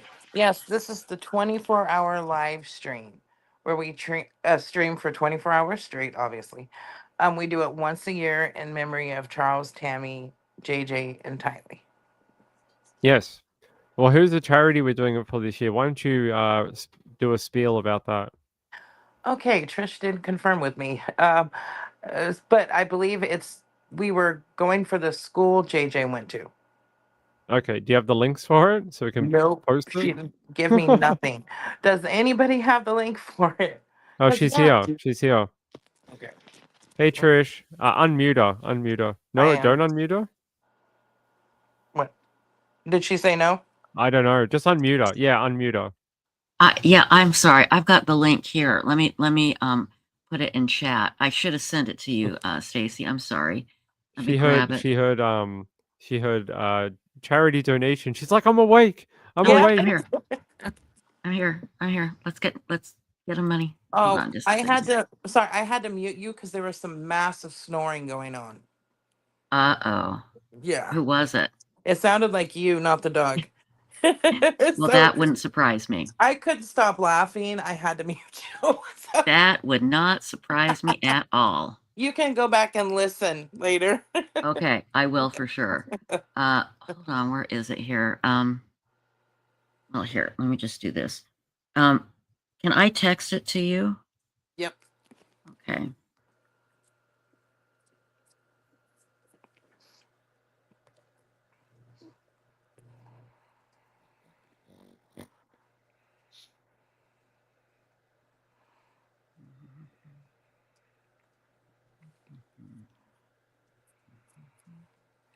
Here is the link if you want to make a donation to JJ's school.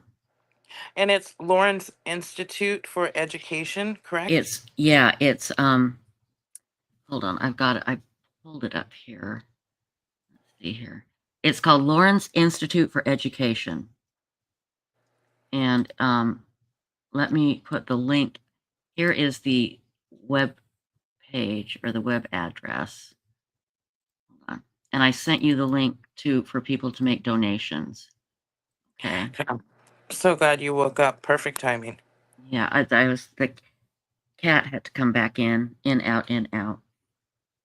See. And later we're also going to talk about, DNA solves and becoming a guardian on Websleuths.com. But this is really special because I talked to the one of the people at the school just today, and they said, how much they missed JJ and how wonderful JJ was, and they were so grateful that we were going to mention their school and talk about JJ. So they were very, very happy.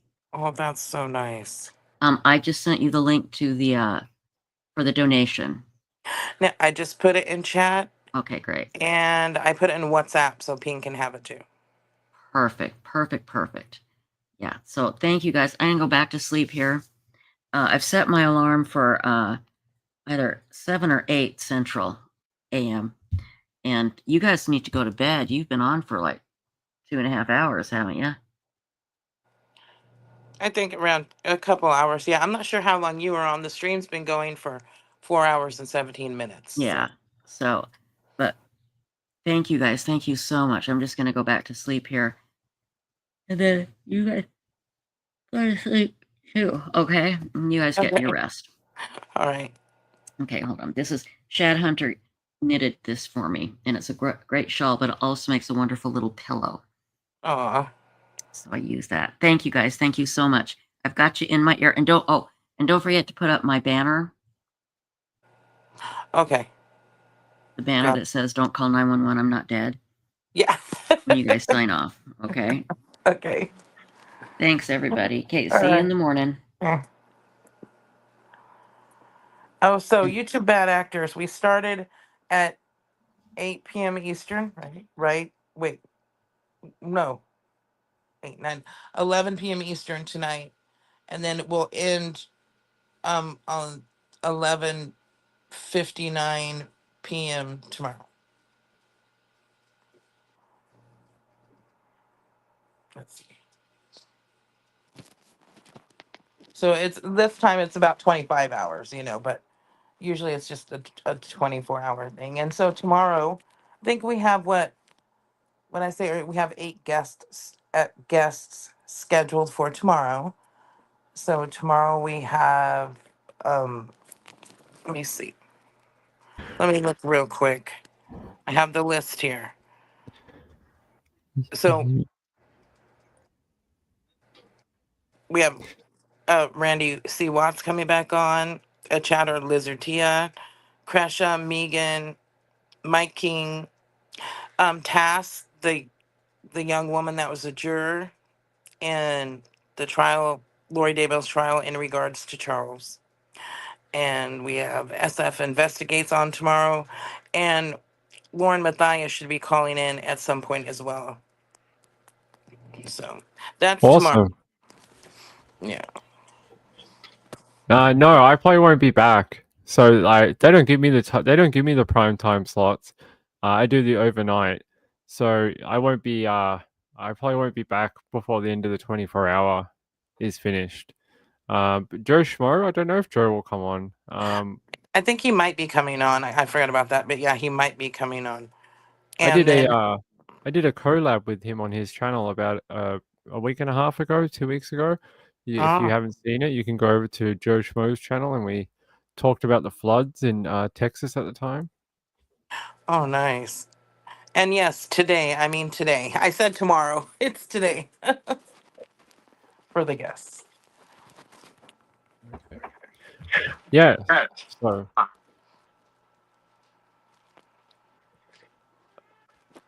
when is Laurie sentencing? I'm not sure when is Laurie being sentenced? The 25th. 25th. There you go. 25th of August. Or the 25th of July. Oh, July. Oh, so like 3 days. Like 3 days time. Yeah. Yeah. So I know some people that are traveling right now to attend it. And yes, I got a text. Joe Schmo will be on tomorrow with Kesha at 3 p.m. Eastern. Okay.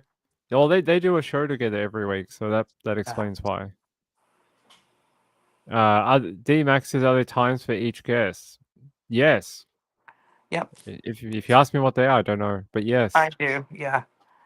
I can say it real quick. Let me get back to my list. So, and this is, we're doing Eastern time. So that's what we're using. 12 p.m. Randy Watts. 2 p.m. Lizard Tia. 3 p.m. Kesha. 4 p.m. Megan. 6 p.m. Mike King.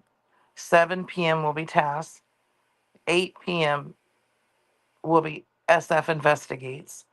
And then, like I said, Lauren, we don't have a specific time for her yet, but it's supposed to be sometime in the morning. So that's what we've got.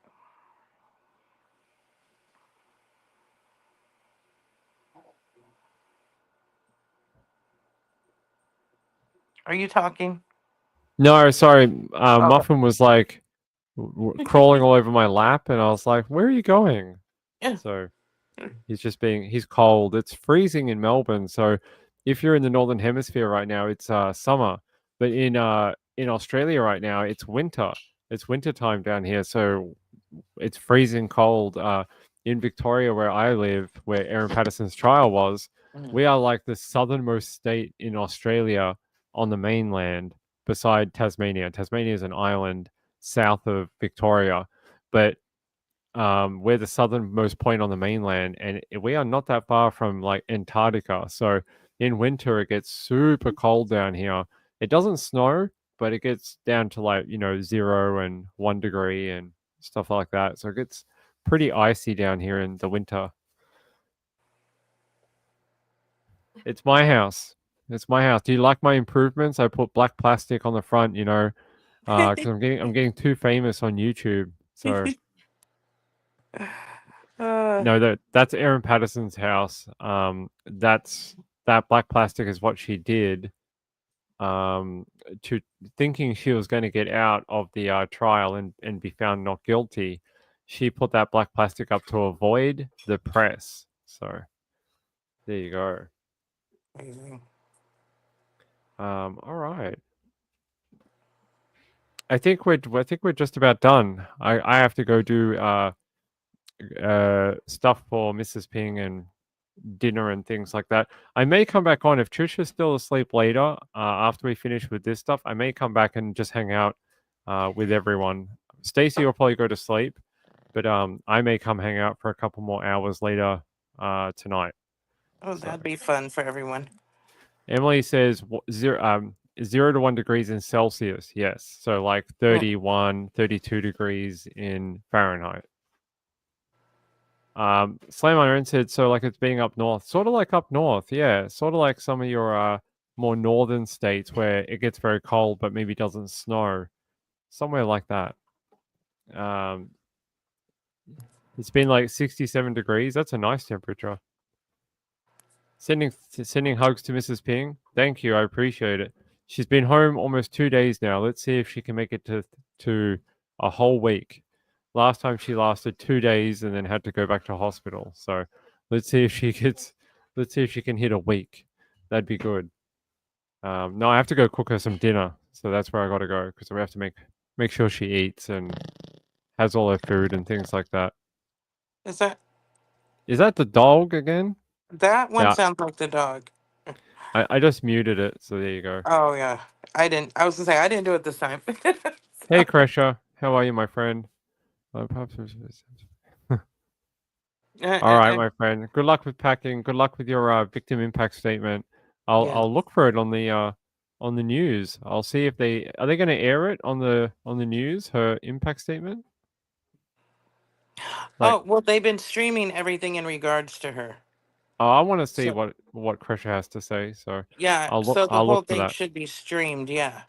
All right, cool. I'll look for that. I want to see what Kesha wants to say to the court. I think it's worth listening to. So Yeah. all for right. sure.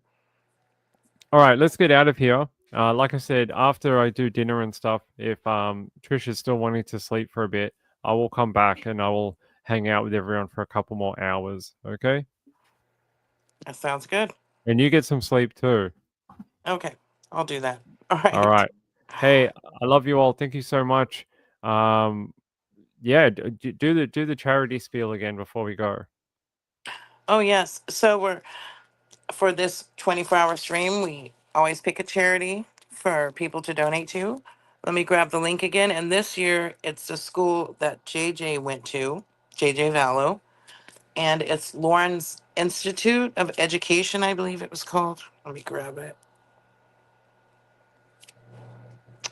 They said Trish talked to them, and they had told her how they really miss JJ.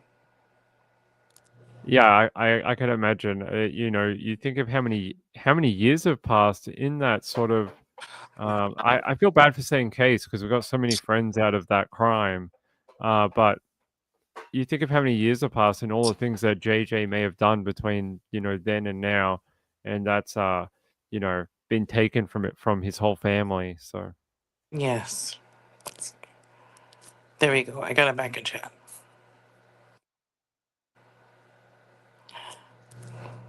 Oh yeah, don't forget to unmute Trish before you take off.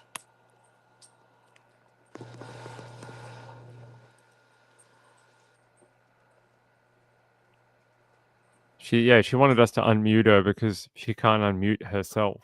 So here we go. Yes, please donate to JJ's school at this link here in memory. It would be really good if you could. I think it would be it'd be a good sort of use of your money, and it would be a good way of supporting all the people affected by Lori Vallow's crimes. It'd be nice to pass on a good sort of bit of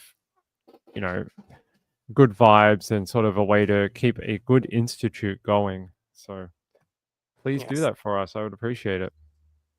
Awesome. Okay, I'm gonna respond to something in chat, but I'll leave the stream now so you can go on. So, Okay. all right. Good night, everyone. Good night, everyone. Thanks for tuning in. Keep watching for those 24 hours, and there'll be more content to come. Bye.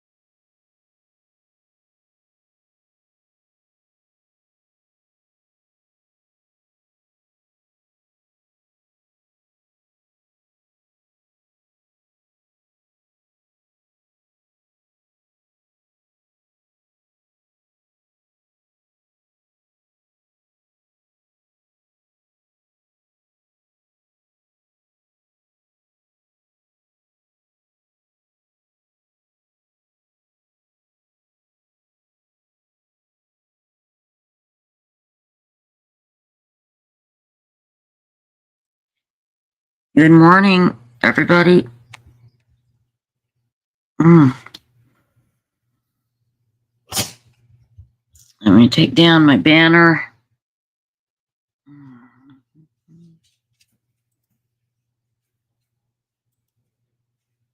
Hope everybody had a good night's sleep. I'm going to go let the dogs out, and I'll be right back and make some coffee. And we're going to get this show on the road. Woohoo! Okay, what am I doing? I'm getting up and making coffee. I'll be right back.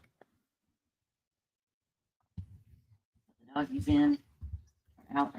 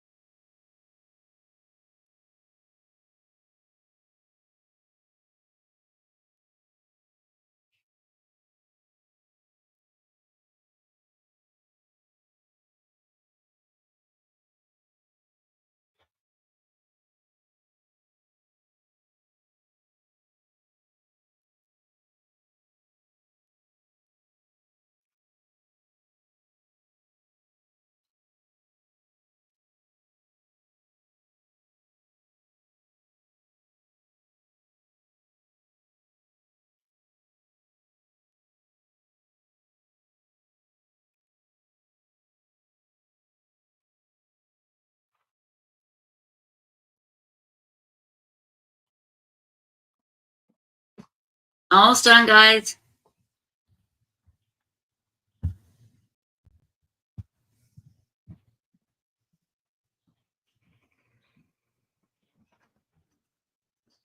Hey, come on. Come on. Grab it. Look. Come on, guys. Come on. Let's take three. Come on, let's take three. Nobody's paying attention to me.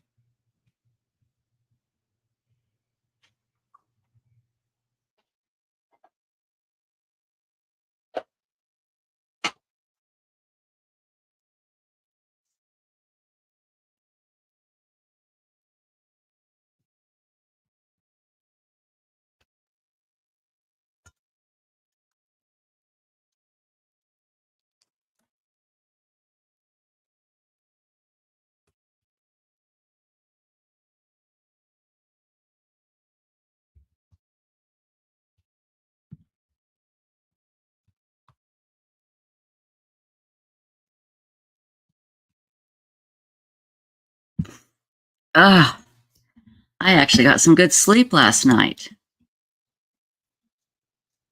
Still have to put on my makeup. Just ran some cold water on my face.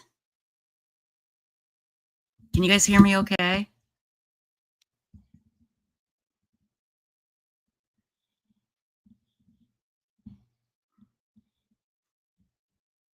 You guys hear me okay? I hope. Anyone? Nice and clear. Oh, well, thank you, Porter64. Okay, very, very good. Guys, I've just got to run and get the dog's food ready. Sorry, I'm just waking up. And put on a little makeup. Lauren Mathias will be here in a little bit. She can only stay for just a moment because she's heading to Idaho for the Koberger sentencing. And I swear that woman has got more energy than anybody. Oh my gosh, pardon me. Anyway, thank you for, you guys, we're doing our 24-hour, it's the end of the world again broadcast, just in case the end of the world happens on July 22nd. And it is in honor of JJ, Tylee, Tammy, and Charles. And we'll be talking more about that. We're going to be talking about JJ's school and showing you the school that he went to. And the people there still love and miss him. The school is absolutely wonderful. We talked about it last night. Hang on here. I'm going to grab this really quickly. Where did it go? Here it is. It's called Lawrence Institute for Education. All right. And let me grab this here. Here's the link.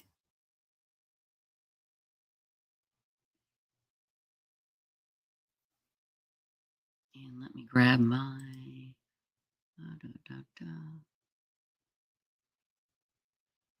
let's see here.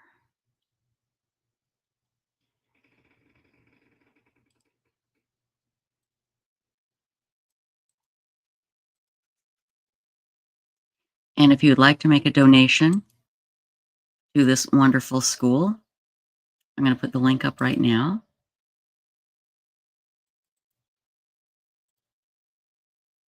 And you can do it in JJ's name. Okay. And I'm going to be playing some video stories about JJ's school in a little bit as well. But I've got to, like I said, I got to make my dogs food here. They each have a little special diet because, you know, they're slightly spoiled. And I got to mix the cat food and do a few things. And I'll be right back. Everybody, hang on. We got a big shoe planned for you today. Big day. So we're going to have a lot of fun and probably get pretty emotional and all kinds of things. So hang on. I will be right back. You're going to hear me talking. I'm not talking to any humans. I'm just talking to the animals. And they have no idea what I'm saying. All they know is I am the food machine, and that's all they care about. So I will be right back. And thank you, everybody. Thank you. I really do appreciate you being here. We're going to have a great day. We really are. Okay? Right back. Oh, and I got to feed the fish, too. There's so many animals to take care of. At some point, I'll eat, too. At some point, I'll eat my cream of wheat and blueberries, which is kind of pretty much all I eat these days. So I'll be right back. Oh, and I've got so many things I got to do. I'll be back. What time is it here? Give me about 15 minutes, and I should be back, okay? Okay. Coming back at you real soon, I promise. And again, thanks to Shad Hunter for knitting this wonderful shawl for me. I use it as a pillow at night. It's so comfy to just scrunch up and lay on. It's wonderful. So, okay. Coming right back in just a minute.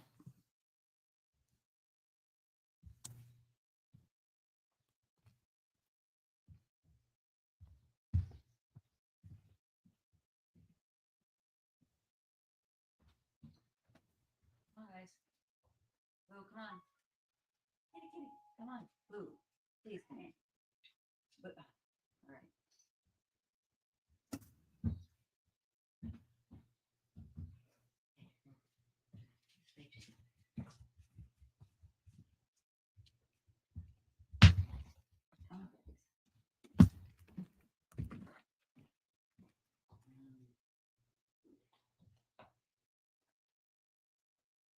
Here we go.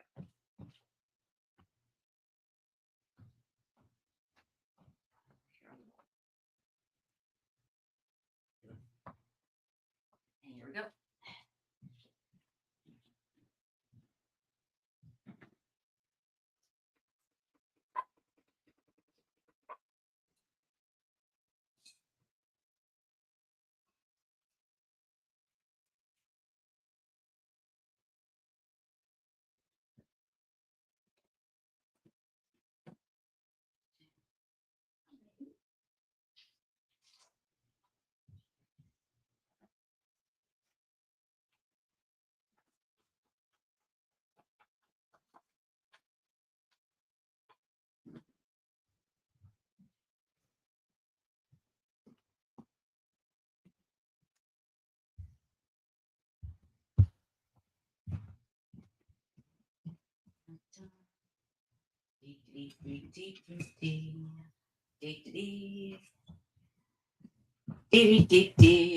Hello, babies.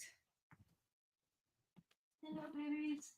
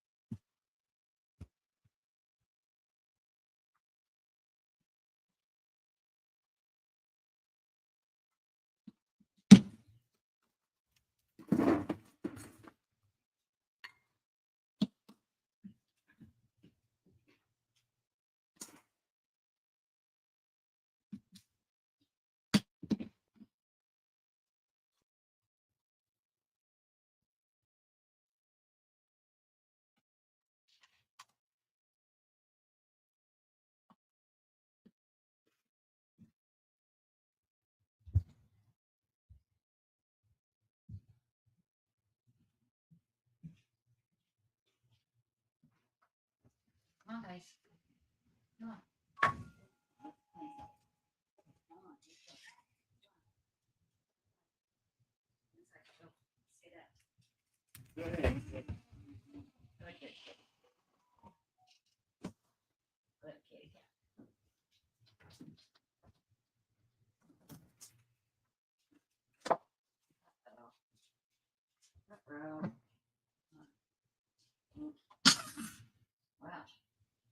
That was lovely. Oh boy. Hold on.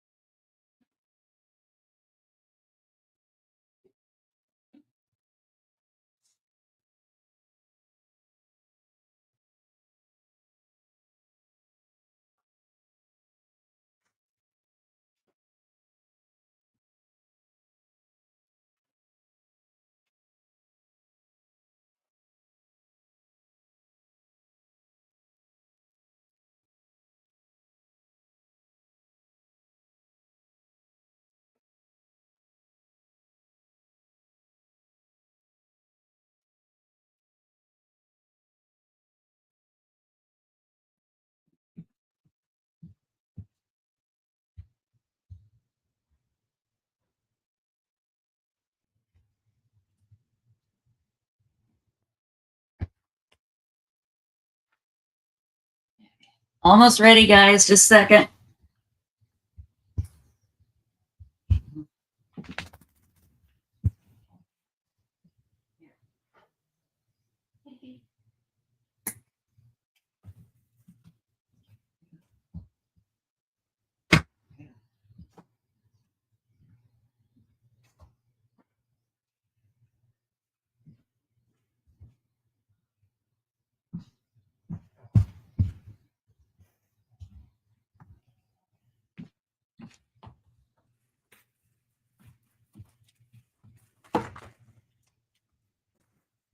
My tinfoil hat.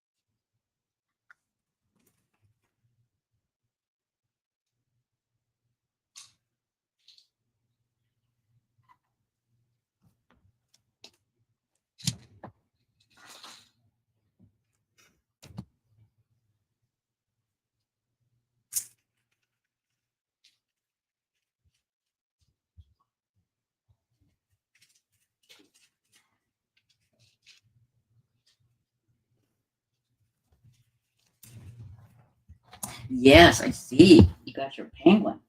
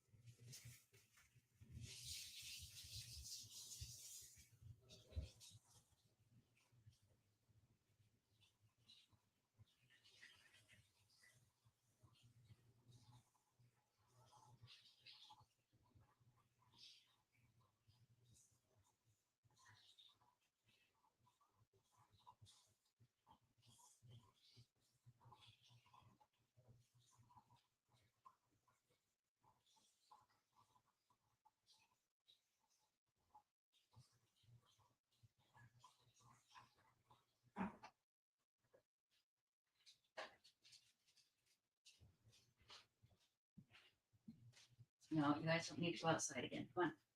Let's go here. Where's your penguin? Where'd your penguin go? Where'd it go? Where's your penguin? Oh my goodness. Where is it? Oh, there it is, you silly boy. There it is. Come here. Penguin. Okay. It's in there. Okay. I think we're almost ready. I think that was like sit there with my big fat gut right in front of the camera. Ooh, that was kind of frightening. Okay. Got to put on a little makeup, guys. Yuda, hi, my sweet. Yes, that is a frog on top of my tinfoil hat. We do have some great entries that we're going to be showing you in our tinfoil hat contest coming up. I went to put my squeezy cheese on my tinfoil hat, and my squeezy cheese, I guess you can't keep it for 5 to 10 years. My squeezy cheese was squeezy cement. It wouldn't come out. This was the best I could do. My tinfoil hat in honor of Stacy with a frog. I think it's beautiful, but that's just me. Okay. In fact, let's put this right down here for now, because Othie likes to get up on the back of the couch like a cat. So I would put it up there, but that's what he likes to do. Let me just put on some makeup, and then we're going to get cracking. Hey, have you guys been to Websleuths.com this morning? The very best true crime discussion forum in the universe. It is hopping. They are talking about, still mad, and rightly so. The members are still mad about Stephen Stearns getting the plea deal of a lifetime. And he never admitted to killing Maddie. He just, what did he plead? No contest. He pleaded no contest. You piece of garbage. It sounds, you know what it sounds like to me that Stephen Stearns is trying to do? It sounds like he's trying to intimate that Maddie's mom did it. That's what it sounds like. And then his little speech there at the end. Oh, I miss Maddie so much, and her death has caused us so much pain. It's like, you piece of garbage. You're the one that caused the death. He was talking like somebody who hadn't done anything wrong. You know, and he had all that CP on his phone. And he'd been abusing her for years, just for years. And the other thing is, people are wondering, where was Maddie's mom? Now, somebody said she was in court yesterday. I saw a news report that we played it last night that said she wasn't in court. What happened? You know, I know she was abused. Absolutely. But I'm sorry. To me, if you're abused and you let your kids be abused, that's where my sympathy ends. It does.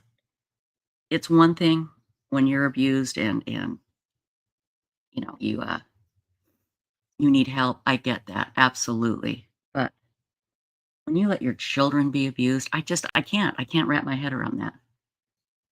I'm sorry. She had to know what was going on, in my opinion. She really did. She absolutely did. Let me put a little little eyeshadow on so I don't look like I have, you know, eyeballs that are going back into my skull here. So hang tight. Let me just do this really quickly. Put a little bit of dark on here, a little bit of light. Sorry, people, you're seeing how the sausage is made. And it's some pretty old sausage, I gotta say. But anyway, I wish we knew more about what was going on in this case. Like, why hasn't Madeline's mom been charged? I don't understand.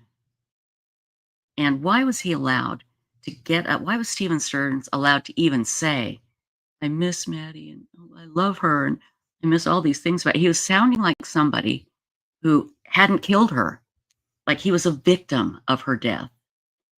And then he apologized for the hurt he caused. You piece of garbage. I'm sorry. Now, I know there's people that are angry at Stephen Stearns' parents, but there's a great interview, and we'll find the link and put it up, that Dr. Mathias and Laura Mathias did with Stephen's parents. And I think you will have some sympathy for them. I believe they did try to get their son help. And problem is, in this country, you don't have to accept help. You don't want it. As long as you're not a stark raving lunatic trying to kill somebody or trying to kill yourself, you don't have to have any help whatsoever. None. Why does that always go darker on that side? I don't know. Hang on here. Now, where is my... There we go. There it is. There it is.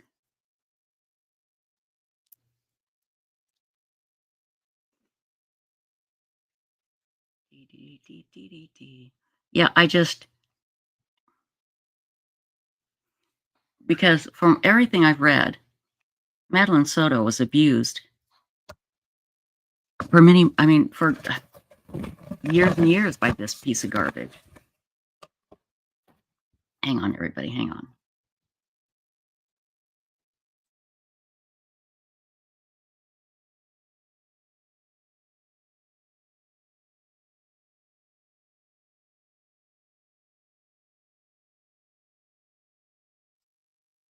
I have to use that saline nose spray.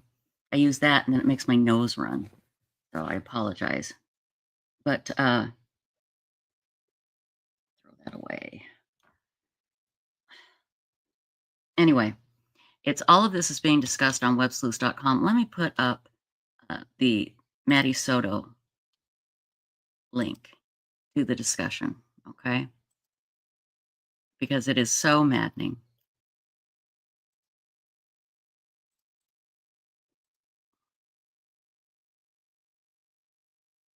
And if you haven't joined Websleuths.com, I would encourage you to do so.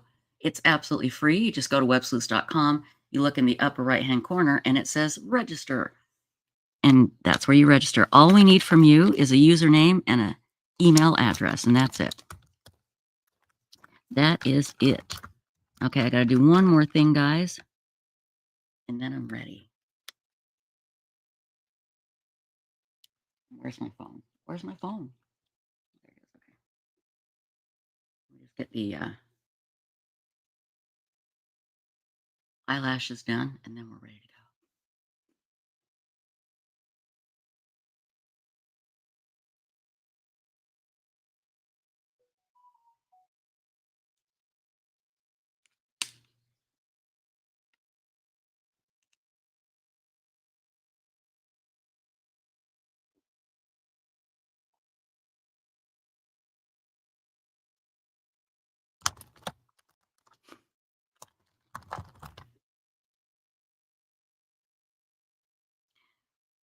But here's the thing about Stephen Stearns.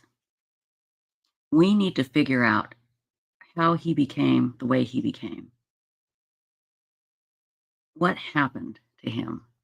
That's really important. And again, I'm not talking about coddling criminals.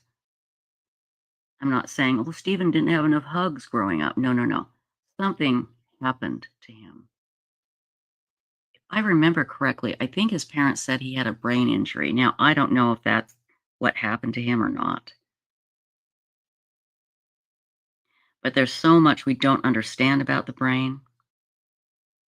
And I'm telling you, there's going to come a time, I don't think it'll be in my lifetime, but there will come a time where when somebody is just a horrible, deviant, violent piece of garbage, that they will be able to rewire the brain and fix it. Make it so those compulsions are not there anymore. I firmly believe that. But then, where do you stop? Where do you stop if you can control the brain and how it fires?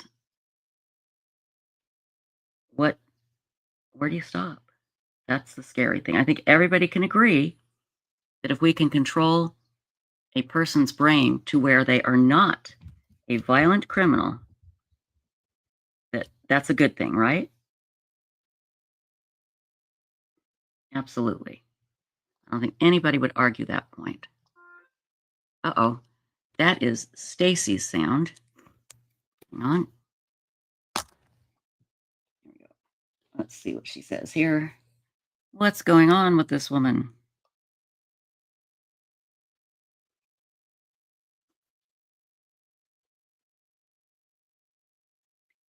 We've got, okay. Hold on here.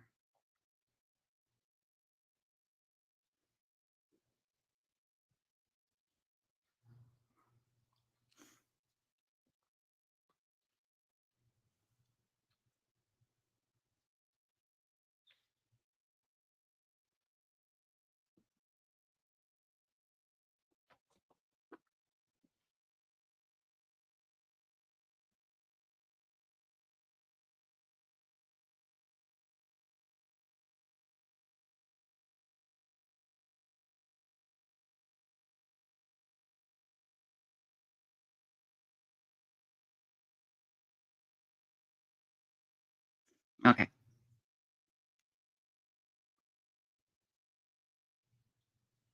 Ta-da! You're like, what's the difference? What changed? Not a whole hell of a lot, that's for sure. Anyway. Okay.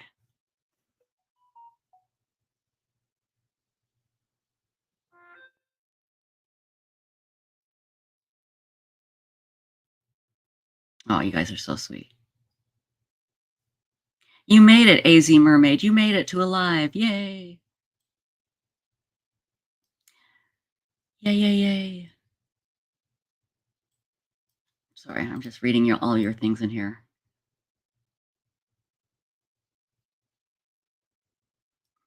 Woman of Steel. Yeah, I'm sure Stephen Stearns might bankrupt his parents. You're right. You're absolutely right. Honey, why are you looking? What's wrong? Do you have is something hurt? Huh? What's the problem? What's the problem? Oh, sweetie. He's been licking his legs, so there's nothing wrong, and I'm hoping it's not an allergy. What do you think, Scrappy Joe? Scrappy's like, he's annoying. My little brother's annoying. I'm sorry. There we go. Okay. So,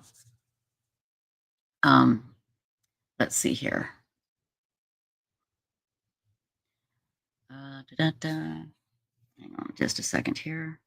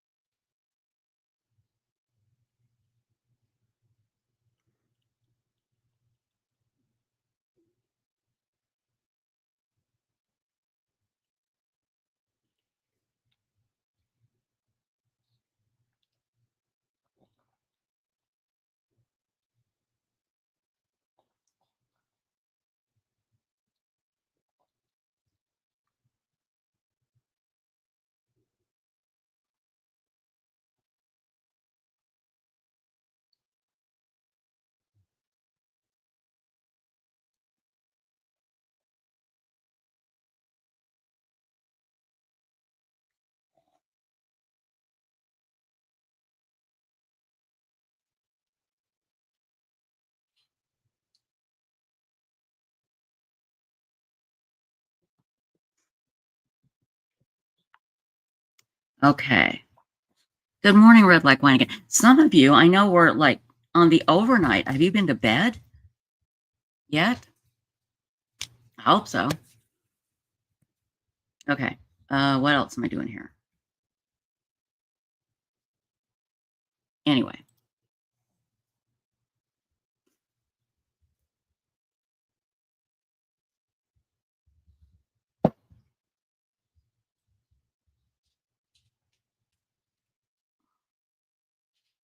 B-Team Paranormal, good. Yes. Oh God. Clockwork Orange. Whoa. 1971. That is a wild movie. Oh, there's your penguin. Look at it. Oh, okay. Oh my gosh, Scooter, you're so sweet. And Scooter sent in an incredible tinfoil hat that we'll be showing here in a little bit. It's the end of the world again, ZCS. And how many times have we done this? We did it in 2020, which is one. Yes, say hi. Say hi. He's got his penguin. He's so happy. Like I said, he'd rather play with that penguin than eat. Okay. End of the world again. 2020, 2021, 2022, 2023, 2024, 2025. This is our 6th year doing this. And we're still here. The heathens, the people who are not worthy, according to Chad and Lori, are still here. And shockingly, you guys, I'm really surprised that Jesus has not come down to save Lori and Chad, to clear them and to free them. I'm shocked. Absolutely shocked. Oh my gosh, Lauren Matthias is here, everybody. Lauren, my darling, how are you? I'm good. How are you? Getting Good. ready to take off on an airplane, Yeah. but I'm hanging out and I'm glad I get to chill for a little bit. Well, listen. So, good morning. Beautiful nails, gorgeous. Hey, we won't keep you because I know you're getting ready to jump on a plane here, and you're heading to Idaho, right? I'm headed to Idaho, and I'm good, Trisha. It's okay. Don't worry Are you about sure? it. Yeah, Okay. yeah. I'll tell you when I need to go. So Okay. it's good. It's good. I am. Well- I'm headed on a plane to where's my phone? There we go. To Idaho for the Koberger sentencing. Leave it to every case Hidden True Crime covers to kind of conclude in 1 week. Yeah, So exactly. Lori's case, Lori's Stern's case, Stern's case, Mhm. Koberger, and then we've made a commitment to covering James Craig every day. So And yeah, that's this is quite the busy, stressful week. But you know, it doesn't really matter in the end because it's the end of the world, right? well, it is, and you're right. It doesn't matter. It's the end of the world again, and Yeah, so Chad and Lori will be here, and we won't. We're not one of the worthy ones, so we'll just do right. our best until it comes. We'll do our best. Until it comes, it's the end of the world. We're all zombies. None of us matter. Exactly. And we're dark, and We're dark. here's to that. Yeah. Cheers to darkness. So let's talk about James Craig. And if you're not familiar with this case, oh my gosh, it is wild. It's this dentist who poisoned his wife, but he didn't just like poison her once. It was a slow go, and she ended up dying. And he's a guy that's had numerous affairs and paying money to webcam girls or strippers or something like that. Can you give us a little bit of the story here? And you're there every day in court. It's not live stream, people. And I just want to say this. You are the one that's there giving us the truth. You know, you don't come out and give little 2-minute versions of what's going on. Now, that's not the fault of the mainstream media. That's just how it's set up. You're able to come out, Lauren, after talking or after witnessing all day in court and tell us all the details. And you're the only one doing it. And we appreciate you so much for what Thank you're you. doing. Thank you. So- That means a lot. Yeah, you're right. It's not the mainstream media's fault. I was in the mainstream media as a broadcaster for 10 years, and you're given 2 minutes to tell Yeah. a story, and you have a set newscast. It's just how it's set up. You have to tell them what's going on locally and share. But yeah, so now as a podcaster, I'm able to tell recaps of each day in trial, and I learned just how important that was during the Delphi case, honestly. The Mhm. Delphi case was the first case we covered where there were no cameras in the courtroom. And I remember just thinking to myself, like, someone's got to tell people what's going on. You know, as a journalist, you know, transparency is key to me. And so, yes, this is just another one of those cases where there are no cameras in the courtroom. Respect the judge's decision, but I also believe that people need to know what is going on. And so I'm in there every day, and we give like an hour to 2 hour summaries every night of what's going on in court. And yeah, this case is diabolical. I think the only reason it hasn't gotten more attention, Trisha, is simply because the family has been private, the media has been private, understandably so. Not that many people are aware of this case, but this is not your. This sounds so funny to say. It's not your average poisoning case. I mean, gosh, every poisoning case is terrible, right? Like Right, every poisoning exactly. case is terrible. But you and I, we've been in true crime for so long. We've seen a lot. But this Yes. one is just horrendous in that he used at least 3 different poisons: arsenic, cyanide, and Visine eye drops. Starting slowly before hospitalization, sending caring texts throughout the entire thing. You know, we do a whole backstory where we read all of their texts, and some people are like, "Why are you reading all the texts?" I'm like, "Because this is the story." Like, look at this. He is poisoning her while saying, "I'm so worried about you. Let me take you to the hospital. I'll skip my workload and take care of you." She's getting sicker and sicker, and then while in the hospital, they are saying, yeah, that he was continuing to poison her, including giving her her final dose in the hospital. You know, he's a dentist. He'd show up in scrubs saying, "Help my wife," and then they'd be alone for a little bit, and all of a sudden she'd crash. And then we just learned, yeah, he was, you know, then, you know, it's the classic motives. He's severely in debt, and by severely, I mean millions, millions of dollars in debt. In So good debt. to see a hidden gem here. And cheating, not just cheating, but serial cheating, like 23 years of cheating, and 6 children. You know, also, so he's watching his wife suffer. There's something sadistic about this. And then his children are, of course, suffering because they're Oh, of course. losing their mother. And there's six children. Sorry about I'm making everyone car sick. I'm trying to put my phone down so I'm stable. But there we go. You're fine. Don't you worry. And I'm putting the link to Lauren's channel, Hidden True Crime. Please subscribe and check it out, because this is where you get the story, the true story. And again, this for all of the cases that you cover, but this case in particular, like you said, we haven't heard much about it. Family is not seeking publicity. That's not the right term. Isn't out there talking about this horrible crime, you know, and no cameras in the courtroom on this one. So it's up to you, Lauren, to tell us. But like you said, serial, hey, chill, everybody. You know, serial cheater. Now, why is he millions of dollars in debt? What happened? Do we know? That's a good question, because it's bizarre. I mean, that's got to take effort, right? Like, Yeah, how do I you couldn't get even do yourself? that. I know. I'm like, if I tried, I don't think I could get myself millions of dollars in debt. I mean, I guess I could go buy a $2 million house, but I don't think they'd let me. You know, like, Yeah, how do you pull right. that off? Yeah, exactly. So from what we know, we've talked to friends. They, of course, aren't going into details in court, but they have mentioned a cryptocurrency deal that went bad. So I'm like, okay, that could put you $1 million in. And then, you know, cryptocurrency is so volatile. And then we have heard from friends, it's in our backstory, that he was gambling a lot in Las Vegas. And then we also know that he was on the website seekingarrangement.com, which are sugar baby, sugar daddy style relationships. And he was pitching in his profile that he had like that he was a multi-millionaire. Oh, So I there you think go. there you go. So how do you pull it off? James Craig will write you the How to Get Yourself in Debt for Dummies book. Yeah, absolutely. There you go.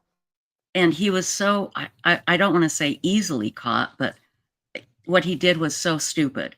He had poisons sent to his office. And then, correct me if I'm wrong, Lauren, he's a dentist. And he told his office people, oh, don't open those. And they did. And it was like the poisons that he used to kill his wife. Then he asked his daughter to do a deep fake video of some sort that would show that his wife was the one that ordered these poisons. Was that what he did? Yeah. So if you think this isn't crazy enough, and yeah, like I do wonder though, Trisha, if he would have gone away with it, if Caitlin is her name, Caitlin Romero at his office hadn't have checked the invoice of this package and seen that it was potassium cyanide. And it took her days to finally say something because as she said on the stand, she just couldn't imagine that one human, let alone her boss, just a human, could poison another human. So Like she was that, checking yeah. the symptoms. She waited days before saying something because she thought there's just no way. There's just no Mhm. way. Right. And by the time she shared, it was too late. I don't blame her for that. She shared, it started the investigation. You know, they were able to test her. But to your question, wait, what was your question? To your question, I went It over. was the daughter who made the deep fake. Oh yeah, the daughter. So you're like, if this isn't crazy enough, we learn that after he's in jail, awaiting trial, he writes his daughter to bail somebody out, a buddy, Right. which she does. And once she bails this guy out, because she's a teenager, she's young. Mhm. Once she trusts her father.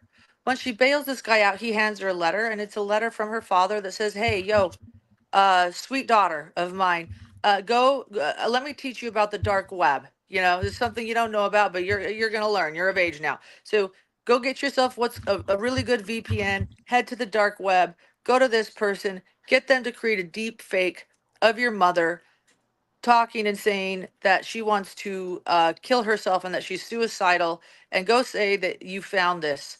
I mean, it's like, okay, people are like, oh, the defense is like, well, he was desperate. I'm like, desperate? Desperate? Oh, Desperate please. to use his teenage daughter to frame his murdered, well, allegedly murdered wife. And then, in addition to that, we learned that he was doing hit lists from jail. If that's not enough, okay, he's desperate. Okay, desperate, sure defense, got it. Well, let's talk about the hit list from jail, where he's like, hey, by the way, can you guys make sure to take out this detective and that detective on my case? That's not desperation, that's insanity. Like, Yeah. you're gonna get a hit list on, and by the way, there are these amazing women. The women that are investigating this case, the two top detectives, are these females that would make all of us so proud.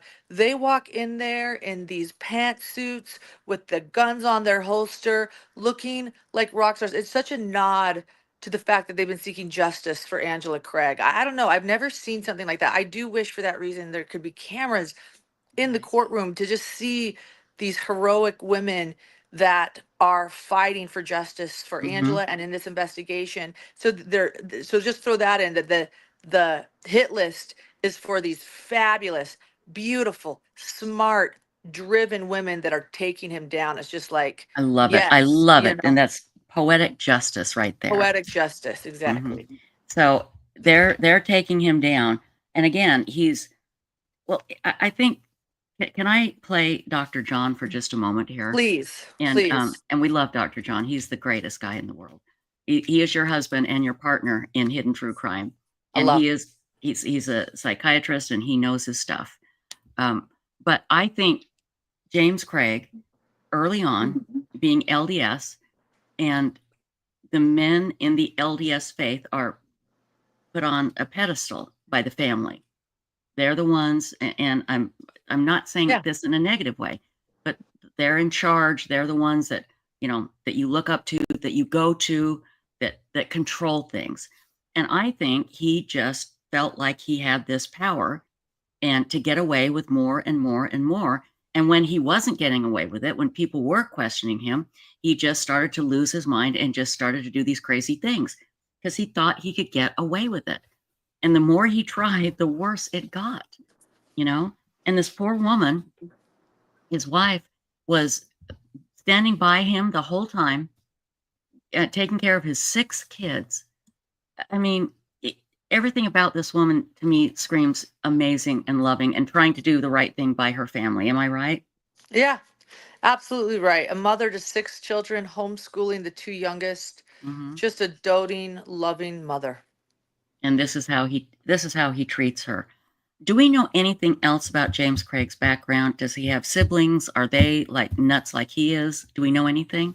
We don't know. We don't know. I do know that his parents are there every day. His parents are there every day.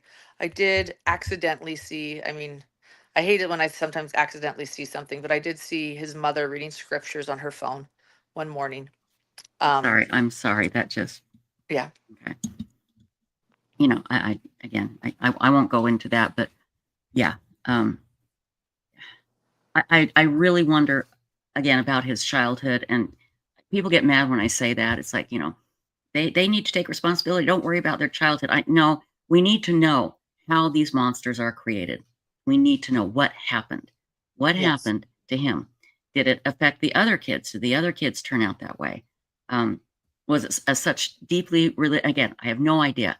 A deeply religious family that ignored warning signs and would just turn to scriptures rather than turn to, let's get this child help. Let's, you know, what the hell's going on with him? I don't know. I don't know. I do. Yeah, I just don't know. But there's something that turned this man into a monster, and he is a monster. And he's not stopping. I mean, like you said, he's got a hit list out on these wonderful detectives. It's like, it's almost a delusion that he thinks he can get away with this. You know, it really is. So, yeah, I don't know, Marissa. We don't know anything about his childhood other than, you know, his parents are there every day. We don't know too much about his childhood. We definitely did a deep dive. He had many siblings. He grew up LDS. You know, he met his wife at a young age. He had a teenage friend. His wife testified yesterday about her friendship with Angela. He had friends. John discussed things about like attachment, you know, that, you know, when someone is not satisfied or they have this fantasy about a relationship, or the fact that he said in a text, you know, that he wasn't even emotionally connected to these affairs, but that they fed his ego. It said a lot about, Dr. John explained a lot about his attachment issues, and that he was seeking something, you know, seeking something that he never received perhaps in childhood, a connection, you know, Right. this fantasy that Angela needed to be everything that she already was, but that he was seeking for something else, and that he was never going to sort of get that. So that was something that, you know, Dr. John sort of explained. So we can surmise, you know, what possibly happened. And, you know, when you have, I'm not even blaming his mother or father, but, Sure. you know, if you have so many children, and perhaps there was just one child that needed more, and somehow his needs weren't met. It doesn't matter. I'm not saying he was neglected, but what matters is, did he feel neglected? So maybe there Right. was something, you know, going on. No Yeah, blame towards anyone. Right.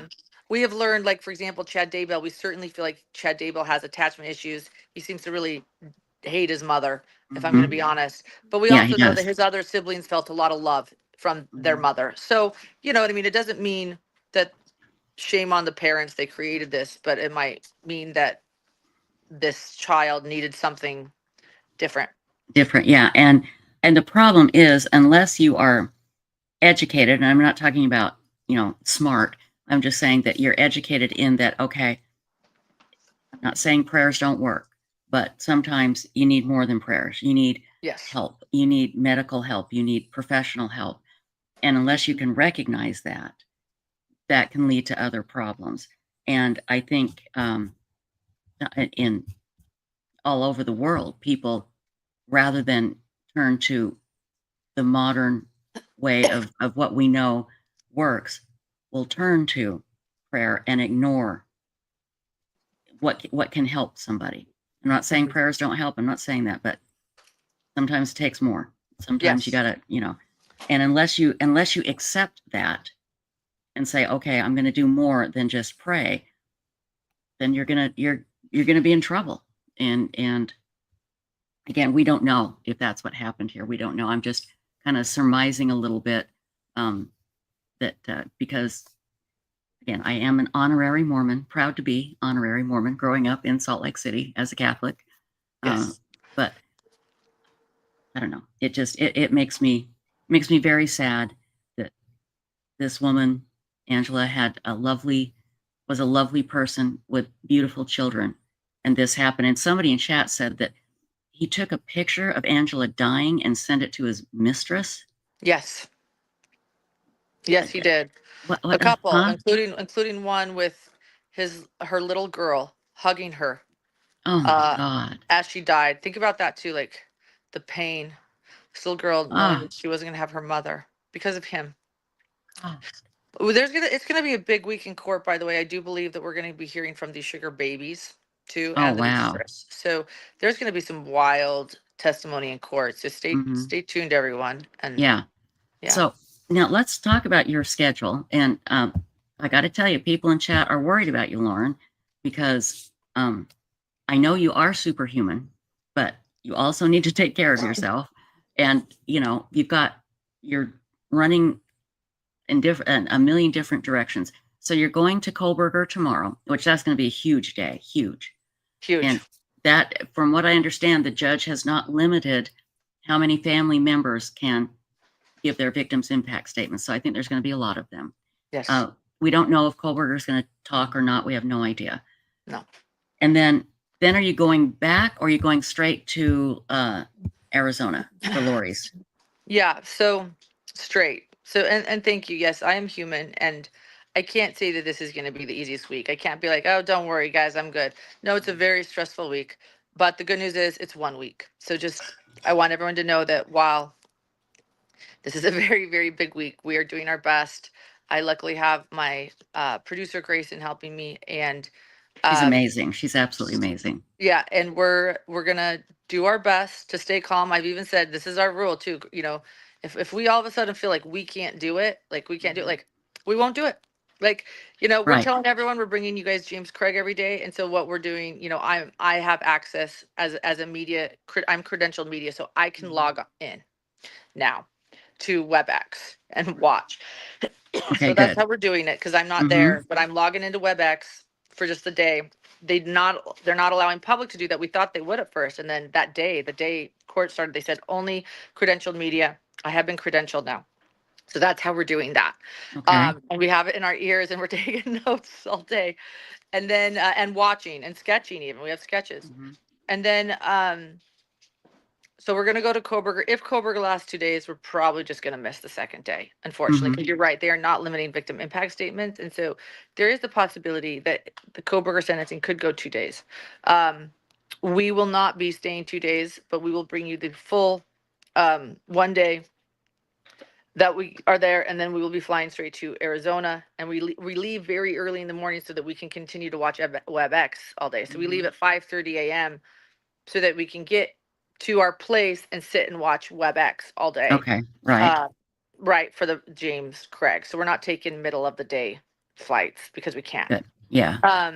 It's just impossible. So that's how we're pulling this off. And like I said, you know, every case we did miss the Stearns. See, that's something you know that we've been covering the Stearns in Oh, detail. and you were the only ones to talk to his parents. And I'm going to find that interview and put that up now, because we were talking about that before you came on, about Stephen Stearns. And yesterday, when he gave his statement, I think it infuriated everybody, because he acted like he was a victim of Maddie's death, is what he made it sound like. Yeah. And if I could have gone through the screen myself and strangled him, I would have. Yeah. And you talked to his parents. Talk about that. And I'll find that interview right now and put it in chat. Okay. Yeah, yeah. And by the way, I shouldn't say we didn't cover it. We didn't give a recap, but Dr. Right. John is going to go over his speech. So John actually is watching his speech today. Tomorrow was my little guy's birthday. I know. Oh, Yeah. I'm so happy. He's Yeah. so cute. Yeah, That's he going to be is. so fun. Yeah. So what did I say? I said tomorrow. That's how yesterday was. Yesterday Yeah. Oh, was. okay. So yeah, so John is going to go over his speech and talk about it at a later time. So yeah, you know, interviewing his parents was good. I've explained this, and I can't share too much because I think it's probably obvious that we spoke to them before the interview, like a few Right. times. Of course. And I can't really share everything we talked about off record, but I can say that they evolved in what they thought about their son before the interview. And we just listened, and it was interesting to be a little bit of part of that evolution, because I know that a lot of people have also heard their interviews with him recorded, and I want you to know that yeah, at first they did think that he was innocent of some crimes, and then as time evolved, they accepted it. And And before that's they did, big. That's big yeah, that they that's did. big.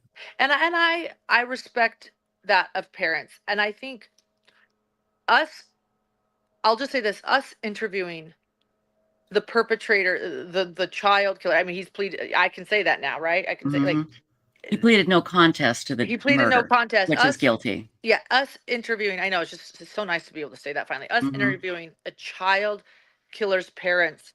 A lot of people hated that. I understand that. It's hard, but I think so often, you know, what Hidden True Crime does is we cover the hidden motives. We cover what's hidden, and if you want to understand crime to the deepest level, you Yes. also have to understand how the parents of criminals might process this or Right. feel. Right. And that is what we were doing, and that is to understand is to listen. Absolutely. Additionally, and I want you to say their evolution, even behind the scenes, was interesting. Additionally, there was one part where a lot of people got upset at Dr. John. And it was because, and I want to explain it. We explained it on our Patreon, but because of all the backlash we got, we only put it on Patreon. So I'll share it here. He said to them, you know, you told me that Stefan's had empathy. Can you tell me about that? And the parents, because the parents gave us a lot of background info before we interviewed them.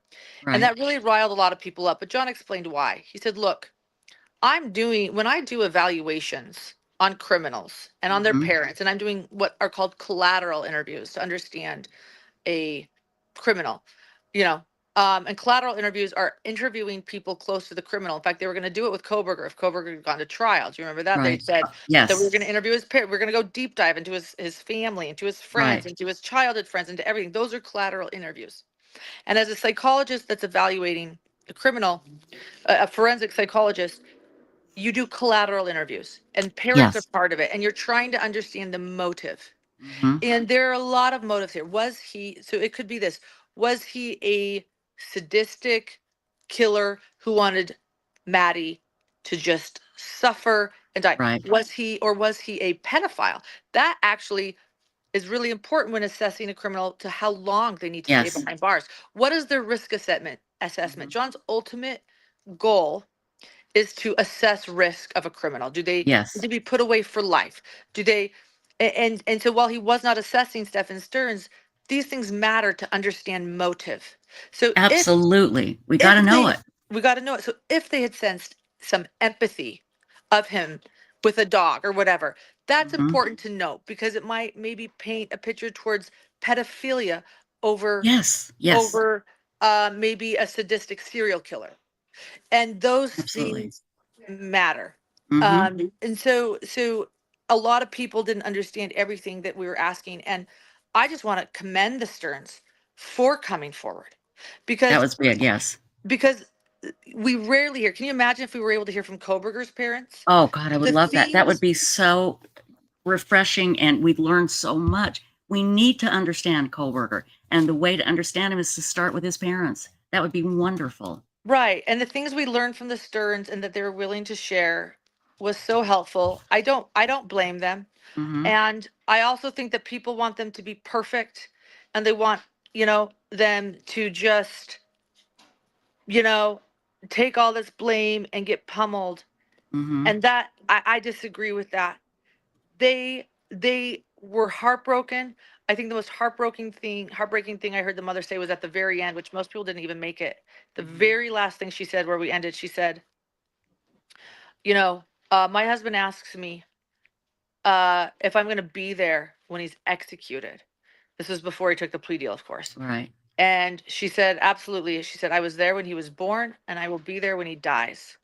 And I want him to know that people love him till the very end, which that's unconditional love. At the same time, she also called him a monster during the interview. So you can see the ups and downs. So And those you are know my what?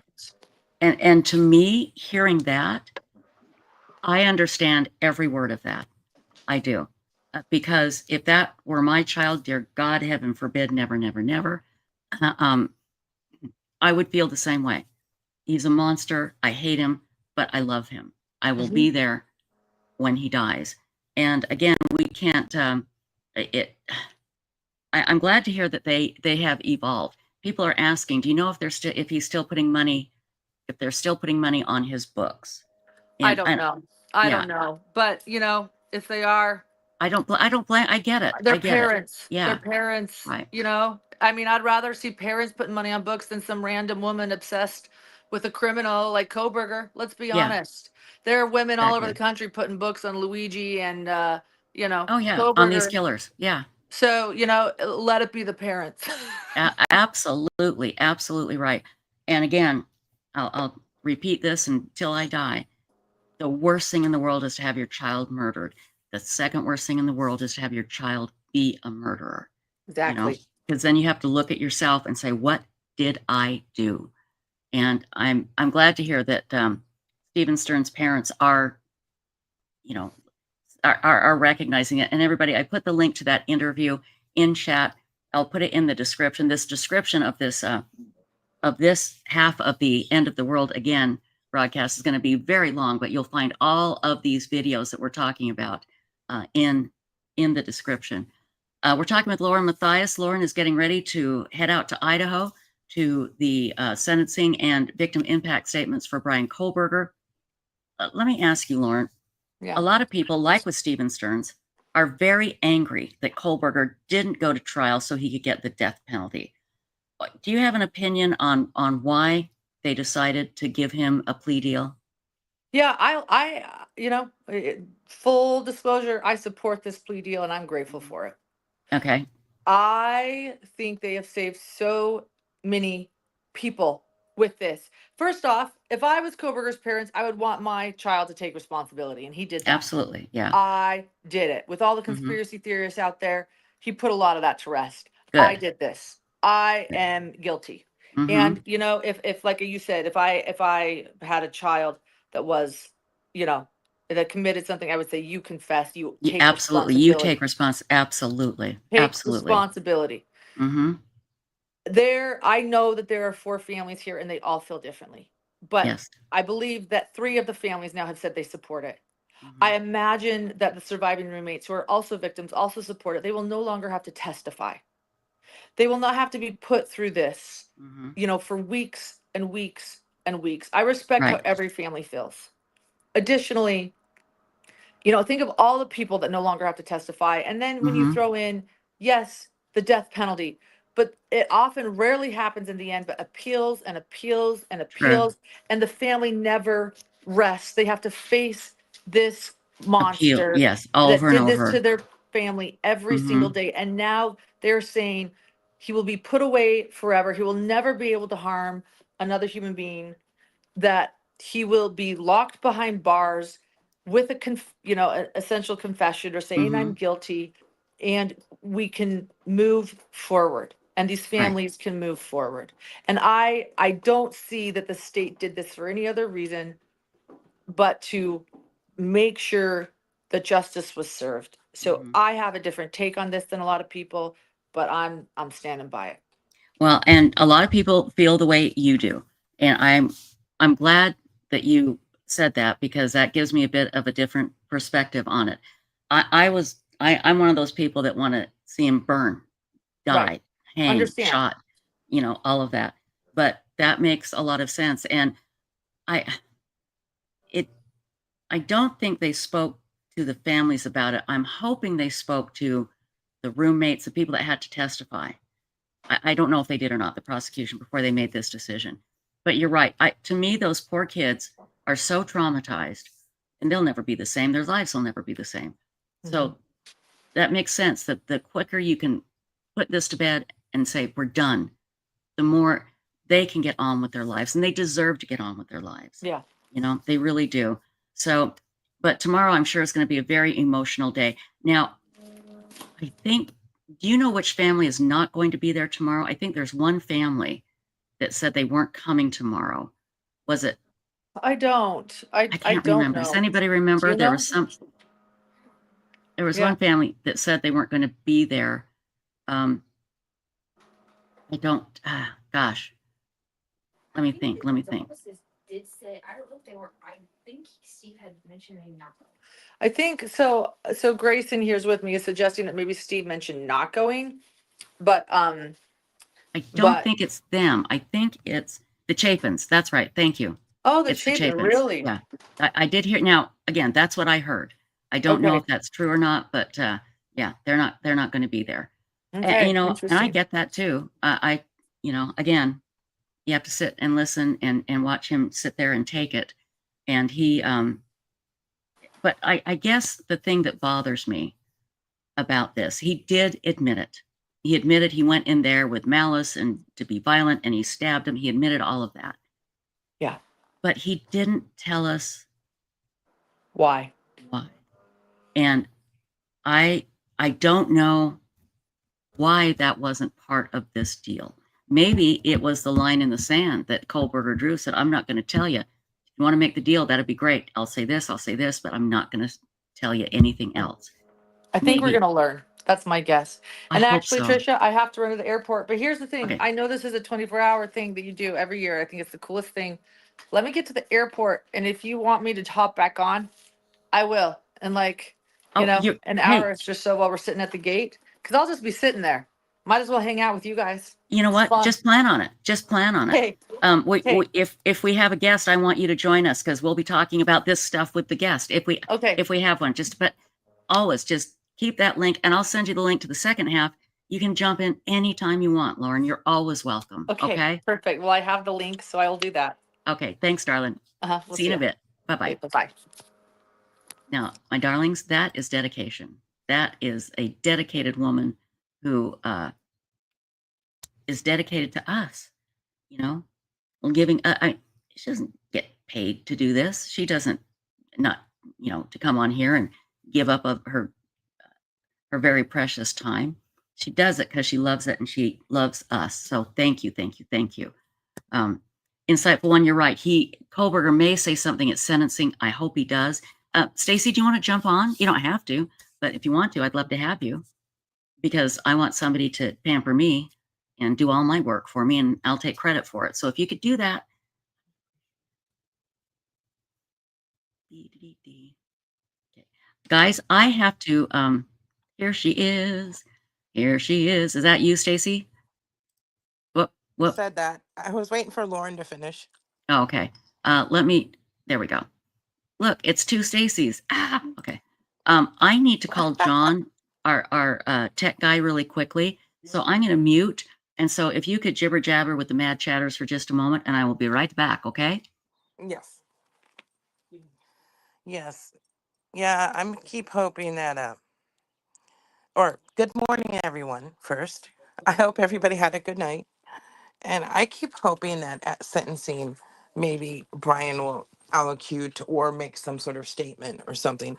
But I am pretty sure that he is going to be speaking after and telling a story, whether it's one we can believe or not, I don't know, but I do believe he's going to talk eventually, like on his terms for sure.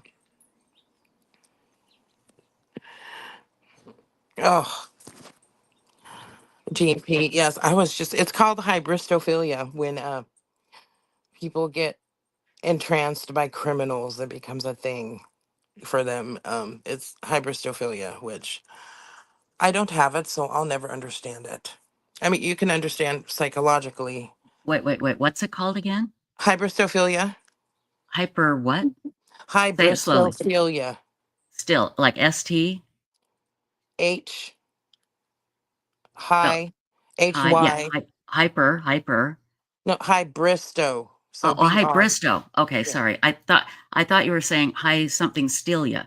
No. And I'm like, I've never heard of that. Hi, Bristow Stelia. Yes, ma'am. Okay. You got it. Thank you. Thank you very much. Continue on. I shall be right back. Thank you. So yeah, I can actually find something and look it up and put it in chat. A good source for that. But that's what it is called. It's a real thing. Bristow. Hold on, I'm getting a link right now. Oops. So how many of you have been here all night? You know, in previous years, there are people that actually stayed on all night long. I admire the commitment.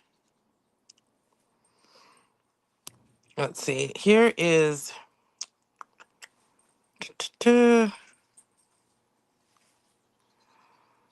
Here is one from, there are a lot. This is a whole paper on it. Here's I don't know if that's a good one. This one's,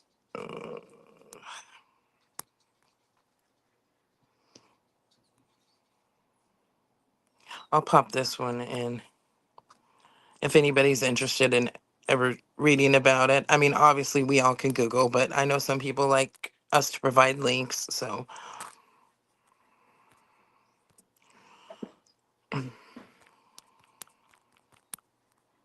Type it in and where people, criminals. I wish I could do like more than one thing at a time in regards to this, but there's a link for those interested. Uh, that's interesting. Kathy's Horses says, "Hi all. It seems like we never find out the why in trials. Chad Daybell, for example, or for instance, but um, sometimes the why is like it's obvious, even though they don't say it, you know, um, or admit to it. But no matter if they said why or not, it still wouldn't be good enough because there isn't a good enough, reason. I don't know if we'd be satisfied or not. I know people would still surmise it's something different than what they claim. See. Oh, me entranced, right. Says, I think it's crazy that the death penalty actually costs more in this country. I thought it was the other way around.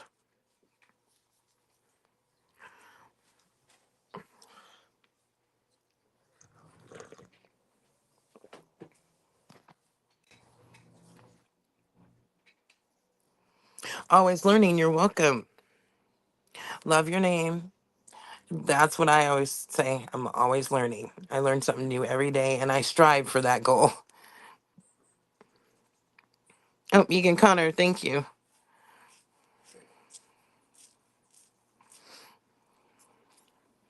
Marissa Monroe says, I fell asleep listening to you and Ping talk. I will have to go back and listen later. It was so interesting.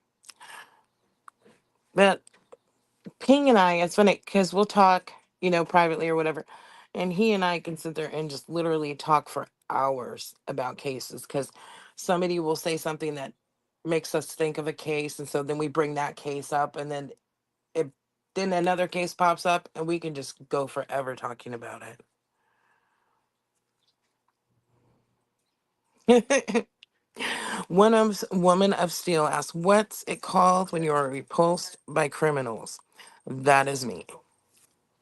And it's called intuition.